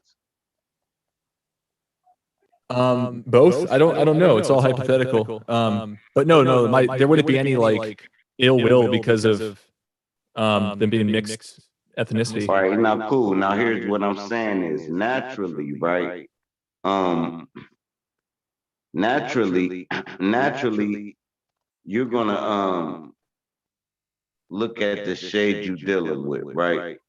Some people act like it's racism. Some people act like it's this, that, and the third. No, if if I got a store, right, and it's 5 people that come with a job application, right? Me being a black man, it's 3 Caucasians, it's 2 Mexicans, and it's 1 Negro, right? I'm gonna hire the Negro first. I don't care how stupid he is. It's just in me to do that. It's not me saying F y'all. It's me saying, all right, my people trying to get ahead. Cool, let me get him. And then I'm gonna look at is it the same way on the other side of the shade spectrum?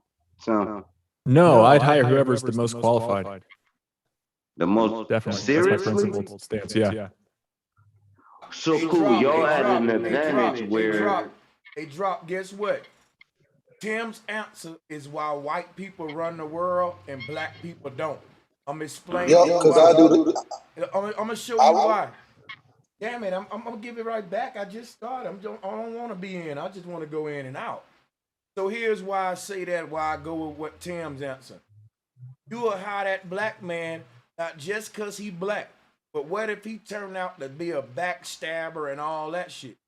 Or like you said, in the case of business, he ain't even qualified for the job and make your business go down instead of up. Now, there's a white boy there who was qualified and had a perfect idea for your company to take it to the next level, and you passed him by. In business, I'm doing what's gonna benefit my business the most. I ain't doing what's gonna benefit my people the most. Because if Hey, bro, turn your mic up. If you don't mind. oh no, he dropping. Go ahead. No, everyone in the chat says to turn it up, and it's a bit low. Yeah, No, I said Tim's answer is why white people run the world and blacks don't. Cause in business, drop saying I want to do what's gonna help my people.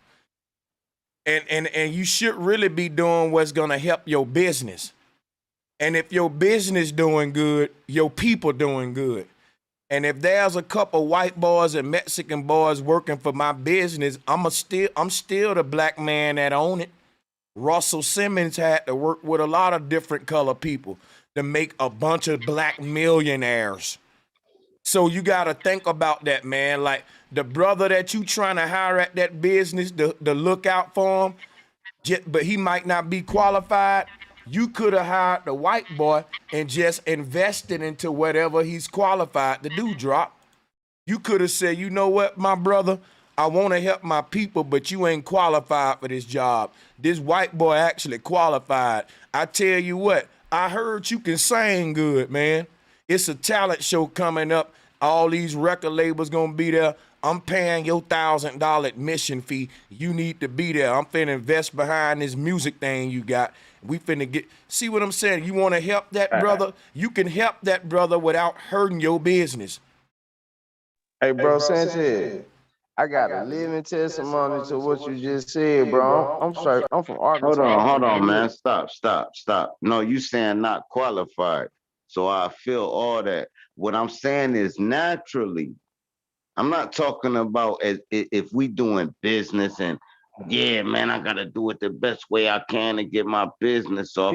I'm saying a natural. No, hold on, listen. I'm saying a natural effect is if I'm gonna get a nanny, she might be a black person that's raising my. If I'm opening up a store. I'm just saying the black person got an advantage naturally. I'm not being racist about it. I'm saying naturally, when you come in, I can identify with you naturally. And I think that's what's going on the Caucasian side. I don't think they're doing it purposely. I think naturally, when a white boy come in, me, you, and Tim go in for the same job, I guarantee you, Tim got a higher chance to get on the job. I'm gonna show you. Watch this. Man. If it's a Caucasian, That's not an interview. We get the Well, point. I'm man, trying to get back to Bro, my I dinner. got it. I'm Bro, I trying know to you get back listen to. to answers, I'm trying to bro. get back to my dinner. Whoever this other dude is, watch out. Shit, man, drop talking. Trying to get back to my dinner, man. I'm trying to respond to this man so I can go back eating. Check this out, drop. I'm gonna give you a scenario. A white boy goes in there for an interview with Jordans on and gold teeth. A black boy goes into that interview like Carlton on Fresh Prince. Who do you think getting the job? And I rest my motherfucking case. Man, a white boy with gold teeth. I'm gonna tell you one thing. What happened? I was at work, bro. I was working there for 4 years, bro. I'm at 24 an hour, bro. A Caucasian get hired in the first day making what I was making. The first day, bro. The first day he was making what I was making after 4 years. Yeah. Hey, but that's based on not No, even that's negotiate his nothing contract. but the No, fact, no, bro. let me explain. Let me I explain. don't Let mean me to be explain. rude, Let me but I think explain. Dudes to that's fall Let me back. explain. I'm not Can I gonna keep explain? telling y'all other dudes what you explaining for when the man talking to me. I'm not finna keep telling y'all this that I can fight by myself, man. Now listen to me, drop.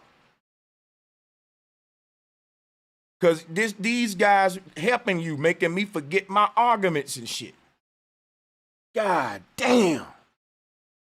Shit, man, that's fucked up right there. So drop, here's the problem with what you saying, man. Cause I done forgot what the hell you said. What you said, bro? Oh, that last argument. I was saying, I'm working at a job, right? Boom, for 4 years, bro. I'm at a certain Right, let me show you the wage, problem right? with that. I remember now. That is All right, not go ahead. racism at all, brother. Let me show you how how corporate America works. You can start a job, and that job can be paying $8.25 an hour. Now they may say, look, this job position is going up every year due to inflation. So that job that you doing, next year you $9 an hour, $10 an hour. Your raise ain't got shit to do with the inflation on the dollar. Corporations take advantage of that. So you can be with a job that give you a yearly raise and still be behind because they only account for inflation. The $8.25 you made 1 year, next year the dollar inflated is $9 now. And guess what they tell you? We're giving you a raise. You now making $9 an hour. They just matching inflation. Ain't nobody being raised. We just being matched to the dollar inflating. So by the time somebody get with that company, they like, damn, man, this job is $11 an hour. Guess what you gonna say? Bro, when I started this job 4 years ago, it was $9 an hour. Every job I went to in my life, it was, oh, hold up, bro, you're not gonna cut me the fuck off, nigga. Wait till I finish, man. Y'all getting too emo with this shit. Check this out, man. Every job I've went to, it have been OGs on that motherfucker telling me, bro, this job didn't used to pay that much. Y'all youngsters, y'all got it good. Even if you look at the NFL, the old NFL players made motherfucking, bro, they was slave. Joe Namath made $14,000 a year, and he was the best quarterback in his time. Check out how small that is. That's a McDonald's check. Look at what a quarterback make today. It's inflation. I don't care what you say about it because check it out. A lot of these jobs are locked in. That white boy that they paid that amount, if a black boy would have got hired for that position, he would have made that amount too, bro. You can't tell me that's a lie. All right, cool. I can't tell you that's a lie because 3 Negroes. Well, you dumb if you didn't sue, bro. If you telling me that that's a hold up. Before you go, let me say this and I'm done. If you telling me that's a lie, you dumb if you didn't sue them for discrimination and you know this. But I'm done. Go ahead. And I'm done. Yeah, I'm absolutely stupid and got fired from the job for speaking on it. Now, let me tell you. Cool. It was 2 Caucasians. They got hired in. 3 Negroes got hired in as I was there for 4 years. The 3 Negroes I bossed around. The 2 Caucasians made more than me, and they got hired in on the same day through a temporary service. So now I'm telling you the both sides of it. I'm talking to the manager as they getting hired in. Well, yeah, that's that's this and that's third, and just don't even give them an interview. Just tell them where to clock in at. Cool. Just tell them where to clock in at, but I got to interview this bull. They come from the same temp service, and these 2 I didn't interview making more than me. Huh? Come on, bro. No way around it, bro. This shit is structured for us to fight against them. So I'm looking at them like, There man, is a y'all way got it around good. it. I'm feeling good. I'm looking Yeah, at it like, there is a you way got it around it. good. Drop. I got you. Look, but there is a way around it. The way around it is what you admitted to in the beginning. You said, I am absolutely dumb for not doing the right thing and putting their ass on the fire. You supposed to be a rich black man right now. They won, and I can't blame them. I got to believe you what you said at first. You was dumb.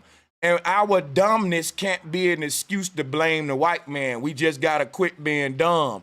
Because if somebody discriminating on me, I'm taking your ass to court if I can prove it like Drop can, and I'm going to have this whole goddamn company. There you go. There you go. And that's why they fired me. I'm gonna tell you right now, it's a lot of people winning them cases.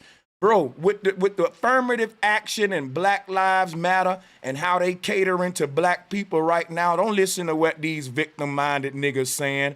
Bro, white people getting fired left and right just for thinking about saying the word nigga. It's happening all over the place. Now check this out, bro. I'm showing you right now, any kind of discrimination going on, I'm telling you right now, this is a fucking golden era for pro-blacks. Cause that shit right, they the butt of all the victim shit right now. If you can prove you a black woman, black man, and you discriminated on, oh, BLM gonna get behind you. It's justice gonna come. Pro-black lawyers gonna get behind you. And any pro-black that wanna debate me and be like, no, you cooning, they ain't gonna get behind them. Guess what? That's why I ain't pro-black, you motherfucking hypocrites. Why wouldn't you get behind your brother who been discriminated against? Why ain't the pro-black lawyers doing it? So if you saying they ain't doing it, I win. And if you saying they are doing it, I win. Cause I'm a bad motherfucker and I'm done. Yeah, man. It's all right to speak. Can I say something? No, he was gonna say something. Yeah, just hold on, bro. I was just waiting to speak. I was just gonna say, cause listen, I've been in New Hampshire. It's all white people in New Hampshire, bro. Because I'm smart, I'm intelligent. I got felonies, all this shit. So before all this shit even got started, bro, I get jobs over white boys because the white man who hired me say, I know Key. Key know people in the community. Key know how to talk. Key run his own businesses. It's a privilege for Key to work for me. I'm hiring Key. I'm hiring him with his felonies. I'm hiring him with his record. I'm hiring him with all this other shit. So that's why I never seen it, bro. I got my charges in New Hampshire. And so that shit is just a circumstances of the time, just a situation of the circumstance. That ain't no wide scale of shit. White people don't run like that. White people have a nigga in that motherfucker working for them over their son. Whether they call them boy or not, goddamn it, that's on them personally. You understand what I'm saying? But as far as business, white people don't do that like that. That's why they business run. That's what bro was saying at first. You know, if I made anybody feel any kind of way, bro, I don't want to do all that. I don't want to try and talk over nobody or not listen or nothing like that. But Yeah, you I know, think that's there's all always I exceptions, though. I think there's always exceptions. yeah, it's always Both Can ways. I just get a word right in right quick? I apologize for cutting everybody off. I apologize so much. I really feel like this panel is going somewhere, but like I apologize for originally changing the topic to the devil because I think we changed and we keep we passed it, man. morphing. Like that was the thing. We started off on the subject of how women and men get along. We building, bro. We building. No, I know we building. Think I know we about building. that though. Hey, look, if you ever went to a job site, real. right? Hold on, little homie. We know where you're going with it, but if you ever went to a job site, right, and you would been working there, you will watch Caucasians come in and filter out so fast because they know they can get another job. You will watch a black person come in there and they'll put up with bullshit because they like, bro, it took me 2 months to get this. When they get jobs every 11 days. At my work, I chill with a couple of motherfuckers who actually are Now, like. you know I'm real though, what I said though, right? No, I understand what you're saying. Don't get me wrong. I'm not saying you're wrong. All But right, go like, ahead. I actually work with two motherfuckers who come from New Jersey who are about that type of life. Tommy, you know what I'm saying? Like, they've had shit nah, happen we to don't them. want to hear that shit, dog. If you ain't saying he wrong, fall back, cause I'm saying he wrong. Right. I want the smoke. Now, goddamn right. it, you wrong. I'm gonna tell you I'm what. wrong. I'm finna show you why you wrong, right? Niggas who got the attitude you just said. Hold up, let me do something right quick. I got.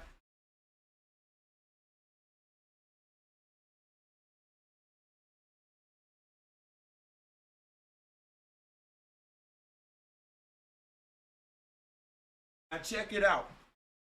Well, what you said, Drop, I never had that attitude, and I was cocky getting jobs. I dressed good, smelt good. My vocabulary killed any white boy. Bro, I was a poet. I can speak proper English better than Brad.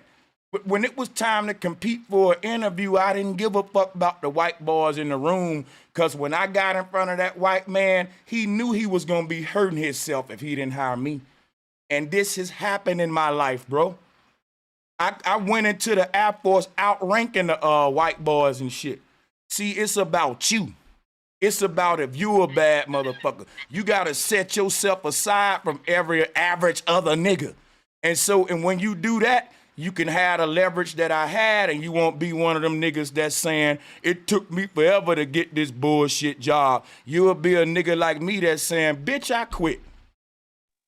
Yo, in my opinion, okay. Sorry. No, hold on, man. Hold on, bro. You guys have some. You guys have some. No, I'm absolutely. He absolutely right. Because I'm that dude. I'm the one that can switch the lingo up and all that.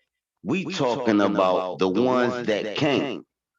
All right, now cool. You want them to talk white? You want these little bulls to come in there and learn. They don't even know how to really fill out. No, let me answer your question. Everybody, I'm gonna say it one more time. I swear I ain't gonna do it no more. I'm battling Drop. Check it out. It ain't that I want them to speak proper English, nigga. They parents should want them to do it if they in school getting graded on it. They should know how to pronunciate words, and they should know when to use ebonics and when not to. Because when I was in school, I can read the motherfucking book with proper English, but I would still get out of school and smoke weed and talk like a fucking ebonics and ghetto. And I'm not gonna, if another nigga can't do that, then that's his motherfucking bad. Yes, I'm telling him to use proper English in the interview. I did, and if he don't and wonder why he didn't get the job, that's fucking laughable.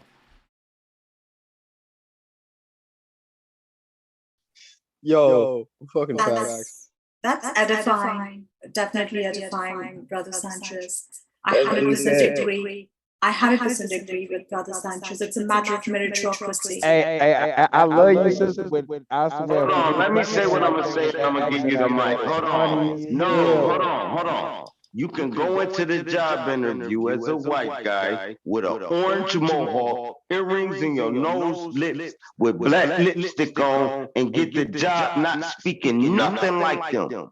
Let a black boy just go in there naturally with the fitted on, like, what's happening, man? I know how to put stickers on a motor. Stickers. Oh, well, you're not qualified. But the same guy with the earrings in his nose, with the tattoos on his face, on his neck, all the way down his arms, go in there with the mohawk and say, yo, bro, I'm ready to work, bro. He get the job. So no, it's still a disadvantage. I don't care You how know you what? paint You it. know what? I'm gonna say this, Drop. Yo, you had a damn, bro. I feel for you because I'm gonna just admit you had a bad luck life. Like, I ain't gonna lie, you been in a lot of racist situations, bro. And I'm from Alabama. And I just didn't have that reality you talking. These are two different Americas.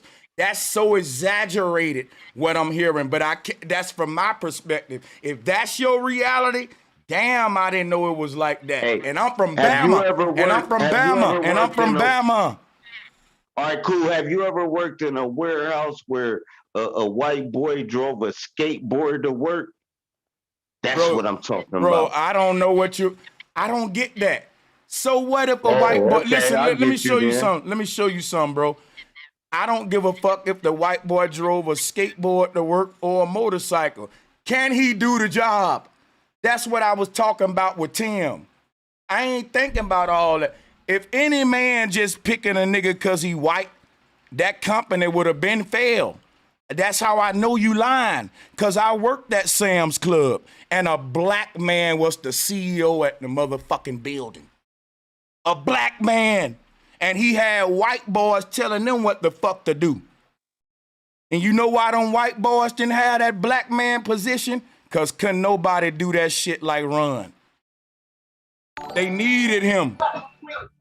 Nope, it's about what you can do, not who you are. It's about what you can do, not who you are.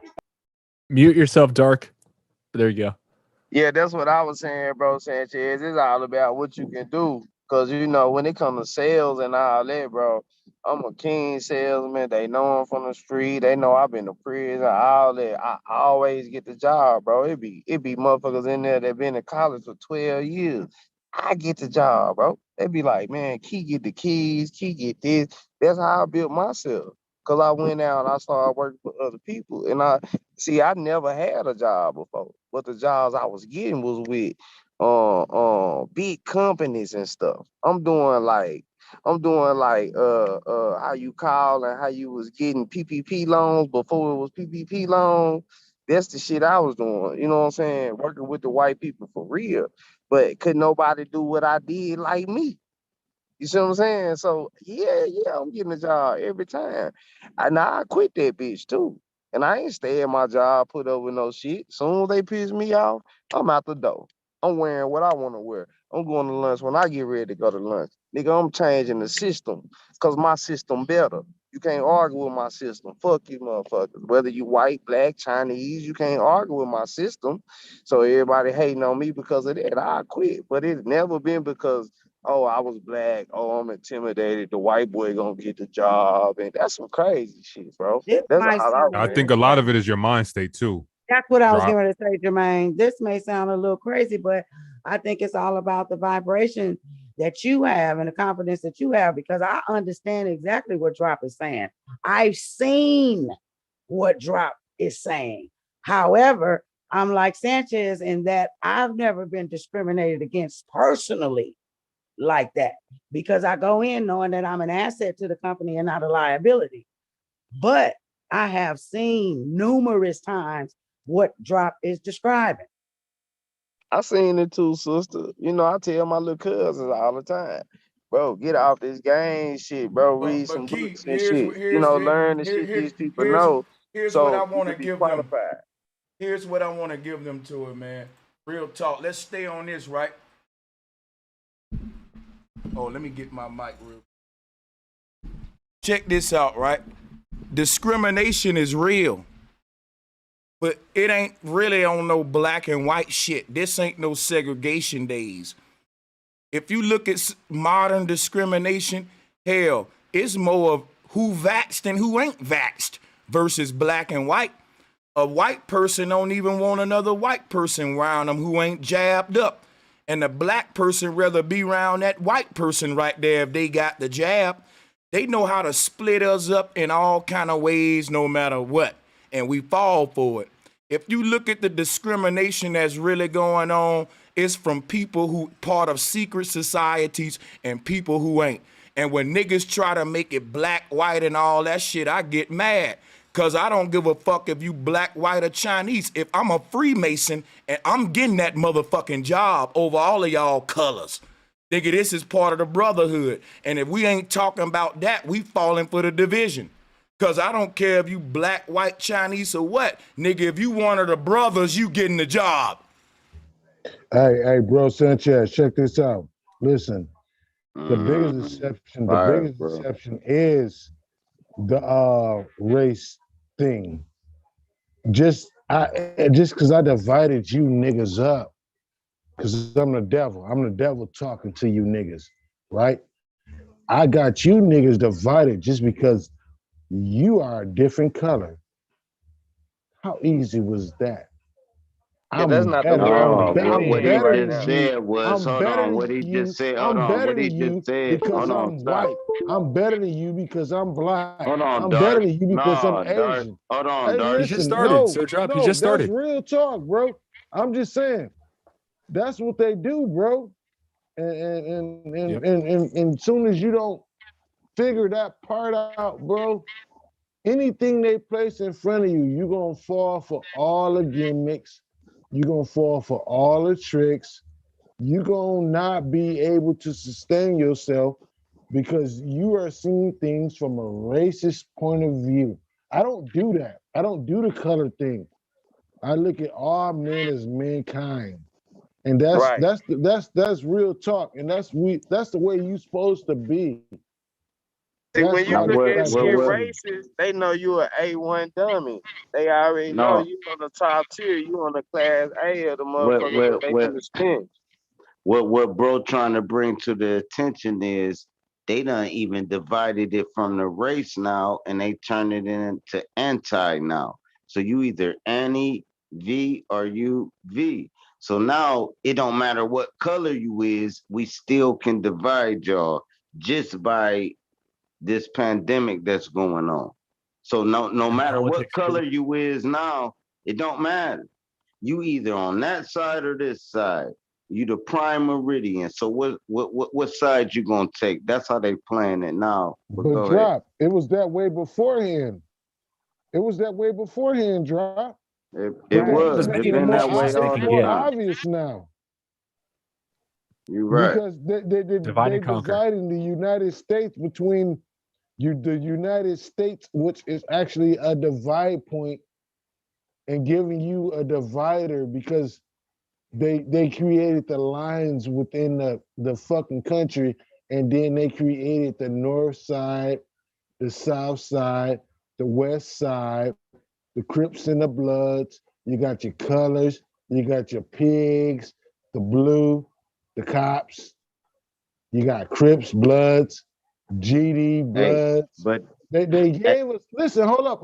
And then I'm gonna go with the vax, the non-vax, the gay, the non-gay, the transsexual, the pedophilias, the rich, the poor. And that is actually the strongest point, because that is the actual key point. We're divided by rich, by poor. Throw all that shit I just said out the motherfucking window, and it's rich versus poor. And that's facts. Facts. Yep. I'd have to agree. And look, and I want to address what bro was saying, because it was straight facts. If you're gonna deal with the work industry, right, and you quote unquote from the ghetto, you need to adapt to what's running the work. Listen, hold on, man. Stop, bro. Man, y'all be fucking my hire, bro. This be like a lot of money invested in these blacks.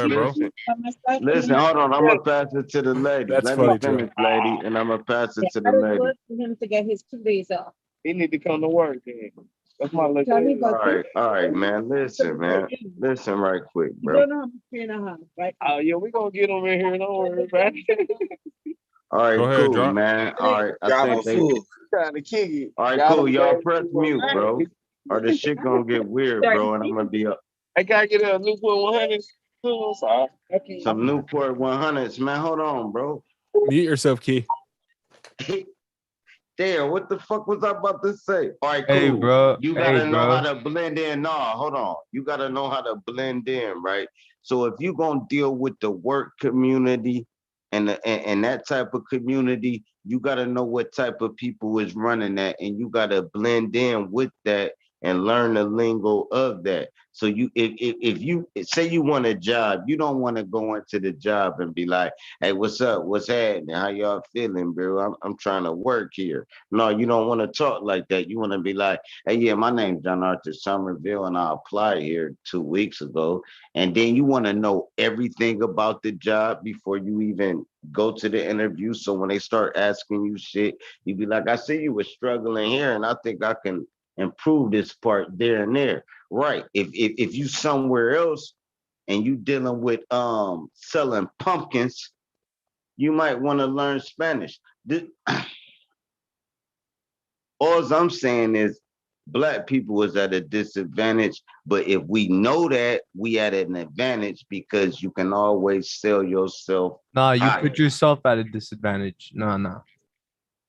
All right, left jab. You can always sell yourself higher. If they already thinking you coming in there as just another nigga, and you come in there like, yeah, and you talking that shit, and you adapting to what's going on, and you got intel. Intel was everything, no matter what it is you trying to indulge into. So once you got the intel and you talking in a tongue that they can understand, then you blend in. Because mind you, the person that's interviewing you might be more street than your ass is. He just know how to do it. It's all game, bro. Life is game. We all players, man. Play the game, man. You could be Drop. And I'm gonna tell you where we are at a disadvantage at. We are at a disadvantage because a lot of us, even on this panel, all put the toilet seat down.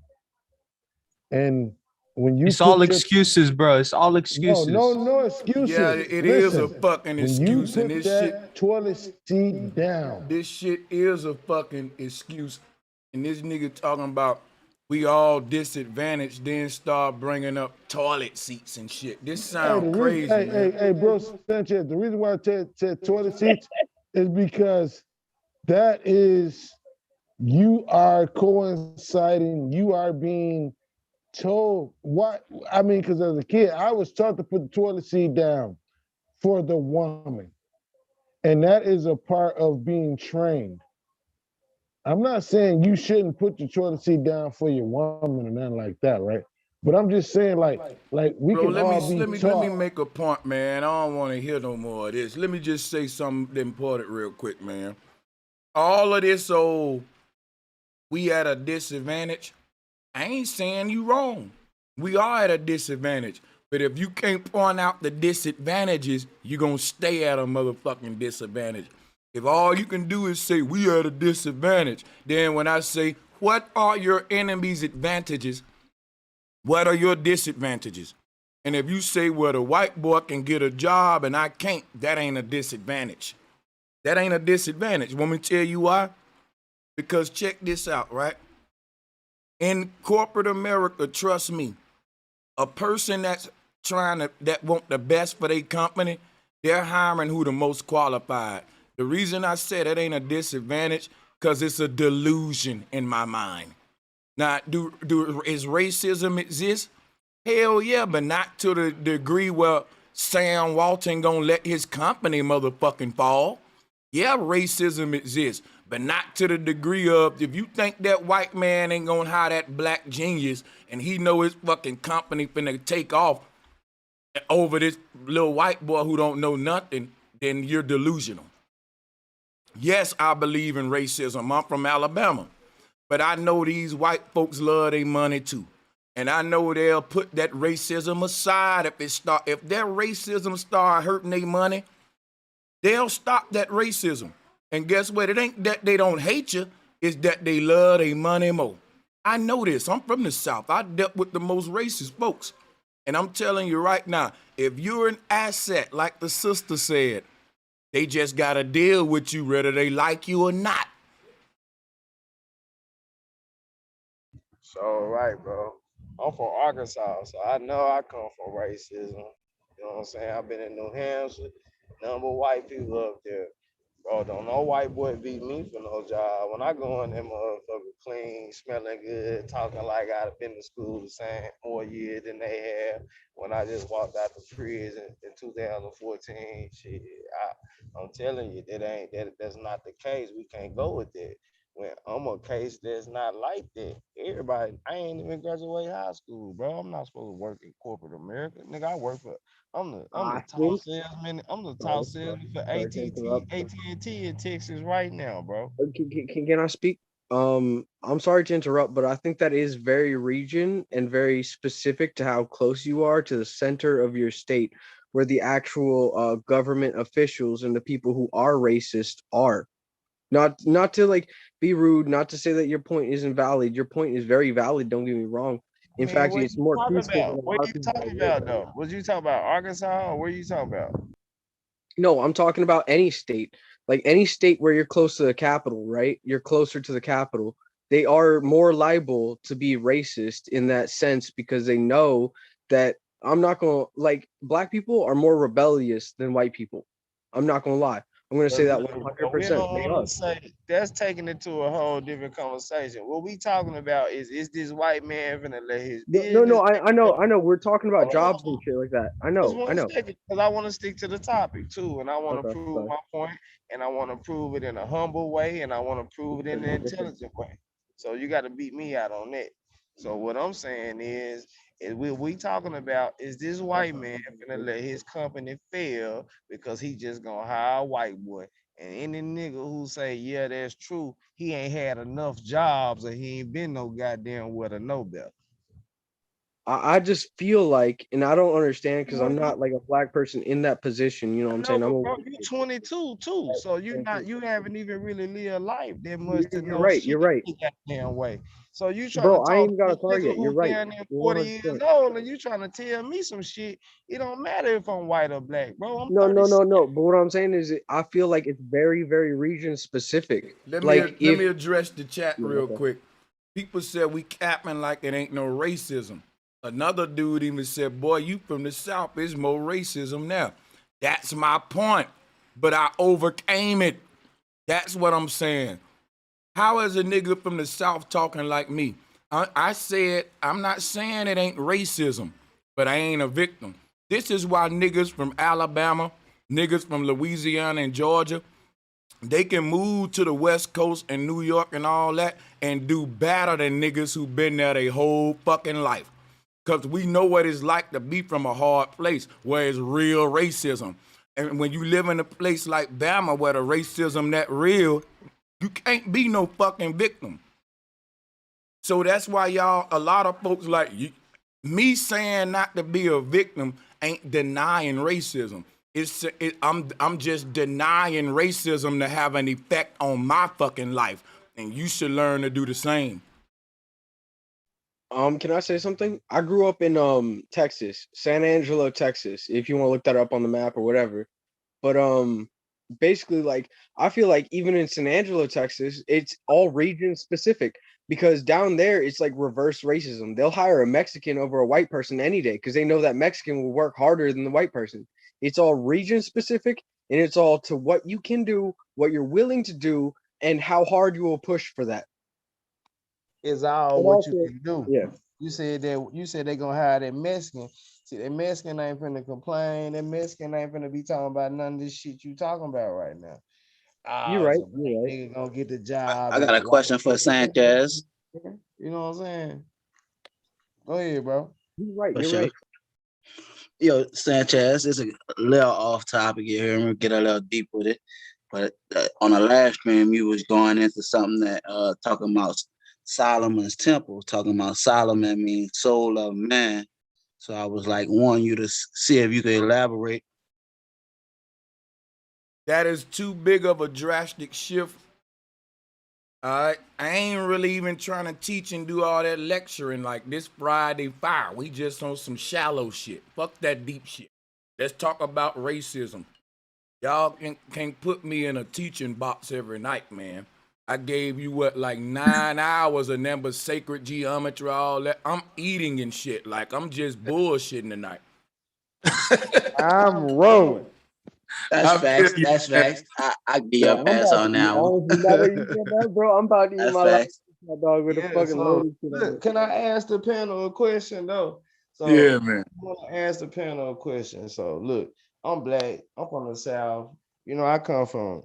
See, I got my great grandfathers on both sides of my family was white, but I'm Indian, so they was white Indians, and then my great grandmothers black Indians, but the white Indians was like the niggers back then.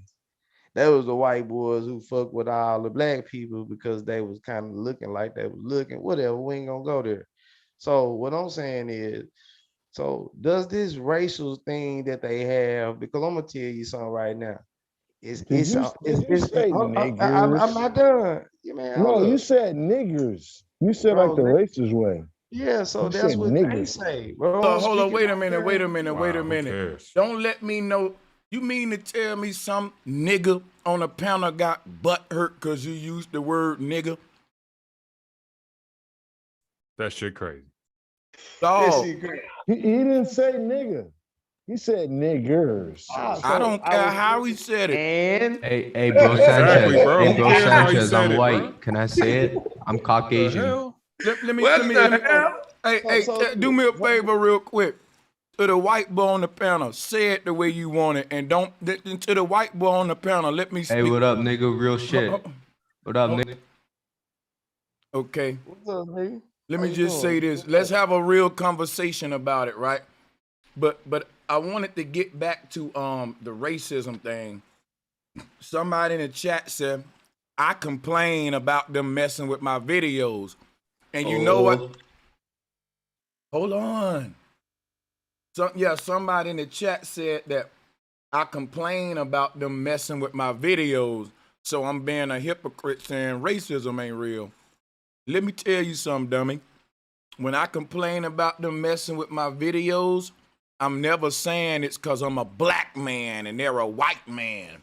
It's because I'm telling the truth. That's my point. Quit making it about black and white. If a white man telling the truth, they gonna fuck with his videos too. Open up your 100%. goddamn eyes and see what's Yes. going on. Yes, absolutely. Yeah, my question was, so I'm listen. rolling at the sister with the cute proper voice. Yeah, I she swear got you that got me proper rolling. voice, don't she? Look, I seriously want to Like, ask. actually, But yes, excellent. so, I'm like, so, so, that shit funny.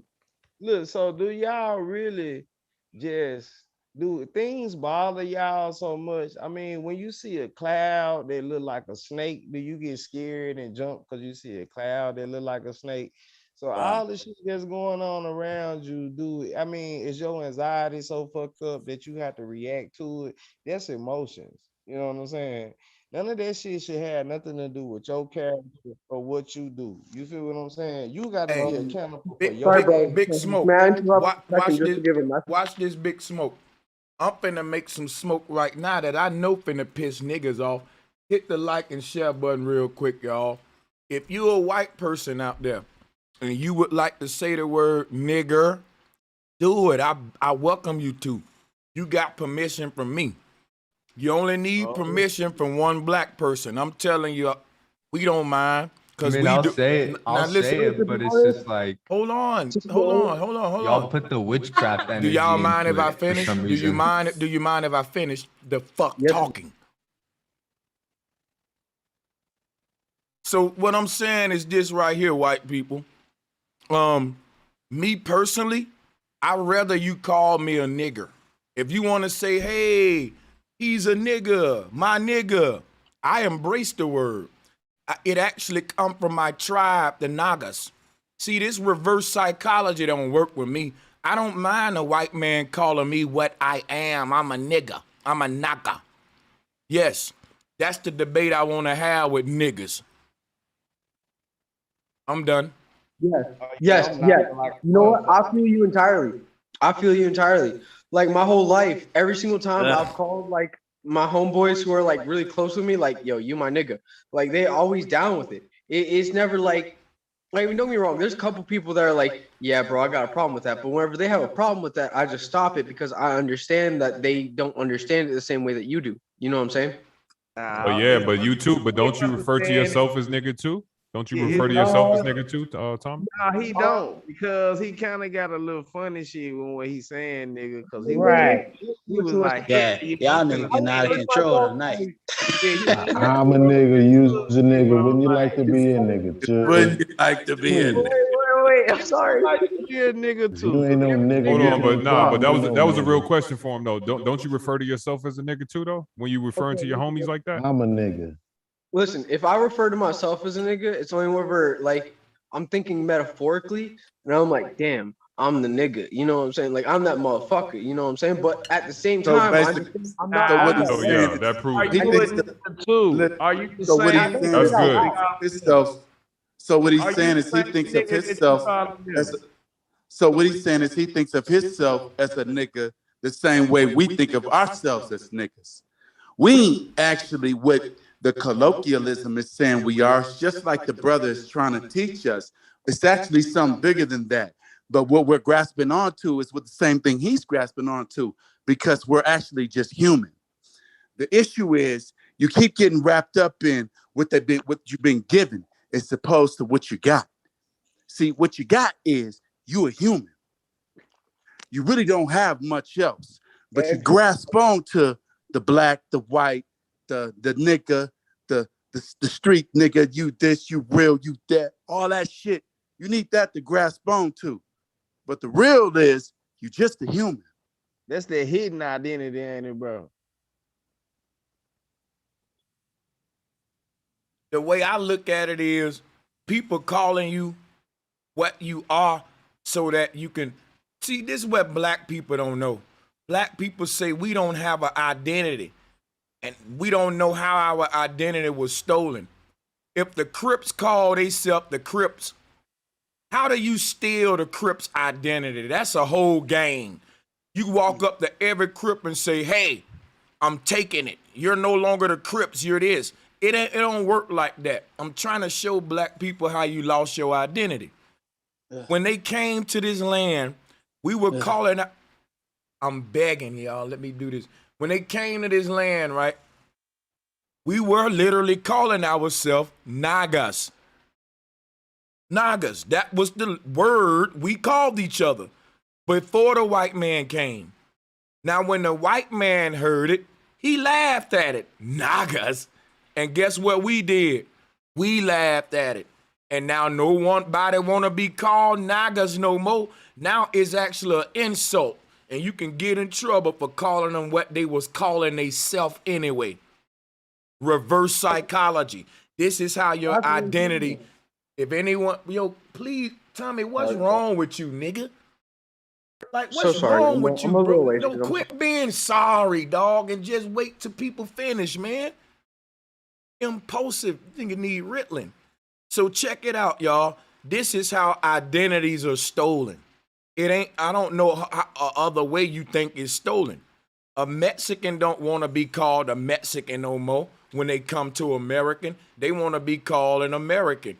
A lot of Mexicans will tell you, don't call me no Mexican American. Call me an American. A lot of blacks will tell you, don't even call me a black American. I'm an American. And you're neither none of that shit. Guess what? You trying to assimilate and you don't even know it. Like, we said we don't have an identity. I'm showing you how I got stolen with reverse psychology. How can I prove that we are indeed the niggas and that's what we called ourselves? If you look around the world today, every fucking continent on this earth know black people as niggas. Every single continent. Everybody else don't know us as Moors and Egyptians and Americans. Why is it that the one word everybody on the earth know this group of people as is Nagas?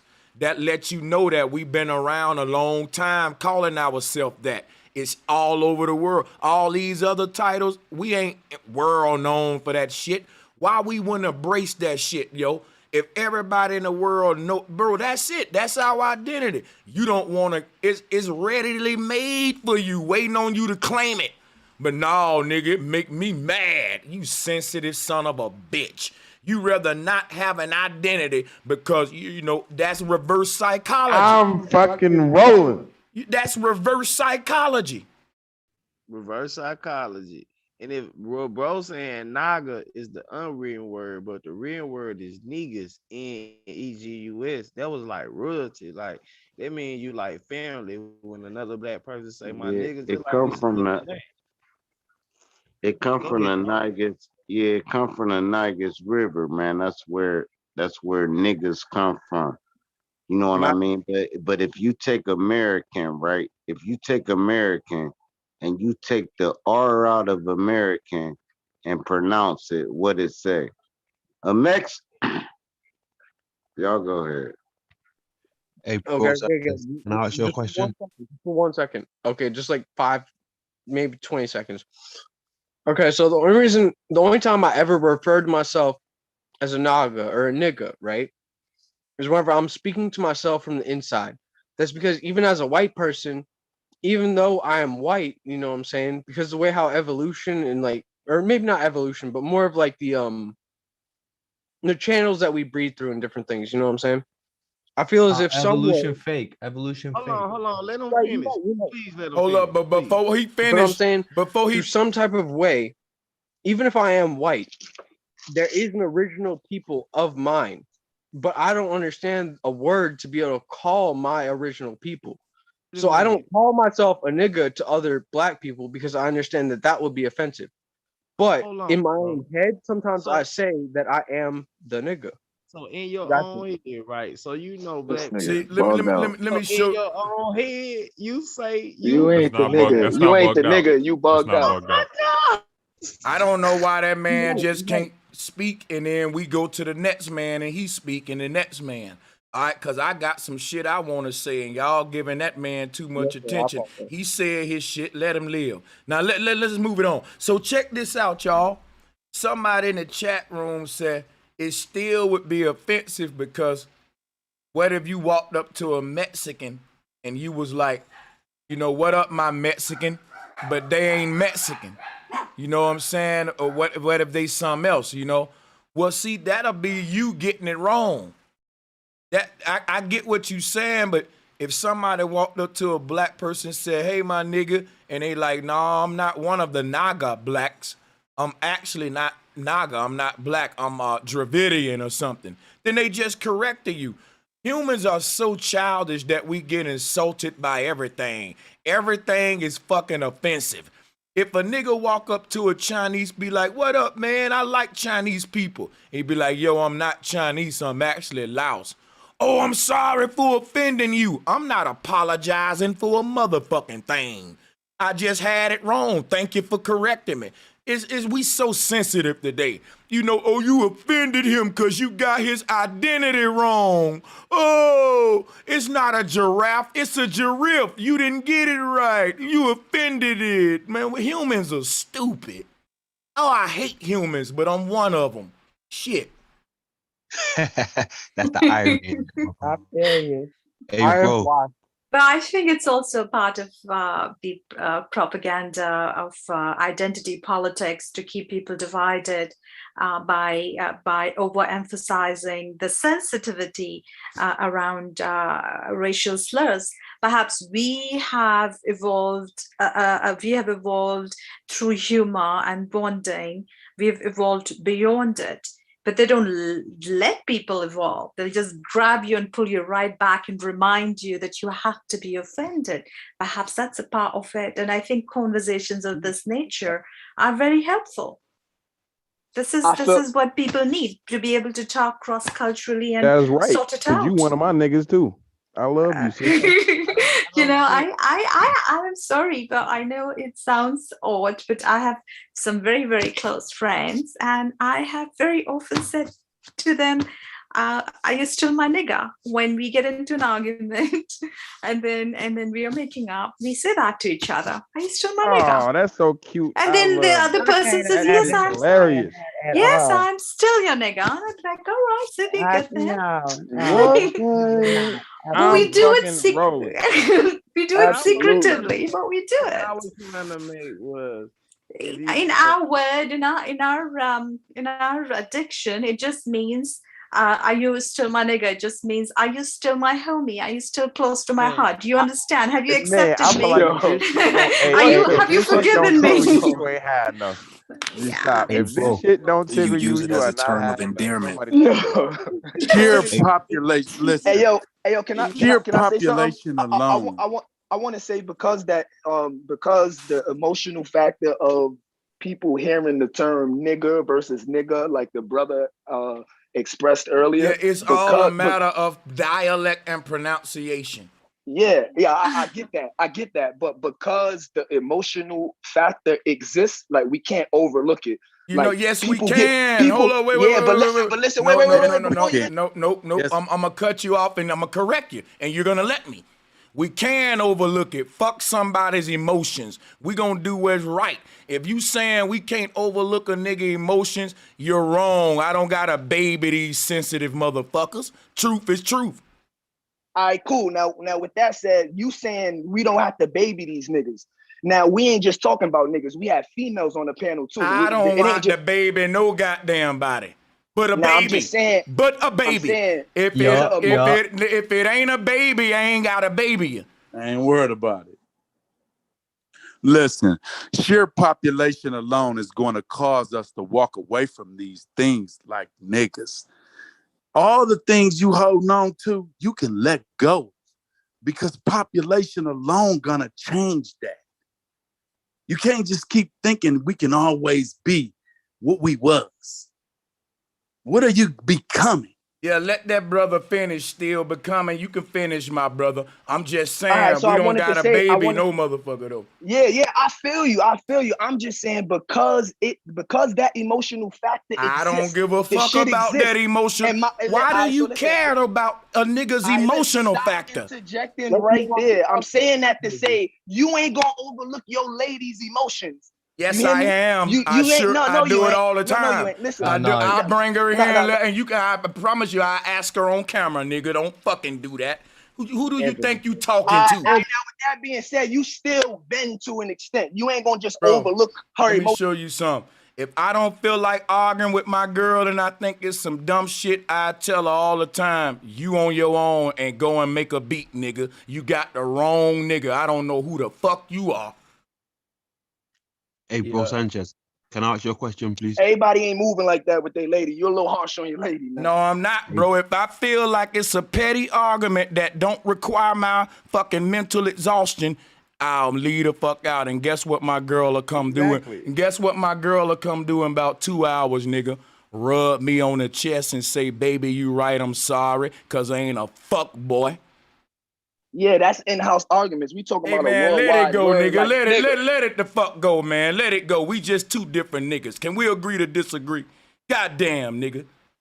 All right, I respect that. Listen, I respect that. We agree to disagree. We two different niggas. You know what I mean? I'm gonna respect my lady. Nah, you a simp. Nah, you a simp. Right, you a let simp. it go, nigga. You don't got a lady. Let it go. Nigga that said I'm a simp, you sound like you don't got a lady. But I ain't gonna get emo though. A lady don't, nigga. You are gonna get emo. Cause you the nigga that's gonna go tit for tat with your girl about every fucking thing, and I'm a nigga that's only gonna argue with my girl when I think it's worthy of an argument.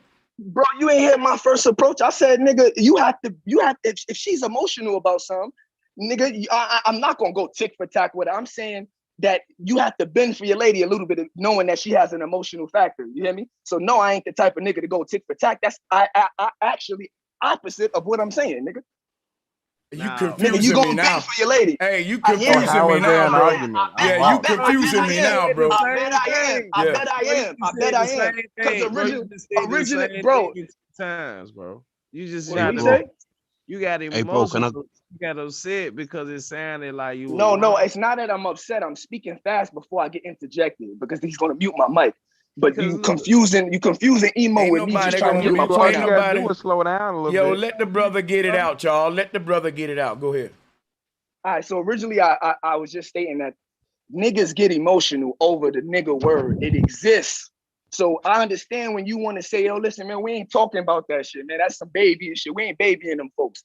But being that the shit exists and niggas will pop a nigga over it, some niggas can't control their temper. Shit escalates over that shit. I gave the example in the chat how the females use Let me the show term you something. bitch. Females use bitch on a friendly level all One at a the time. You can't go, you ain't sharing the mic. You made a point. Now you want to make another one. That's called mic hogging, bro. 1 point at a time, man. Right, you just made a point about how people will shoot you over it and stuff. We ain't getting with the females and the bitch word. Let me get the mic now. Let me deal with the first point you made. All right, that's being fair right there. Now check this out, bro. I'm gonna give you a good example. In California, if you ain't no blood, you can't walk up to a blood and be like, "What up, blood?" You know why? Because you ain't no blood. Now, even though that's that man's identity, you can't even call him what he is because you ain't one of them. Only people that's one of what he is can actually call him what he is. That's gang culture. The only way I can walk up to him and say, "What up, blood?" is if I'm one too. Now, if I'm a blood and I know I'm really in this thing and I'm official, and I walk up to a nigga and say, "What up, blood?" and he don't acknowledge it, that mean he don't respect my gangster. That mean, nigga, you ain't no blood. Move, bitch, you a fake blood. What? Now, in the case of the word nigga, I don't understand where you're going with this, bro. Because you ain't shutting the fuck up, you disrespectful. I almost called you something, You but I'm emo, gonna give you, man. but I'm gonna give you a pass. You're emo, nigga, because you don't know how to mute like everybody else. How you're not emo when everybody on the panel listening to me and you feel the need to be a bitch and cut in, and you've been doing it the whole show. You and the other dude, you Tommy. sparring, you responding to me. Hey, man, well, let me finish. It ain't a spar, nigga, if I can't talk when it's my turn, but you can only talk when it's your turn. That's unfair. God damn it, it's my turn. You don't talk till it's yours. All right? God damn it. Now, like I was saying, because you finna see my point if you listen. The point is, if you feel like you are a nigga and you identify with the word in a certain way, and somebody say, "Man, look here, stop saying the word nigga," we can fight then. Because you ain't gonna tell me how to identify. That's like telling a blood, "Stop saying the word blood." That's disrespectful to plasma in your veins. That's like telling a crip, "Quit saying the word crip," and you know you ain't crippled. That's making fun of crippled people. The crip don't give a fuck. Make him stop. The crip gonna say, "Nigga, make me stop." Because guess what? You gotta fight for your right to identify how you wanna identify. And if you ain't willing to fight for it, then don't get mad when a nigga call you a bitch. When a nigga call, "Hey, Tommy, I'm gonna have to mute you, put you in timeout a minute. You're a little too crunk, nigga. You interrupting me too much." Now check this out, bro. You wanna be something and identify yourself as something, be willing to die for it. Learn a lesson from the goddamn gangs. The gangs ain't catering to emotions. If a blood ask a crip, "Oh, you a crip?" The crip ain't gonna get scared and be like, "Oh, I ain't a crip," to not hurt the blood feelings or to fucking hide his identity. He gonna say, "Yeah, nigga, I'm a crip, and what you wanna do about it?" So if I'm saying I'm a nigga, if somebody's saying you need to quit using the word nigga, we can square up about it. I'll die about it. If my identity mean that much to me, we say it does. Because if you ain't willing to die for it, guess what? They can call you whatever they want to call you. And that's what they did. They called you a fucking slave, a bitch. Because if I say nigga, if you say you a nigga and I say stop using that word and you listen to me, I'm going to say, "Oh, he do what I say." Stop calling yourself a nigga and start calling yourself a bitch, because that's what you are for doing what I said. You my bitch. So if you ain't willing to fight me, then guess what? Either you're going to be a bitch or you're going to fight me every day to call yourself a nigga. If you want to be a nigga, you got to fight me every day. Other than that, you got to be a bitch. Now, I don't know about you. I'm willing to fight to identify how I want to identify as a man. I think it's that important. All right, man. I get that, man. We can move on because I don't even want to talk on that no more. Originally, I said you ain't really address it. You talking about bitches and niggas. All right, let somebody else go, man. You said you want to move on. You ain't got to tell them what I'm talking about. They heard it. They can rewind it. They heard it. Can I go? They heard it. Can Just I go, move on. please? Yeah, just move Bro, on. can I go? Go ahead, bro. Mama's son. Go ahead. My mama's son. Can I go? What's happening? What's happening? What's good, Adrian? Salutes. Salute. Thank you, my brother. Peace to the panel and peace to the chat as always. Basically, it's something that you said earlier, right? And it always sits with me when you say it. It's when you say we are the Naga people, right? And it's like in some of your teachings, like you might say diversity was all over this world, right? And I like when you say that, right? It sits right with me when you say that.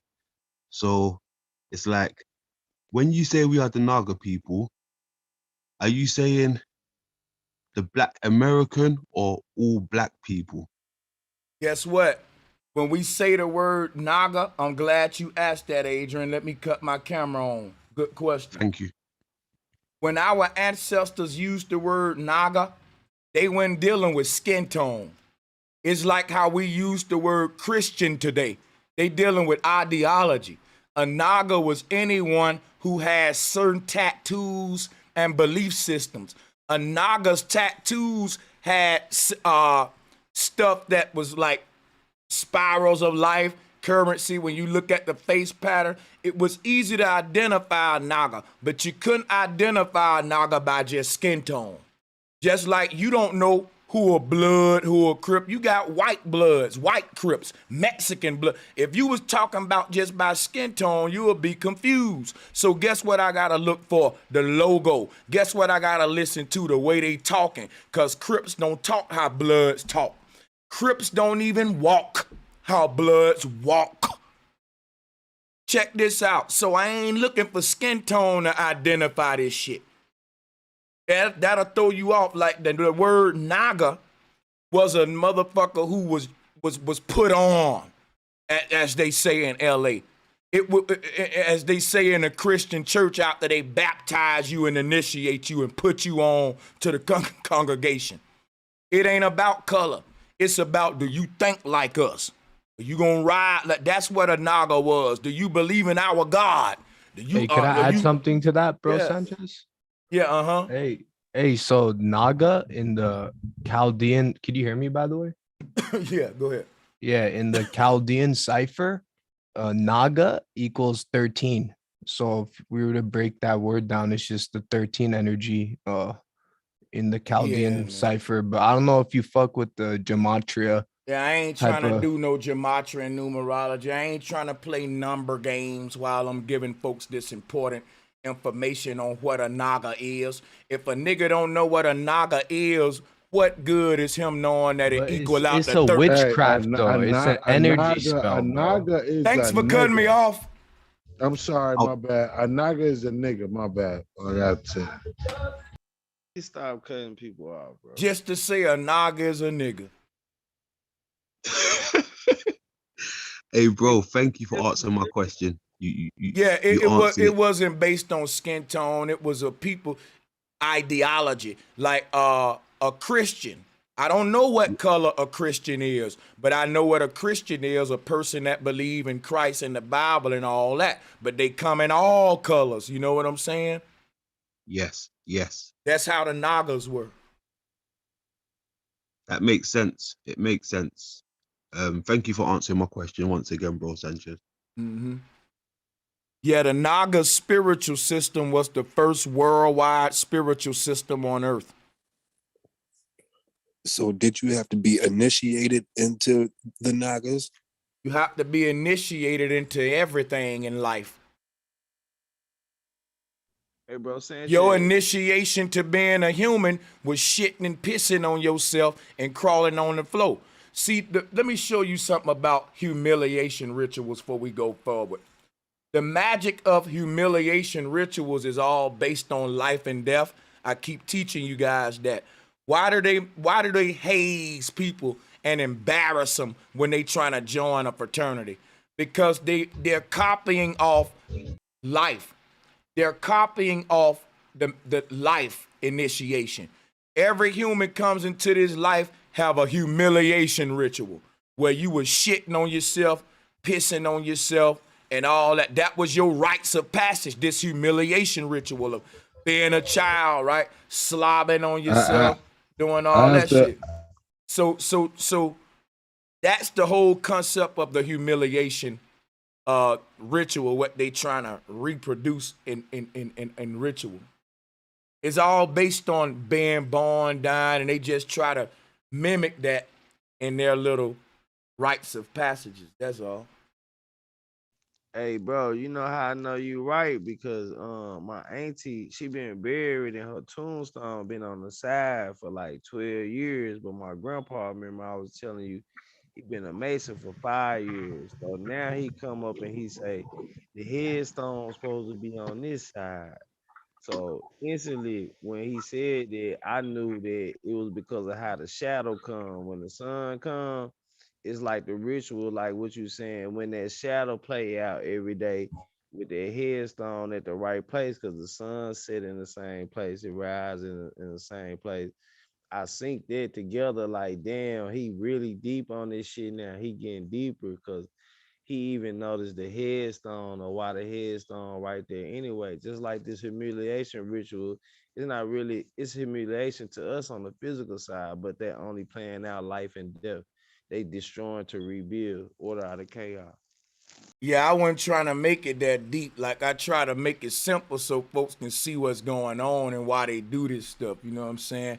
Only thing I was saying was everything in life has a humiliation at its initiation point. That's all I'm saying. Like, when you look at a pee-wee football team, it's funny to look at. The helmet bigger than they fucking shoulders. It's humiliating, like, from this side. They think they doing it, but to us, it's like, they cute. It ain't the big guys yet. They ain't hit hard. Like, that's your humiliation ritual. Because when Emmitt Smith go watch his football games as a little toddler, that's the energy you get. It ain't like a bad humiliation. It's almost like a humbling humiliation, which where the word humiliation come from, humble, humiliation. It was there to humble you. So if a nigga grow too big, I can say, bro, look at your toddler videos. You weren't always this great. Look at you. Like, humble yourself. And through humiliating him, like, I get it. It's not that deep. It's very simple. That we start off everything making mistakes until we get to be experts. And if we go back and look at that beginning phase, once we become a legend, it'll be humbling or humiliating. That's fire. And back to the Nigus, right? Like I said, man, it comes. I want to make one rule right now. When I'm talking, everybody stay muted. Because the whole while I was talking, I was getting feedback. And then when I'm done, you can unmute. Go ahead, man. All right, cool. Back to the Nigus, right? It was a bunch of black people that was chilling by the river or whatever. And then when other races came around, they was like, yeah, they were one of them Nigus people, right? Because we is controlling the river. This where nigga come from. This is where Nigus come from. It comes from black people controlling that whole river system, right? So then you get niggas. So them niggas, they gathered them up. They ain't come from Africa or nothing. They gathered them up and took over that resource. That was the first resource they took over. You understand what I'm telling y'all? So now when they call you a Nigus, they actually saying you is one of the ancestral gods. You was the people that taught everybody how to plant. You was the people that taught these people to run the river system so you can have running water. You were the people. And then they brought you to a Moricon, and now they got you thinking you don't know your identity. You was the one that controlled the rivers, all the rivers through the world. That's what a nigga is. But y'all go ahead. Hey, Hey, but drop. drop. Hey, Sanchez, I got a Hey, question for drop. you. Hey, it's just 2 seconds. Hey, drop. That's why what you saying so true, because that's why you got a white boy who's saying, I'm a nigga, man. I tell myself I'm a nigga, man, because the niggas, because that's how they look at this shit. Like what you just said. You feel me? Hey, Sanchez, I got a question for you based off you saying the Naga was the first spiritual system. Yeah, before My, you go with the question, let me it's quick. just say, everybody on the panel, man, I've been turning it up, but don't take me serious. I get frustrated, but man, I got mad respect and love for y'all. Let's keep it going. Yeah, no doubt. So my question is based off you saying Naga was the first spiritual system. So I also follow you with your whole with the conceiving the versus the creator idea that you shared. And based on that, right? Being that the Naga was the first spiritual system, were there what we call, those white boys or European boys, what were, because you say all folks was conceived at the same time, like the roses, like the fishes, like all the multicolored things on earth. So were those white folks a part of that first Naga spiritual system? So I don't know if you heard me, but I was asking, were white folks a part of the first Naga spiritual system? Yeah, the first Naga spiritual system. See, when we go back, when you use words like white, black, and all that to refer to humans, when we going back to the time of the Nagas, these weren't even concepts. Motherfuckers weren't saying, yeah, motherfuckers weren't saying he's white, I'm black. That didn't exist during this time. Okay. Yeah. Okay. So is it safer to say to ask if there were pale skinned folks? Like, we ain't gonna get lost in the white and black, but you know who I'm referring to. Pale skinned people those folks let there? me answer you. Pale skinned people don't exist on this earth. I never saw a pale skinned person in my life, because pale is clear, right? A see-through human. All right, so cool. Were the Tims a part of the Naga spiritual system? Okay, I just said the Naga spiritual system was just like the Christians. No matter your skin tone, if you adopted that ideology, you was one of them. Yeah. Okay. Nah, this ain't no smoke. This is literally me trying this to, is all good. It's all good. Yeah. Yeah, no doubt. Now, one more question. Like, would they have put this on their stones, on their caves, on their pyramids? Like, do they show the Tim's presence in the Naga spiritual system at the time?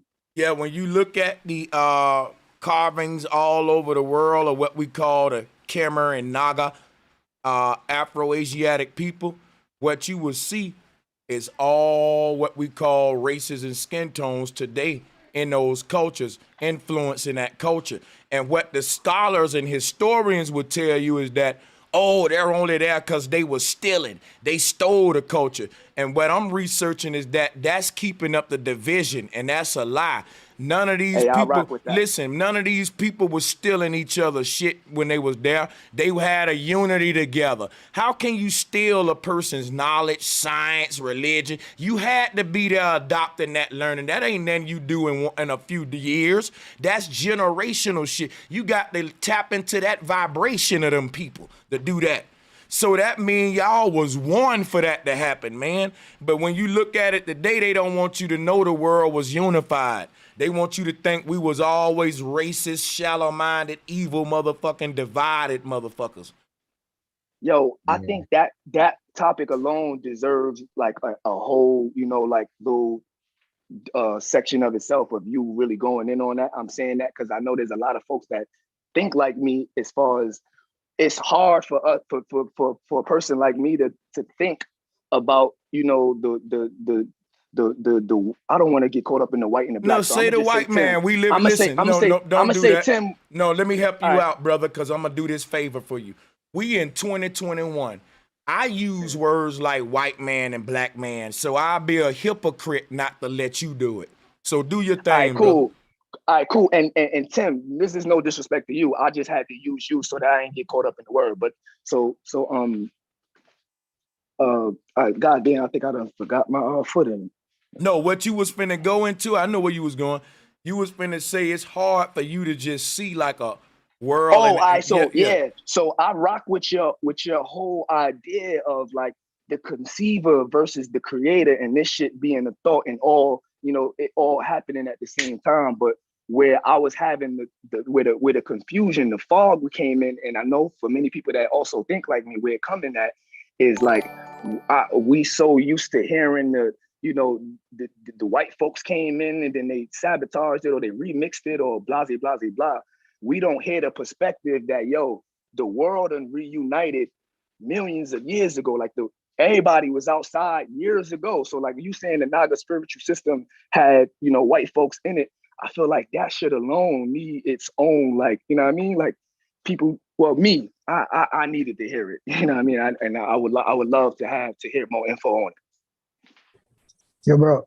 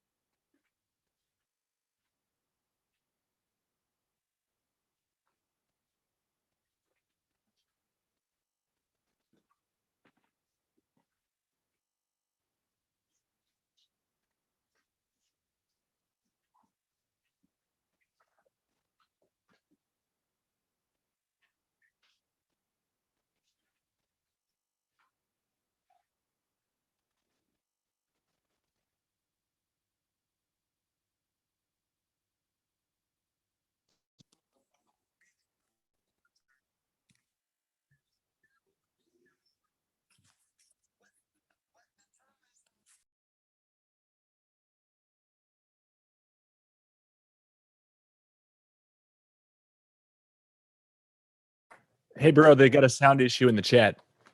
No sound in the chat. Okay, my bad, y'all. You know I was goddamn. I had that OBS part muted. I'm gonna repeat this real quick, right? Damn, I was saying some good stuff now that I think about it, and I forgot where I was going, what I was saying. Bro, yo, bro, can I say something? Nope, because the people want to hear what I was saying, what they missed, and you ain't just gonna change it like that. I'm gonna give it to them. If you ain't if you ain't gonna help me remember what I forgot, then you just saying fuck all that, nigga. Let's go. And I don't I just like want to that. chime in. Yeah, you gotta wait, bro. So check this out, man. What I was saying was a spiritual order always ruled us. When spirituality became religion, then you had a religious government. But how we thought about the creator always dictated what we did in the creation based upon what we thought the creator allow us to do and don't allow us to do.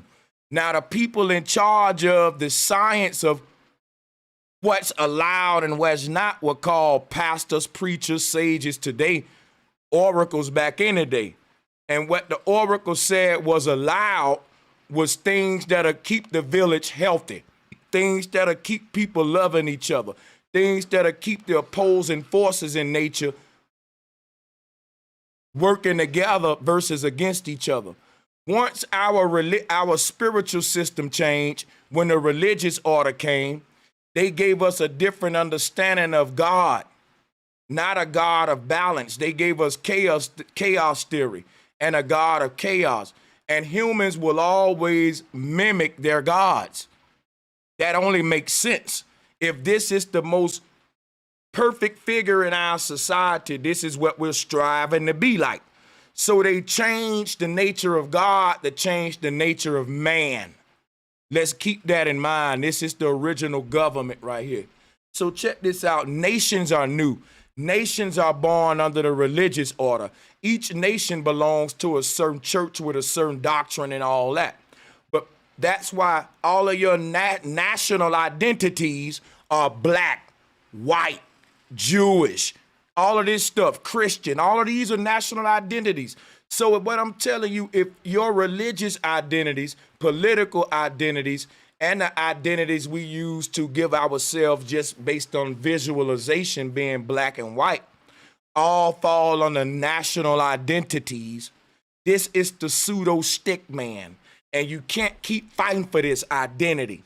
You're not black, you're not American, and you're not Christian and you're not Jewish. You are infinite, eternal. Period.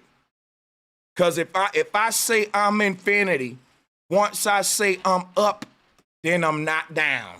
If infinity is everything, once you say you infinity, that's it.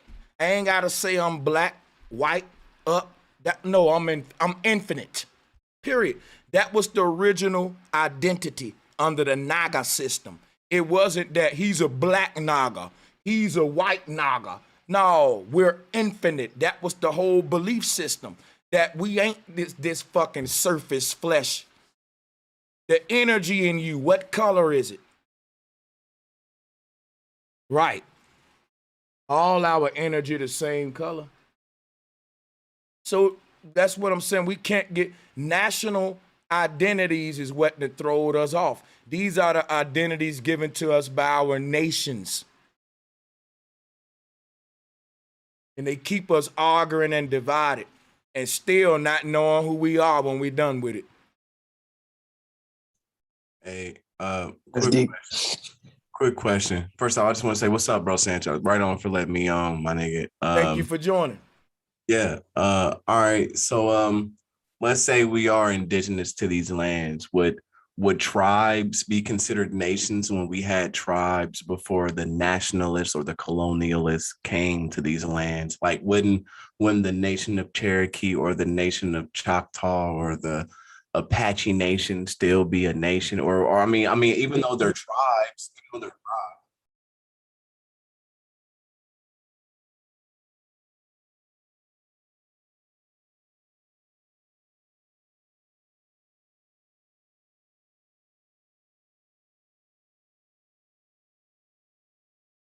well, I mean, if you could, because I mean, now that you do that, I mean, it kind of like for me, it kind of draws like a little bit of a barrier because these were like for the tribes would go to war for certain lands. I mean, it wouldn't be like too much of it. It wouldn't be like war. Like I mean, man, I don't know how the wars would be because I wasn't there, but I mean, they definitely battled over certain lands. You know what I mean, with multiple.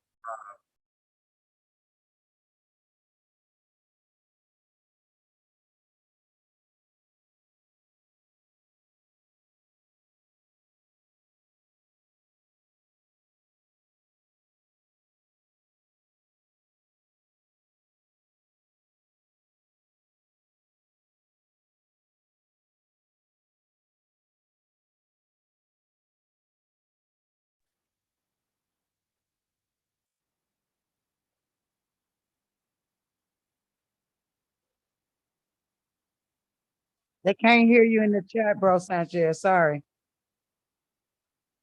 Yeah, what I was telling them was just because those people had the truth and an advanced spiritual system don't mean that they didn't get into fights and all that.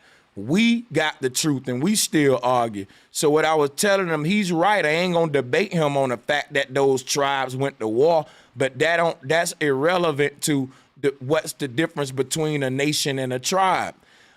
People ain't gonna always get along, but those tribes had the truth. And at the end of the day, the air they breathe was clean.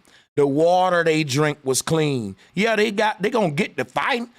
Even in a heavenly abode where the water clean and we eating and we all vegans and some niggas gonna get the fighting. I ain't that naive. We still gonna do little stuff like that. But not to the degree to where that is the norm in our world. Today, evil the norm. Back then, good was the norm. That's all I was saying.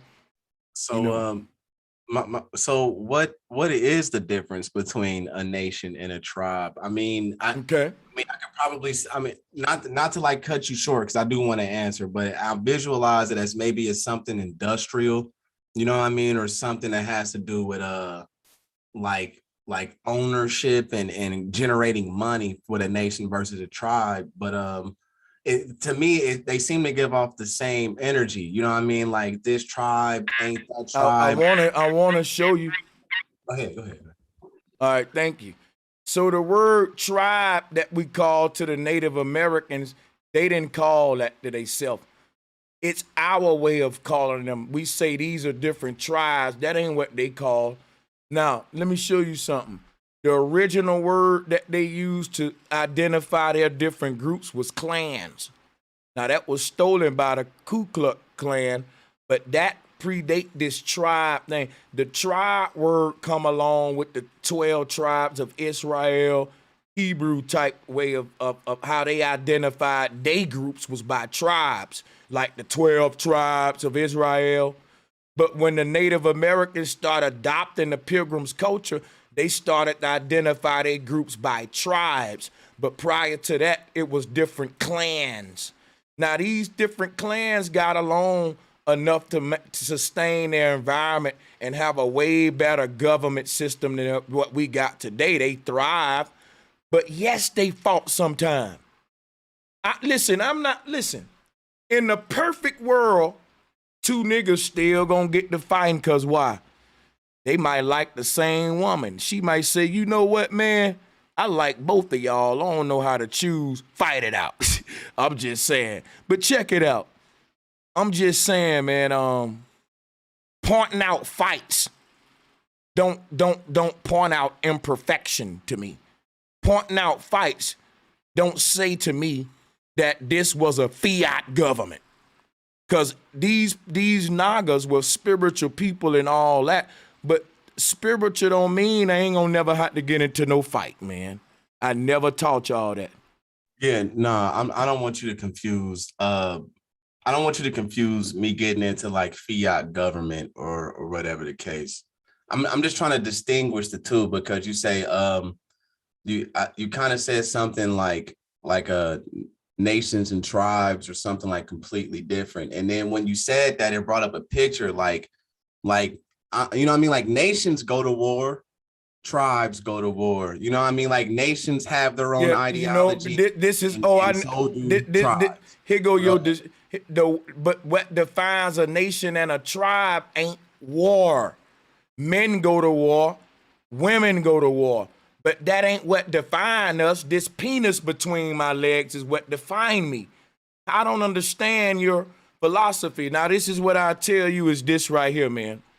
The distinction between a nation and a tribe is how they are born. They both are groups, but how the group is formed is its distinction. And this is the distinction between a football team and a damn street gang. They both are groups, but what distinguishes them is how they was formed and why they was formed. A tribe or a clan in Mesoamerican world wasn't formed to dominate another motherfucker or to indoctrinate masses of people and jab them up and tax the hell out of them. It wasn't built for that. A tribe was built simply to sustain a group of people in a certain area with the resources in that area.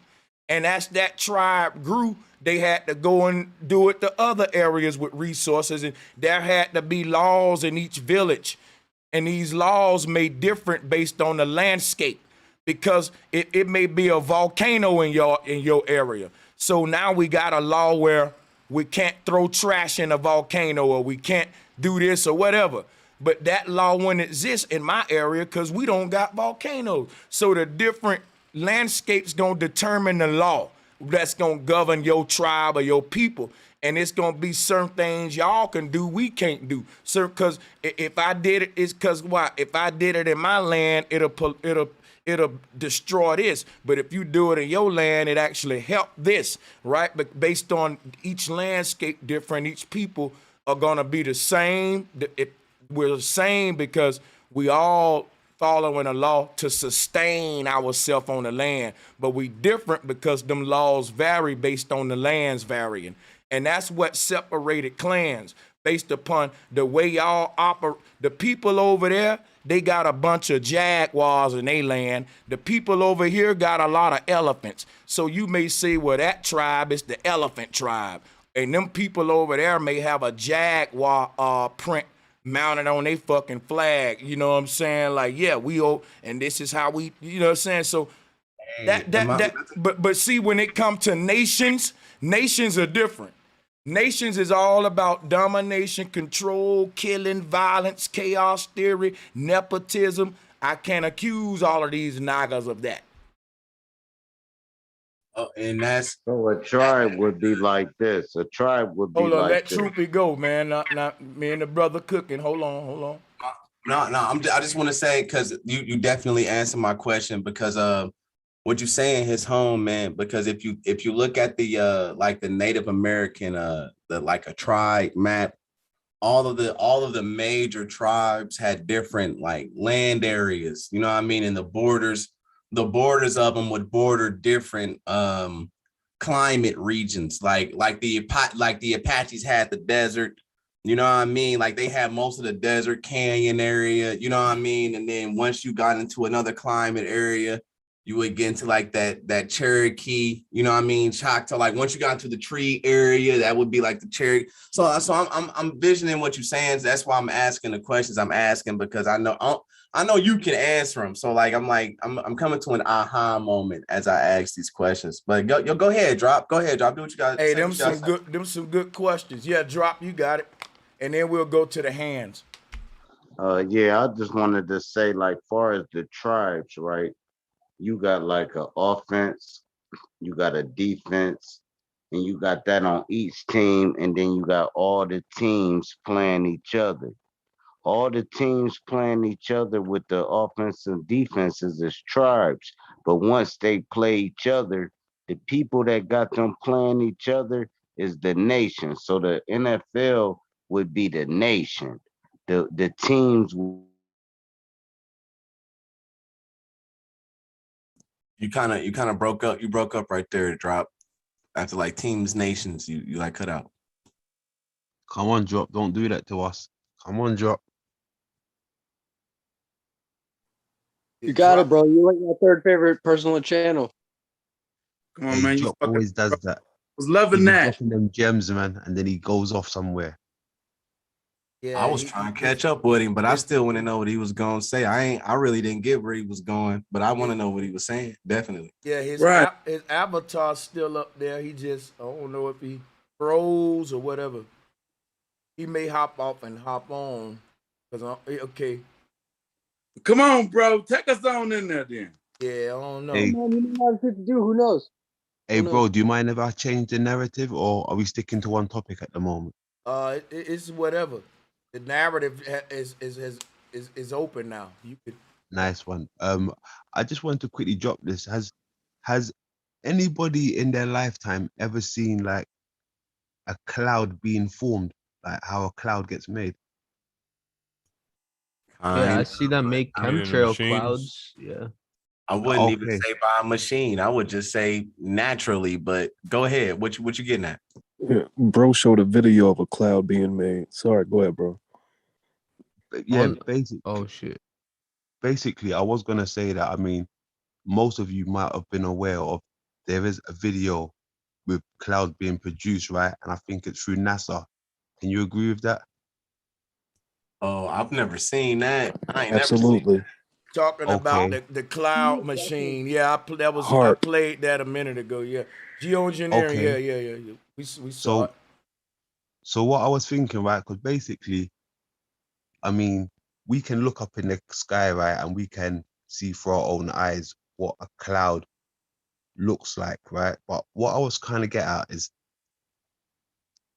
we've seen it get produced through NASA. So like we know when we're looking up in the clouds, it might be artificial, right? But they say that water, the clouds get formed by water vapors, right? And all these things. But it's like sometimes when basically I'm over here in the UK, right? And I can look up in the sky sometimes. And I'm not sure in America, you might see it as well, but you get those big clouds that cloak the whole sky. It don't even look like it came from man-made. It looked like it might have been a different type of entity that made it. Like it cloaks the whole sky, right? Like they're trying to hide something. So I was thinking, can a machine really make that type of cloud where it cloaks the whole sky, right? So I was thinking, I was watching a program the other day and it was showing waterfalls, right? And when the waterfall was flowing, and it goes down to the bottom and it hits the rocks and these things, right? Some of these waterfalls, they produce small clouds, right? And some of these clouds go over the rainforest where they are, and they bring life and water to these forests, right?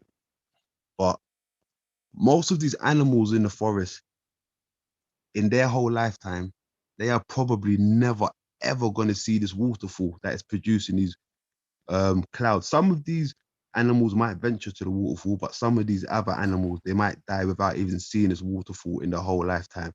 So that brought me back to my theory with the flat earth, right? I was thinking some of these clouds that we see, I think bro Sanchez just spoke about the how do you call it, the center, right, where everything gets recycled. And I've seen images of, like, how can I say, like a hole in the ocean or something where the waters get recycled.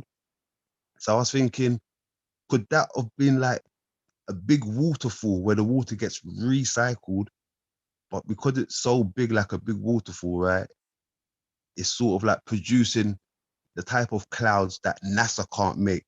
And that's the type of clouds that cloak the whole sky, just through the recycling of the water. I mean, I might sound off topic, but I wonder Well, if you anyone know can kind what? of grasp what I I'm would saying. say this, man. That right there is interesting. To the point where that's one of them things that it's interesting. I'm glad I heard it, but I don't really have a response for it. I'll see if anyone else does, but I'm glad you shared that, though. That's something to think about. Hey, I know I'm a little intoxicated right now, but I'm just gonna say this. There's this YouTuber that I've been listening to for a long time, and I've been kind of wanting to say this on the channel for a long time. I've been kind of putting it in the chat every now and again, but nobody really notices it. Grim Nasty on YouTube talks about chemtrails, not all the time, but like a little bit in his past. You know what I'm saying? I would say, because like whenever they first started, like being more prevalent, he started talking about them heavy. But I don't know. I feel like Bro Sanchez should look up Grim Nasty and probably talk to him like once or twice. I felt like that would be a big part of creating heaven upon earth, because like he feels like the sun, right? Because you think about the sun, and But what do I you know, feel like, bro? Why you? It's like, what is your experience? You know what I okay, mean? every Everyone single, watch YouTube. It's like, what's yeah, your I know. But observation, bro? You know? every single time I look into the sun, it's almost like I feel my chakras not aligned, but I can feel them. I can feel like almost every single one of them. Hold on, man. It's really weird. Don't get me wrong. I'm not saying take what I say for truth. But what I'm saying is investigate the topic, and Grim Nasty is a good place to All right, start. thank you. We're going to move it forward. Thank you. We'll Yes, check sir. it out. Yes, sir. Thank you very much. So was that was Adrian talking, right, about the waters from the waterfall, right? Correct. Uh-huh. Correct, Troopy. Okay. Here's my thing. You said some bugs, some animals will never see that waterfall. But Yeah, just like us. hold on, so go. What'd you say? Just like us, like we would never see the source of the beginning, basically, or the source of what keeps us going. You understand? Here's my theory on that, or my hypotheses, right? So the waterfall is making clouds, and just because the bugs or the animals that will never see that waterfall in the rainforest, just because they never see it, I think that doesn't mean those small clouds doesn't affect them, because that waterfall is supplying the entire Yeah, rainforest. that's true. You know what I mean? Yeah, you right, but I don't think he was saying that though. To see the point he was making, Troopy, was that waterfall vapor going way down there miles to the jungle is keeping them animals alive, but they don't know it's gonna keep them alive whether they acknowledge it or know it or not. But see, that's his whole point. That the air we breathe, the water we drink, it all is being generated at the North Pole, and we may never see the North Pole, the source of that which is keeping us alive, like them animals. That's what he was trying to say. There you go, mama son. There you go. Could we get to the North Pole, or are they gonna like shoot us if we pull up? I don't know, but I don't think a lot of people trying to find out. And and so that's why it's gonna take an act of bravery. I ain't gonna lie, I would like to go, but a lot of things pop in my mind. Cause one of my fears is dying in the ocean, and that's a lot of days at sea. And the ocean get rougher and rougher the more north you get, cause you're getting closer to the vortex. They gave you that Truman Show Listen, theory, bro. listen, some of your best captains died trying to explore the northern areas. So it ain't like no journey you made on some goofy, nonchalant shit. It's a dangerous journey. So when you was ready to make the journey to the North Pole, you was so skilled, it wasn't dangerous. In other words, technology, nature saying, I'm gonna put obstacles in your way. If you want to know the creator, you gotta hop over all these hurdles on your way to the North Pole. And on your way of hopping over all these hurdles, that's how you're getting to know the creator. Because you're saying, yo, I want to go to the north, but I got to cross this ocean. So guess what man had to do? Invent a boat. And when he invented the boat, he said, oh, this is what the creator did. The creator, if you look at a boat and look at the cosmos, our earth literally shaped like a boat. They like Noah's Ark or whatever. So check this out. When man made a boat, he got to know the creator. It's like and he said, okay, now I got my boat. Let me cross this ocean. Ah, man, look at that big old tornado right there. How we gonna get through it? And man had to come up with a way to penetrate that shit. Man said, look at these thick bushes and animals. Man created an axe, some arrows, and he kept going north. By the time he made it to the North Pole, he knew he was the creator, because all the technology he had to create just to make it to the North Pole, he became that which he was seeking for by the time he got there. So the technology found him. Like, On it already existed. Yeah, on his quest to go back home, he asked questions, and those questions were literally the answers that he was looking for when he said, who and what is the creator? See, when he said, how can I cross this ocean? That answers his question on who is the creator, because the creator is a problem solver. The creator is a technological innovator. And that's exactly what man became on his quest to understand creator. You gotta drop one of them bombs, man. Yeah, that's a bomb. That's a bomb. Becky, drop a bomb. Definitely, Becky, do it. Oh yeah. Hey brother, the other day, right, I was looking on this channel. I think the channel was called something like New World Hope or something like this. But basically, this woman, her name's Sylvia, and she came across footage of the sun blinking, like flashing. Have anybody on this panel ever seen that before? I've never seen a sun flashing. I've never seen a second sun. I've never seen the Biru. I've never seen none of that shit. And I'm gonna sit here and listen. I used to think that shit was real until I ran into Bro Sanchez in 2016. And then he made me realize how much of a dumbass I was for looking up in the sky all the time. That shit, listen, man, that shit is a game, bro. Like that second sun, blinking sun. Listen, bro, you can like niggas that even try to tell you that the moon is spinning, bro, and the moon will be looking at you the whole way across the sky. You know what I mean? It's Troopy, bro. It's a mind game. Hey, Troopy, my brother, I am definitely in agreement with you with that second sun, Nibiru shit and all of that crap. I can't take that shit, right? But what I'm saying is the sun that we see in the sky, that me and you see, that Bro Sanchez sees, everybody else see, was blinking. And I think it was in South Africa, right? And there was hundreds and thousands of people that witnessed this, but no one ever talks about it. Nah, to me, it flickers, but it don't flicker to where it's like on and off. It moves between like a red and like a reddish orange and a white and then a blue, like a fire. Like if you were to look at a fire from a long distance, It just looks like that, but a big ass fire. It's not like flickering though. Hey, but how do you even know? I mean, this might sound like crazy, but how do you even know the sun give light? You know what I'm saying? I mean, that might sound crazy, but I'm gonna give you an answer that don't sound crazy. I know the sun give light because it's taking away the dark. but like what space? But like the space that it's happening in. You know what I'm saying? Like All what right. space I does don't know that if derive that. from? I don't know. No offense. Now, I don't want to sound dumb. I don't know if this speculative question is gonna lead to a fruitful and beneficial outcome, but let's do it. How do we know if the sun really giving light? Okay, go ahead. No, I mean, I'm just throwing it out there. I'm not trying to prove I'm just throwing it out there. I mean, it sounds like a Masonic thing they taught us, you know? You gotta know what light is first, Daniel. Don't give light, bro, Daniel.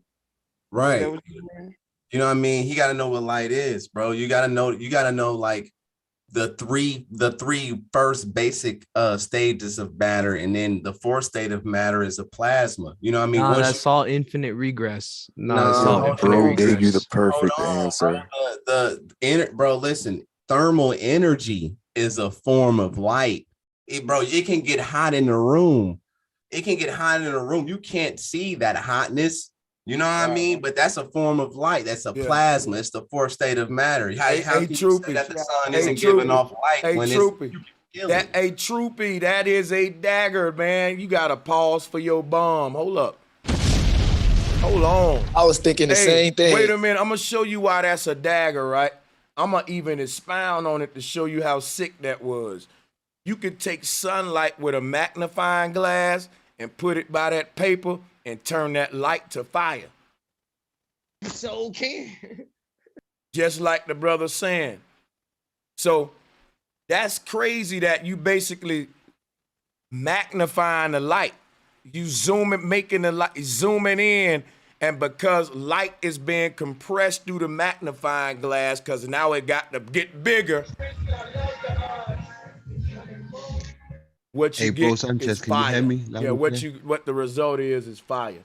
Yeah, go ahead.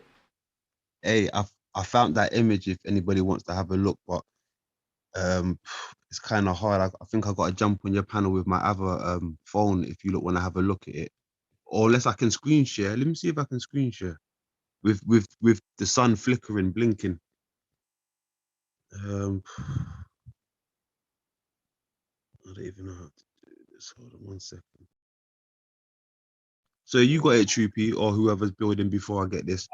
Why he saying that? I just wanted to say what Troopy was talking about. That's how we was talking about the thing that went with the light, the sound waves, the light, the water, the air, how all these things correlate, and they just like fish bowls or something to transmit energy through. It's just if you live on this level, you can't go to this level until you get the things that's gonna make you sustain in that level. You have to transform to another body that's gonna let you basically survive in that atmosphere. You know what I'm saying? If you're strong enough for conscious, that's the shit you be talking about, and that's how that light turn to fire like that, because the magnifying glass just transmitting it through to make it jump to its next. Hey, yo, let me add something. Hold on. But what I think is happening is, and I'm gonna quote bro Sanchez because I've been listening to him a long time. Bro, I've been going to sleep with it because he be having 9-hour sessions on, and I play it and I go to sleep listening to this nigga. So I'm a kind of quoting. So it's like if the most heaviest, densest form of light is solid matter, you see what I'm saying? Then taking a magnifying glass would be like converting the lightest form and condensing it down to the gaseous form. You know what I mean? Like it's just a focal point though. It's just light expanded versus light focused. The more focused you get light is the more solid you would get a material. Yeah, versus expanding the light and then being the lightest form of matter, which is why it is called light. And that's what bro Sanchez, the lightest form of matters, which is why it's called light, and light is a plasma. Plasma runs through your veins. So yeah, go ahead, bro. Yeah, no, that's it, because like when you taking that light under that magnifying glass, you ain't doing nothing but making a laser beam. Right. Yo, bro, Sanchez. So if the sun, okay, cool. So if the sun make the light, what's in it in a flashlight? If I put a battery in a flashlight, what is that that's making the light? What are you talking about right No, I'm talking about visible light. now? Bro, a flashlight ain't nothing to do. Yeah, I'm just saying. Nah, think he about got a it. point. Listen to him. Well, Just ask the explain que- yourself a little bit better, bro. Say it Yeah, again. Bro, Explain if it the better. sun really make its own light, visible What light. power? You asking what No. powers? He's asking what powers the sun, like a battery Okay, powers a so then flashlight. that's where you go to. That's where we get into this North Pole thing. Yeah, I was going to say, because the sun doesn't get its own light, and neither does the moon. They're the two thieves that take their power from the North Pole. Yeah. So what? Let me show you what Troop is saying, man. The sun and moon are converters. Now, what do I mean by that? They are converting the energy at the North Pole into red light and blue light. I thought y'all knew that. Oh, shoot.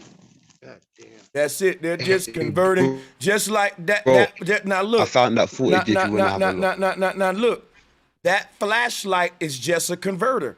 It's converting the energy of the batteries into light. So the flashlight will literally be the exact thing that the North Pole is. And if you stand that flashlight up, it'll look just like, let me show you something real quick. Think of a flashlight standing up on a handle part. And now think of the tree of life. See? Think of a wine glass. See that line, that stem with the triangle at the top. See the tree of life. And even when you think of that flashlight, it got the same sacred geometry. I love to give you the sacred geometry with it, man. That's my favorite part. Go ahead.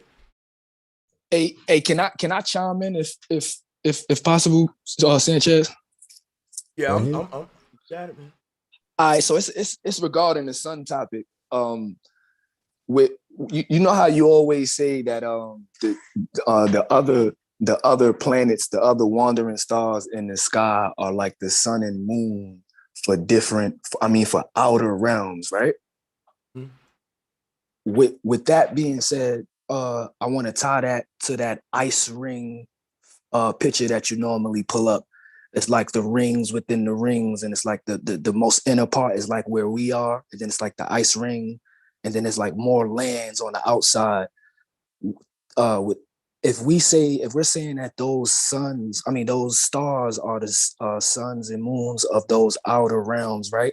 I want to ask, being that we can see those same stars from our realm, are the folks, or if there even are folks, but the lands within the outer rings, is there physical humanity there, like how we live in this experience here in them outer rings? And I'm asking that only because whenever I think of outer realms, or when folks in New York talk about outer realms, is on some astro travel shit. So in them outer realms, are they living a physical experience on them outer lands that we kind of say sometimes they cutting off the map? Listen, and here's my understanding. Those outer realms, it is us. It's us.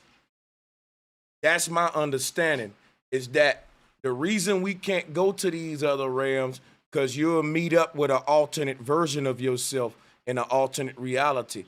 It's like this. Let's say you go to sleep and start dreaming, right?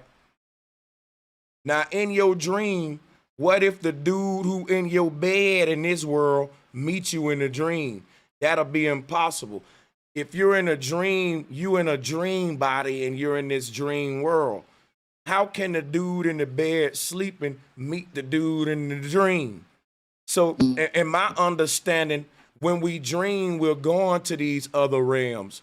These are the alternate realities we go to in the dreams. And when we're not there, that version of you is just living out its existence on autopilot. Not So- to sound dramatic, but that just gave me the chills a little bit. That was a perspective, and that was deep. One more thing I want to like throw in before I pass the mic is in those with the astro travel, like wait, damn, go ahead. It done slipped me. Go ahead and come back to me. I'll chime back in. Somebody Appreciate said, you answer. footage, bro? Appreciate you answering that though. yo, somebody Hey, bro, in the you ready chat, for this footage? somebody in the chat saying I'm muted, but I shouldn't be muted. Go ahead, bro. Are you ready for this, bro? Go ahead, you got it. Can you see this? You sharing it now? Let me see. Hold on. No, we don't Let see me know it. when you. Oh, Can you see it, anybody? Okay, I Oh, there see. we go.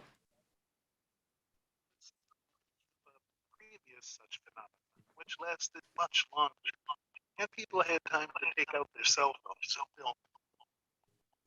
So, what thousands of people witnessed in SCOV is extremely important because it shows the connection between man, hell nah, bro. I ain't going for that one. I was going for that in high school. I ain't gonna stunt. But I ain't going for that one. Holy shit. Well, I want to say something. I seen something like that. Look, I was traveling tonight and I seen something just like that. And I kept asking my wife, I said, "Did you see that?" And she was like, "Nah, I wasn't looking." So at first I thought it was like one of those lights that you see on the airport. Hold on, And, someone's talking. Listen, there's some my- audio that I want you to hear. You can't really hear it if you're talking over the audio. And again, it was witnessed by thousands. And it was strong, not something slight. The miracle took place at the time of the Nigga, that's part of the hypnotism, bro. That's part of the that's Yeah, part of the miracle and they give shit. you a Yeah. visual and they give you an audio. I That's ain't gonna part lie. of the duality right there. That's that doo doo doo doo doo doo doo doo doo, that Twilight Zone music. Yeah. Hey Sanchez, I kind of remember what I wanted to ask. It was like those outer rings. Can we tie that to like the mirroring effect? Being that you said it would be like meeting yourself if you was to make it to them outer realms, like tying it to that Me that personally, mirroring. me personally, check this out, right? I think if we traveled north, we would travel into our true self. In other words, what they call the higher self was the source self. The body that the soul is in the body, but the soul don't exist where the body at. The soul's true home is the source of all energy where the compasses is pointing. Now, if you think about that, that's to say that that's your tethering line, your life pack, right? So when your soul mission is done, it disconnect from the body, and that's sort of like you being a soul or a spirit again. You're no longer in the body. You took the clothes off. But to make a long story short and answer your question, traveling north is going into yourself. It's kind of like going to the one that's even pondering. The mind that you use when you say, I want to think about this, or I want to do that, or I want to do that, that's this whole North Pole entity. The brain ain't the mind, but the mind exists in another dimensional space, and this is where our thoughts exist there. You can't touch them, but they are processed through a brain that you can touch. So the one that's thinking, that's observing, he don't even exist in the geographic location of the brain. But this mind is what they saying is the true self that's existing at the North Pole. And you know that's supposed to be saying like the seed of creation and all that. But check this out, right? Going away from the North Pole is going to the same thing, but just going to a outer. What you doing now? You're going away from the one that's observing and more into another something more to observe now. So it's the opposite now. You see what I'm saying? Yeah, there you go. Oh, fuck. Deep. That's deep. All right. I felt that, bro. Like, what yeah, the I fuck? saw it. I see I y'all zoomed got out of my chills body, with bro. that. Now, peep how this shit go right here. Traveling south, when you get to that wall right there, at the same rate you're walking to the south, all of the alternate versions of yourself on all the other rings are walking there too. And by the time you get to that wall, it's like going to be looking in a mirror. And when you bump your head left, of an alternate version of yourself gonna go right. When you raise your left hand, an alternate version of yourself gonna raise its left hand, but it's gonna be right from your perspective. Now, you know why this is true?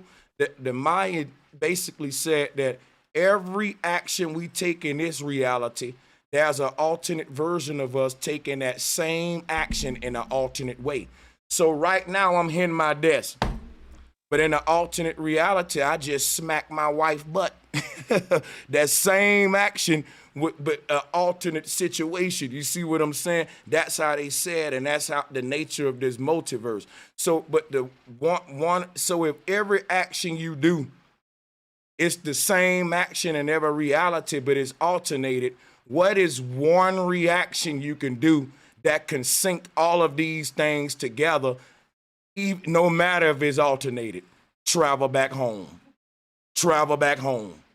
If I walk toward that wall, every version got to do that in an alternate way. Guess what that means?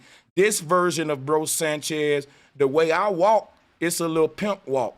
But there may be a version of me in an alternate reality that's wheeling its wheelchair back to that wall. And another version that's a pilot that's flying his helicopter to that wall. But we all gonna get to that wall at the same time.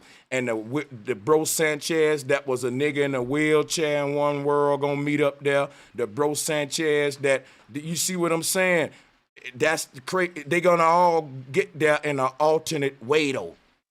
Can you elaborate on like when you were saying when we get further from the North Pole, we start observing more like shit?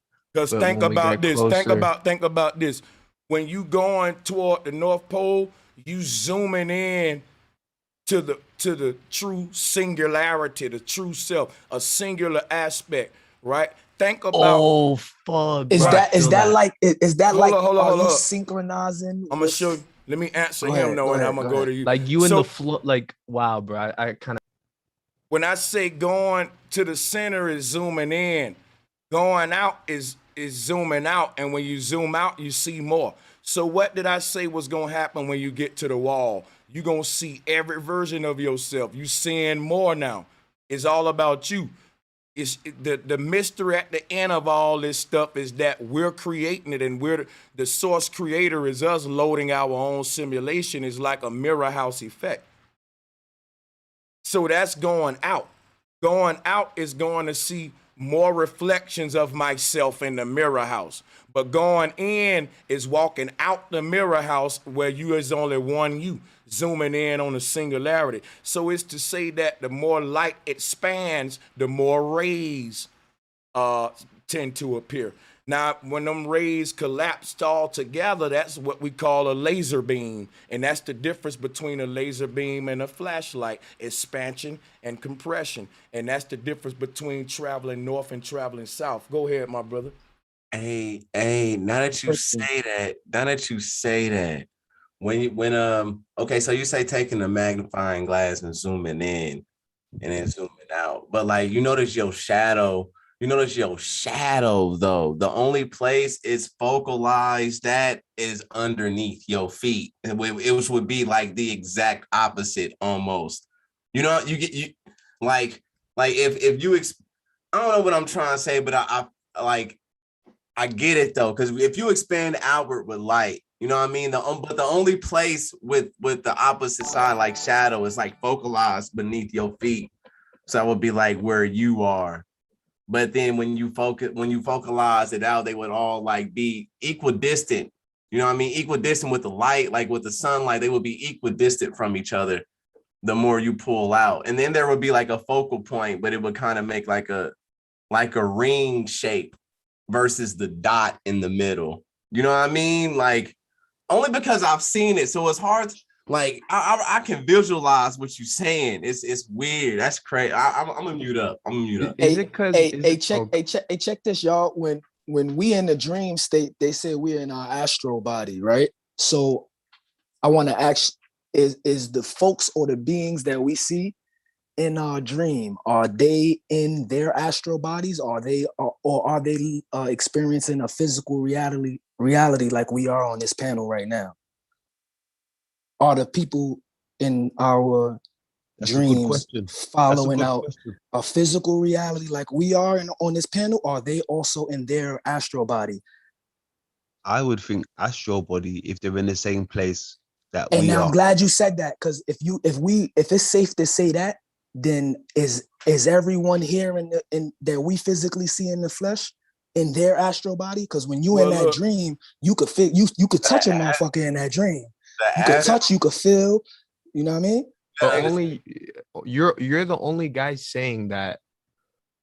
Never mind. It's all good. Well, yeah, I want. is that the drunk? Is that the drunk dude or what? Like I'm trying to build. Yo, no, it's all good, y'all. We ain't gotta do that because I gotta get ready to get out of here in a few, unfortunately. But this was a good bill. I could continue that. You talking about the astral body, but truth is, the astral body is just in all of the other bodies that you ain't, the consciousness ain't occupying. I was telling them how when we ain't in a dream, that version of you is still carrying on. You know what I'm saying?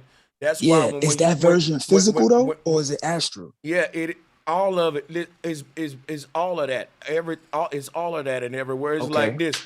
Think about this. That dream version of you ain't physical to the body that's sleeping in the bed. And the body that's sleeping in the bed ain't physical to the dream version. It's like you looking in the mirror saying, but it's that other version of me physical though? Is it astral?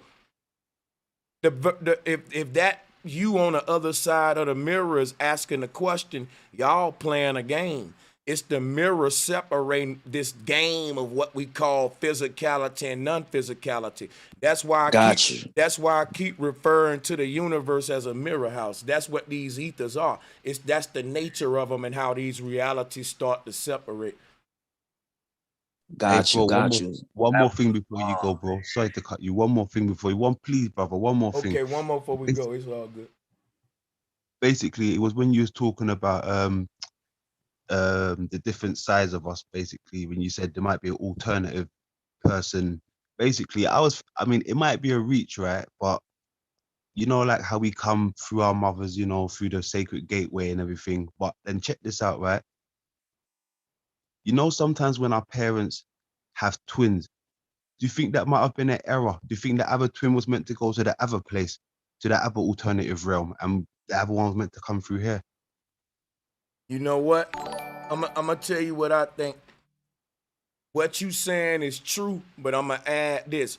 I think what identical twins are, I think that when we're born in this world, our consciousness is born in all of the alternate realities. And that, like you said, sometimes two of that person can be born out of one woman. So if that alternate version exists in the same space as this one. That's a theory to where we say, when a brother asked me earlier, I told him, look, the version of you that's in the bed can't meet up with the version of you that's in the dream, but maybe that's what twins are, my brother. Your alternate reality version that just so happened it was a glitch and that alternate version of you was born to here. So now it's a world out there that's missing a version of you. Yeah. If that's true, you know what I'm saying? So that's a theory. That's crazy. We could continue this tomorrow, man. We definitely gonna do it. I appreciate y'all, man. Y'all be safe and peace and much love, though. Thanks, Appreciate you, mom and son. For sure, my brother. Peace Hell and yeah. love. Much love to y'all. Inspired Phoenix, much love. Much love to my brother Young Q, all the people in the chat, the moderators. Leo, I see you out there, man. Hey, y'all, I see y'all tomorrow, man. For sure.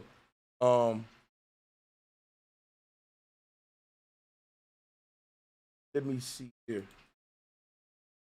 Right before I get out of here, let me check the Cash App. Though, man, I appreciate y'all support. Jackson Florentine and Gabe Real, thank you for the Cash Apps.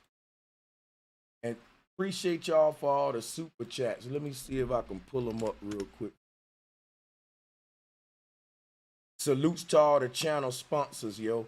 To the people who signed up to sponsor this channel. Let me go ahead and make it official. Yeah. Dave Jordans, thank you for the super chat. The pub night. Key Norfolk, thank you for the super chat and thank you for joining the show as well. Shout out to the sister Dun Treese. Thank you for the super chat. Oh, we must have had some echo earlier.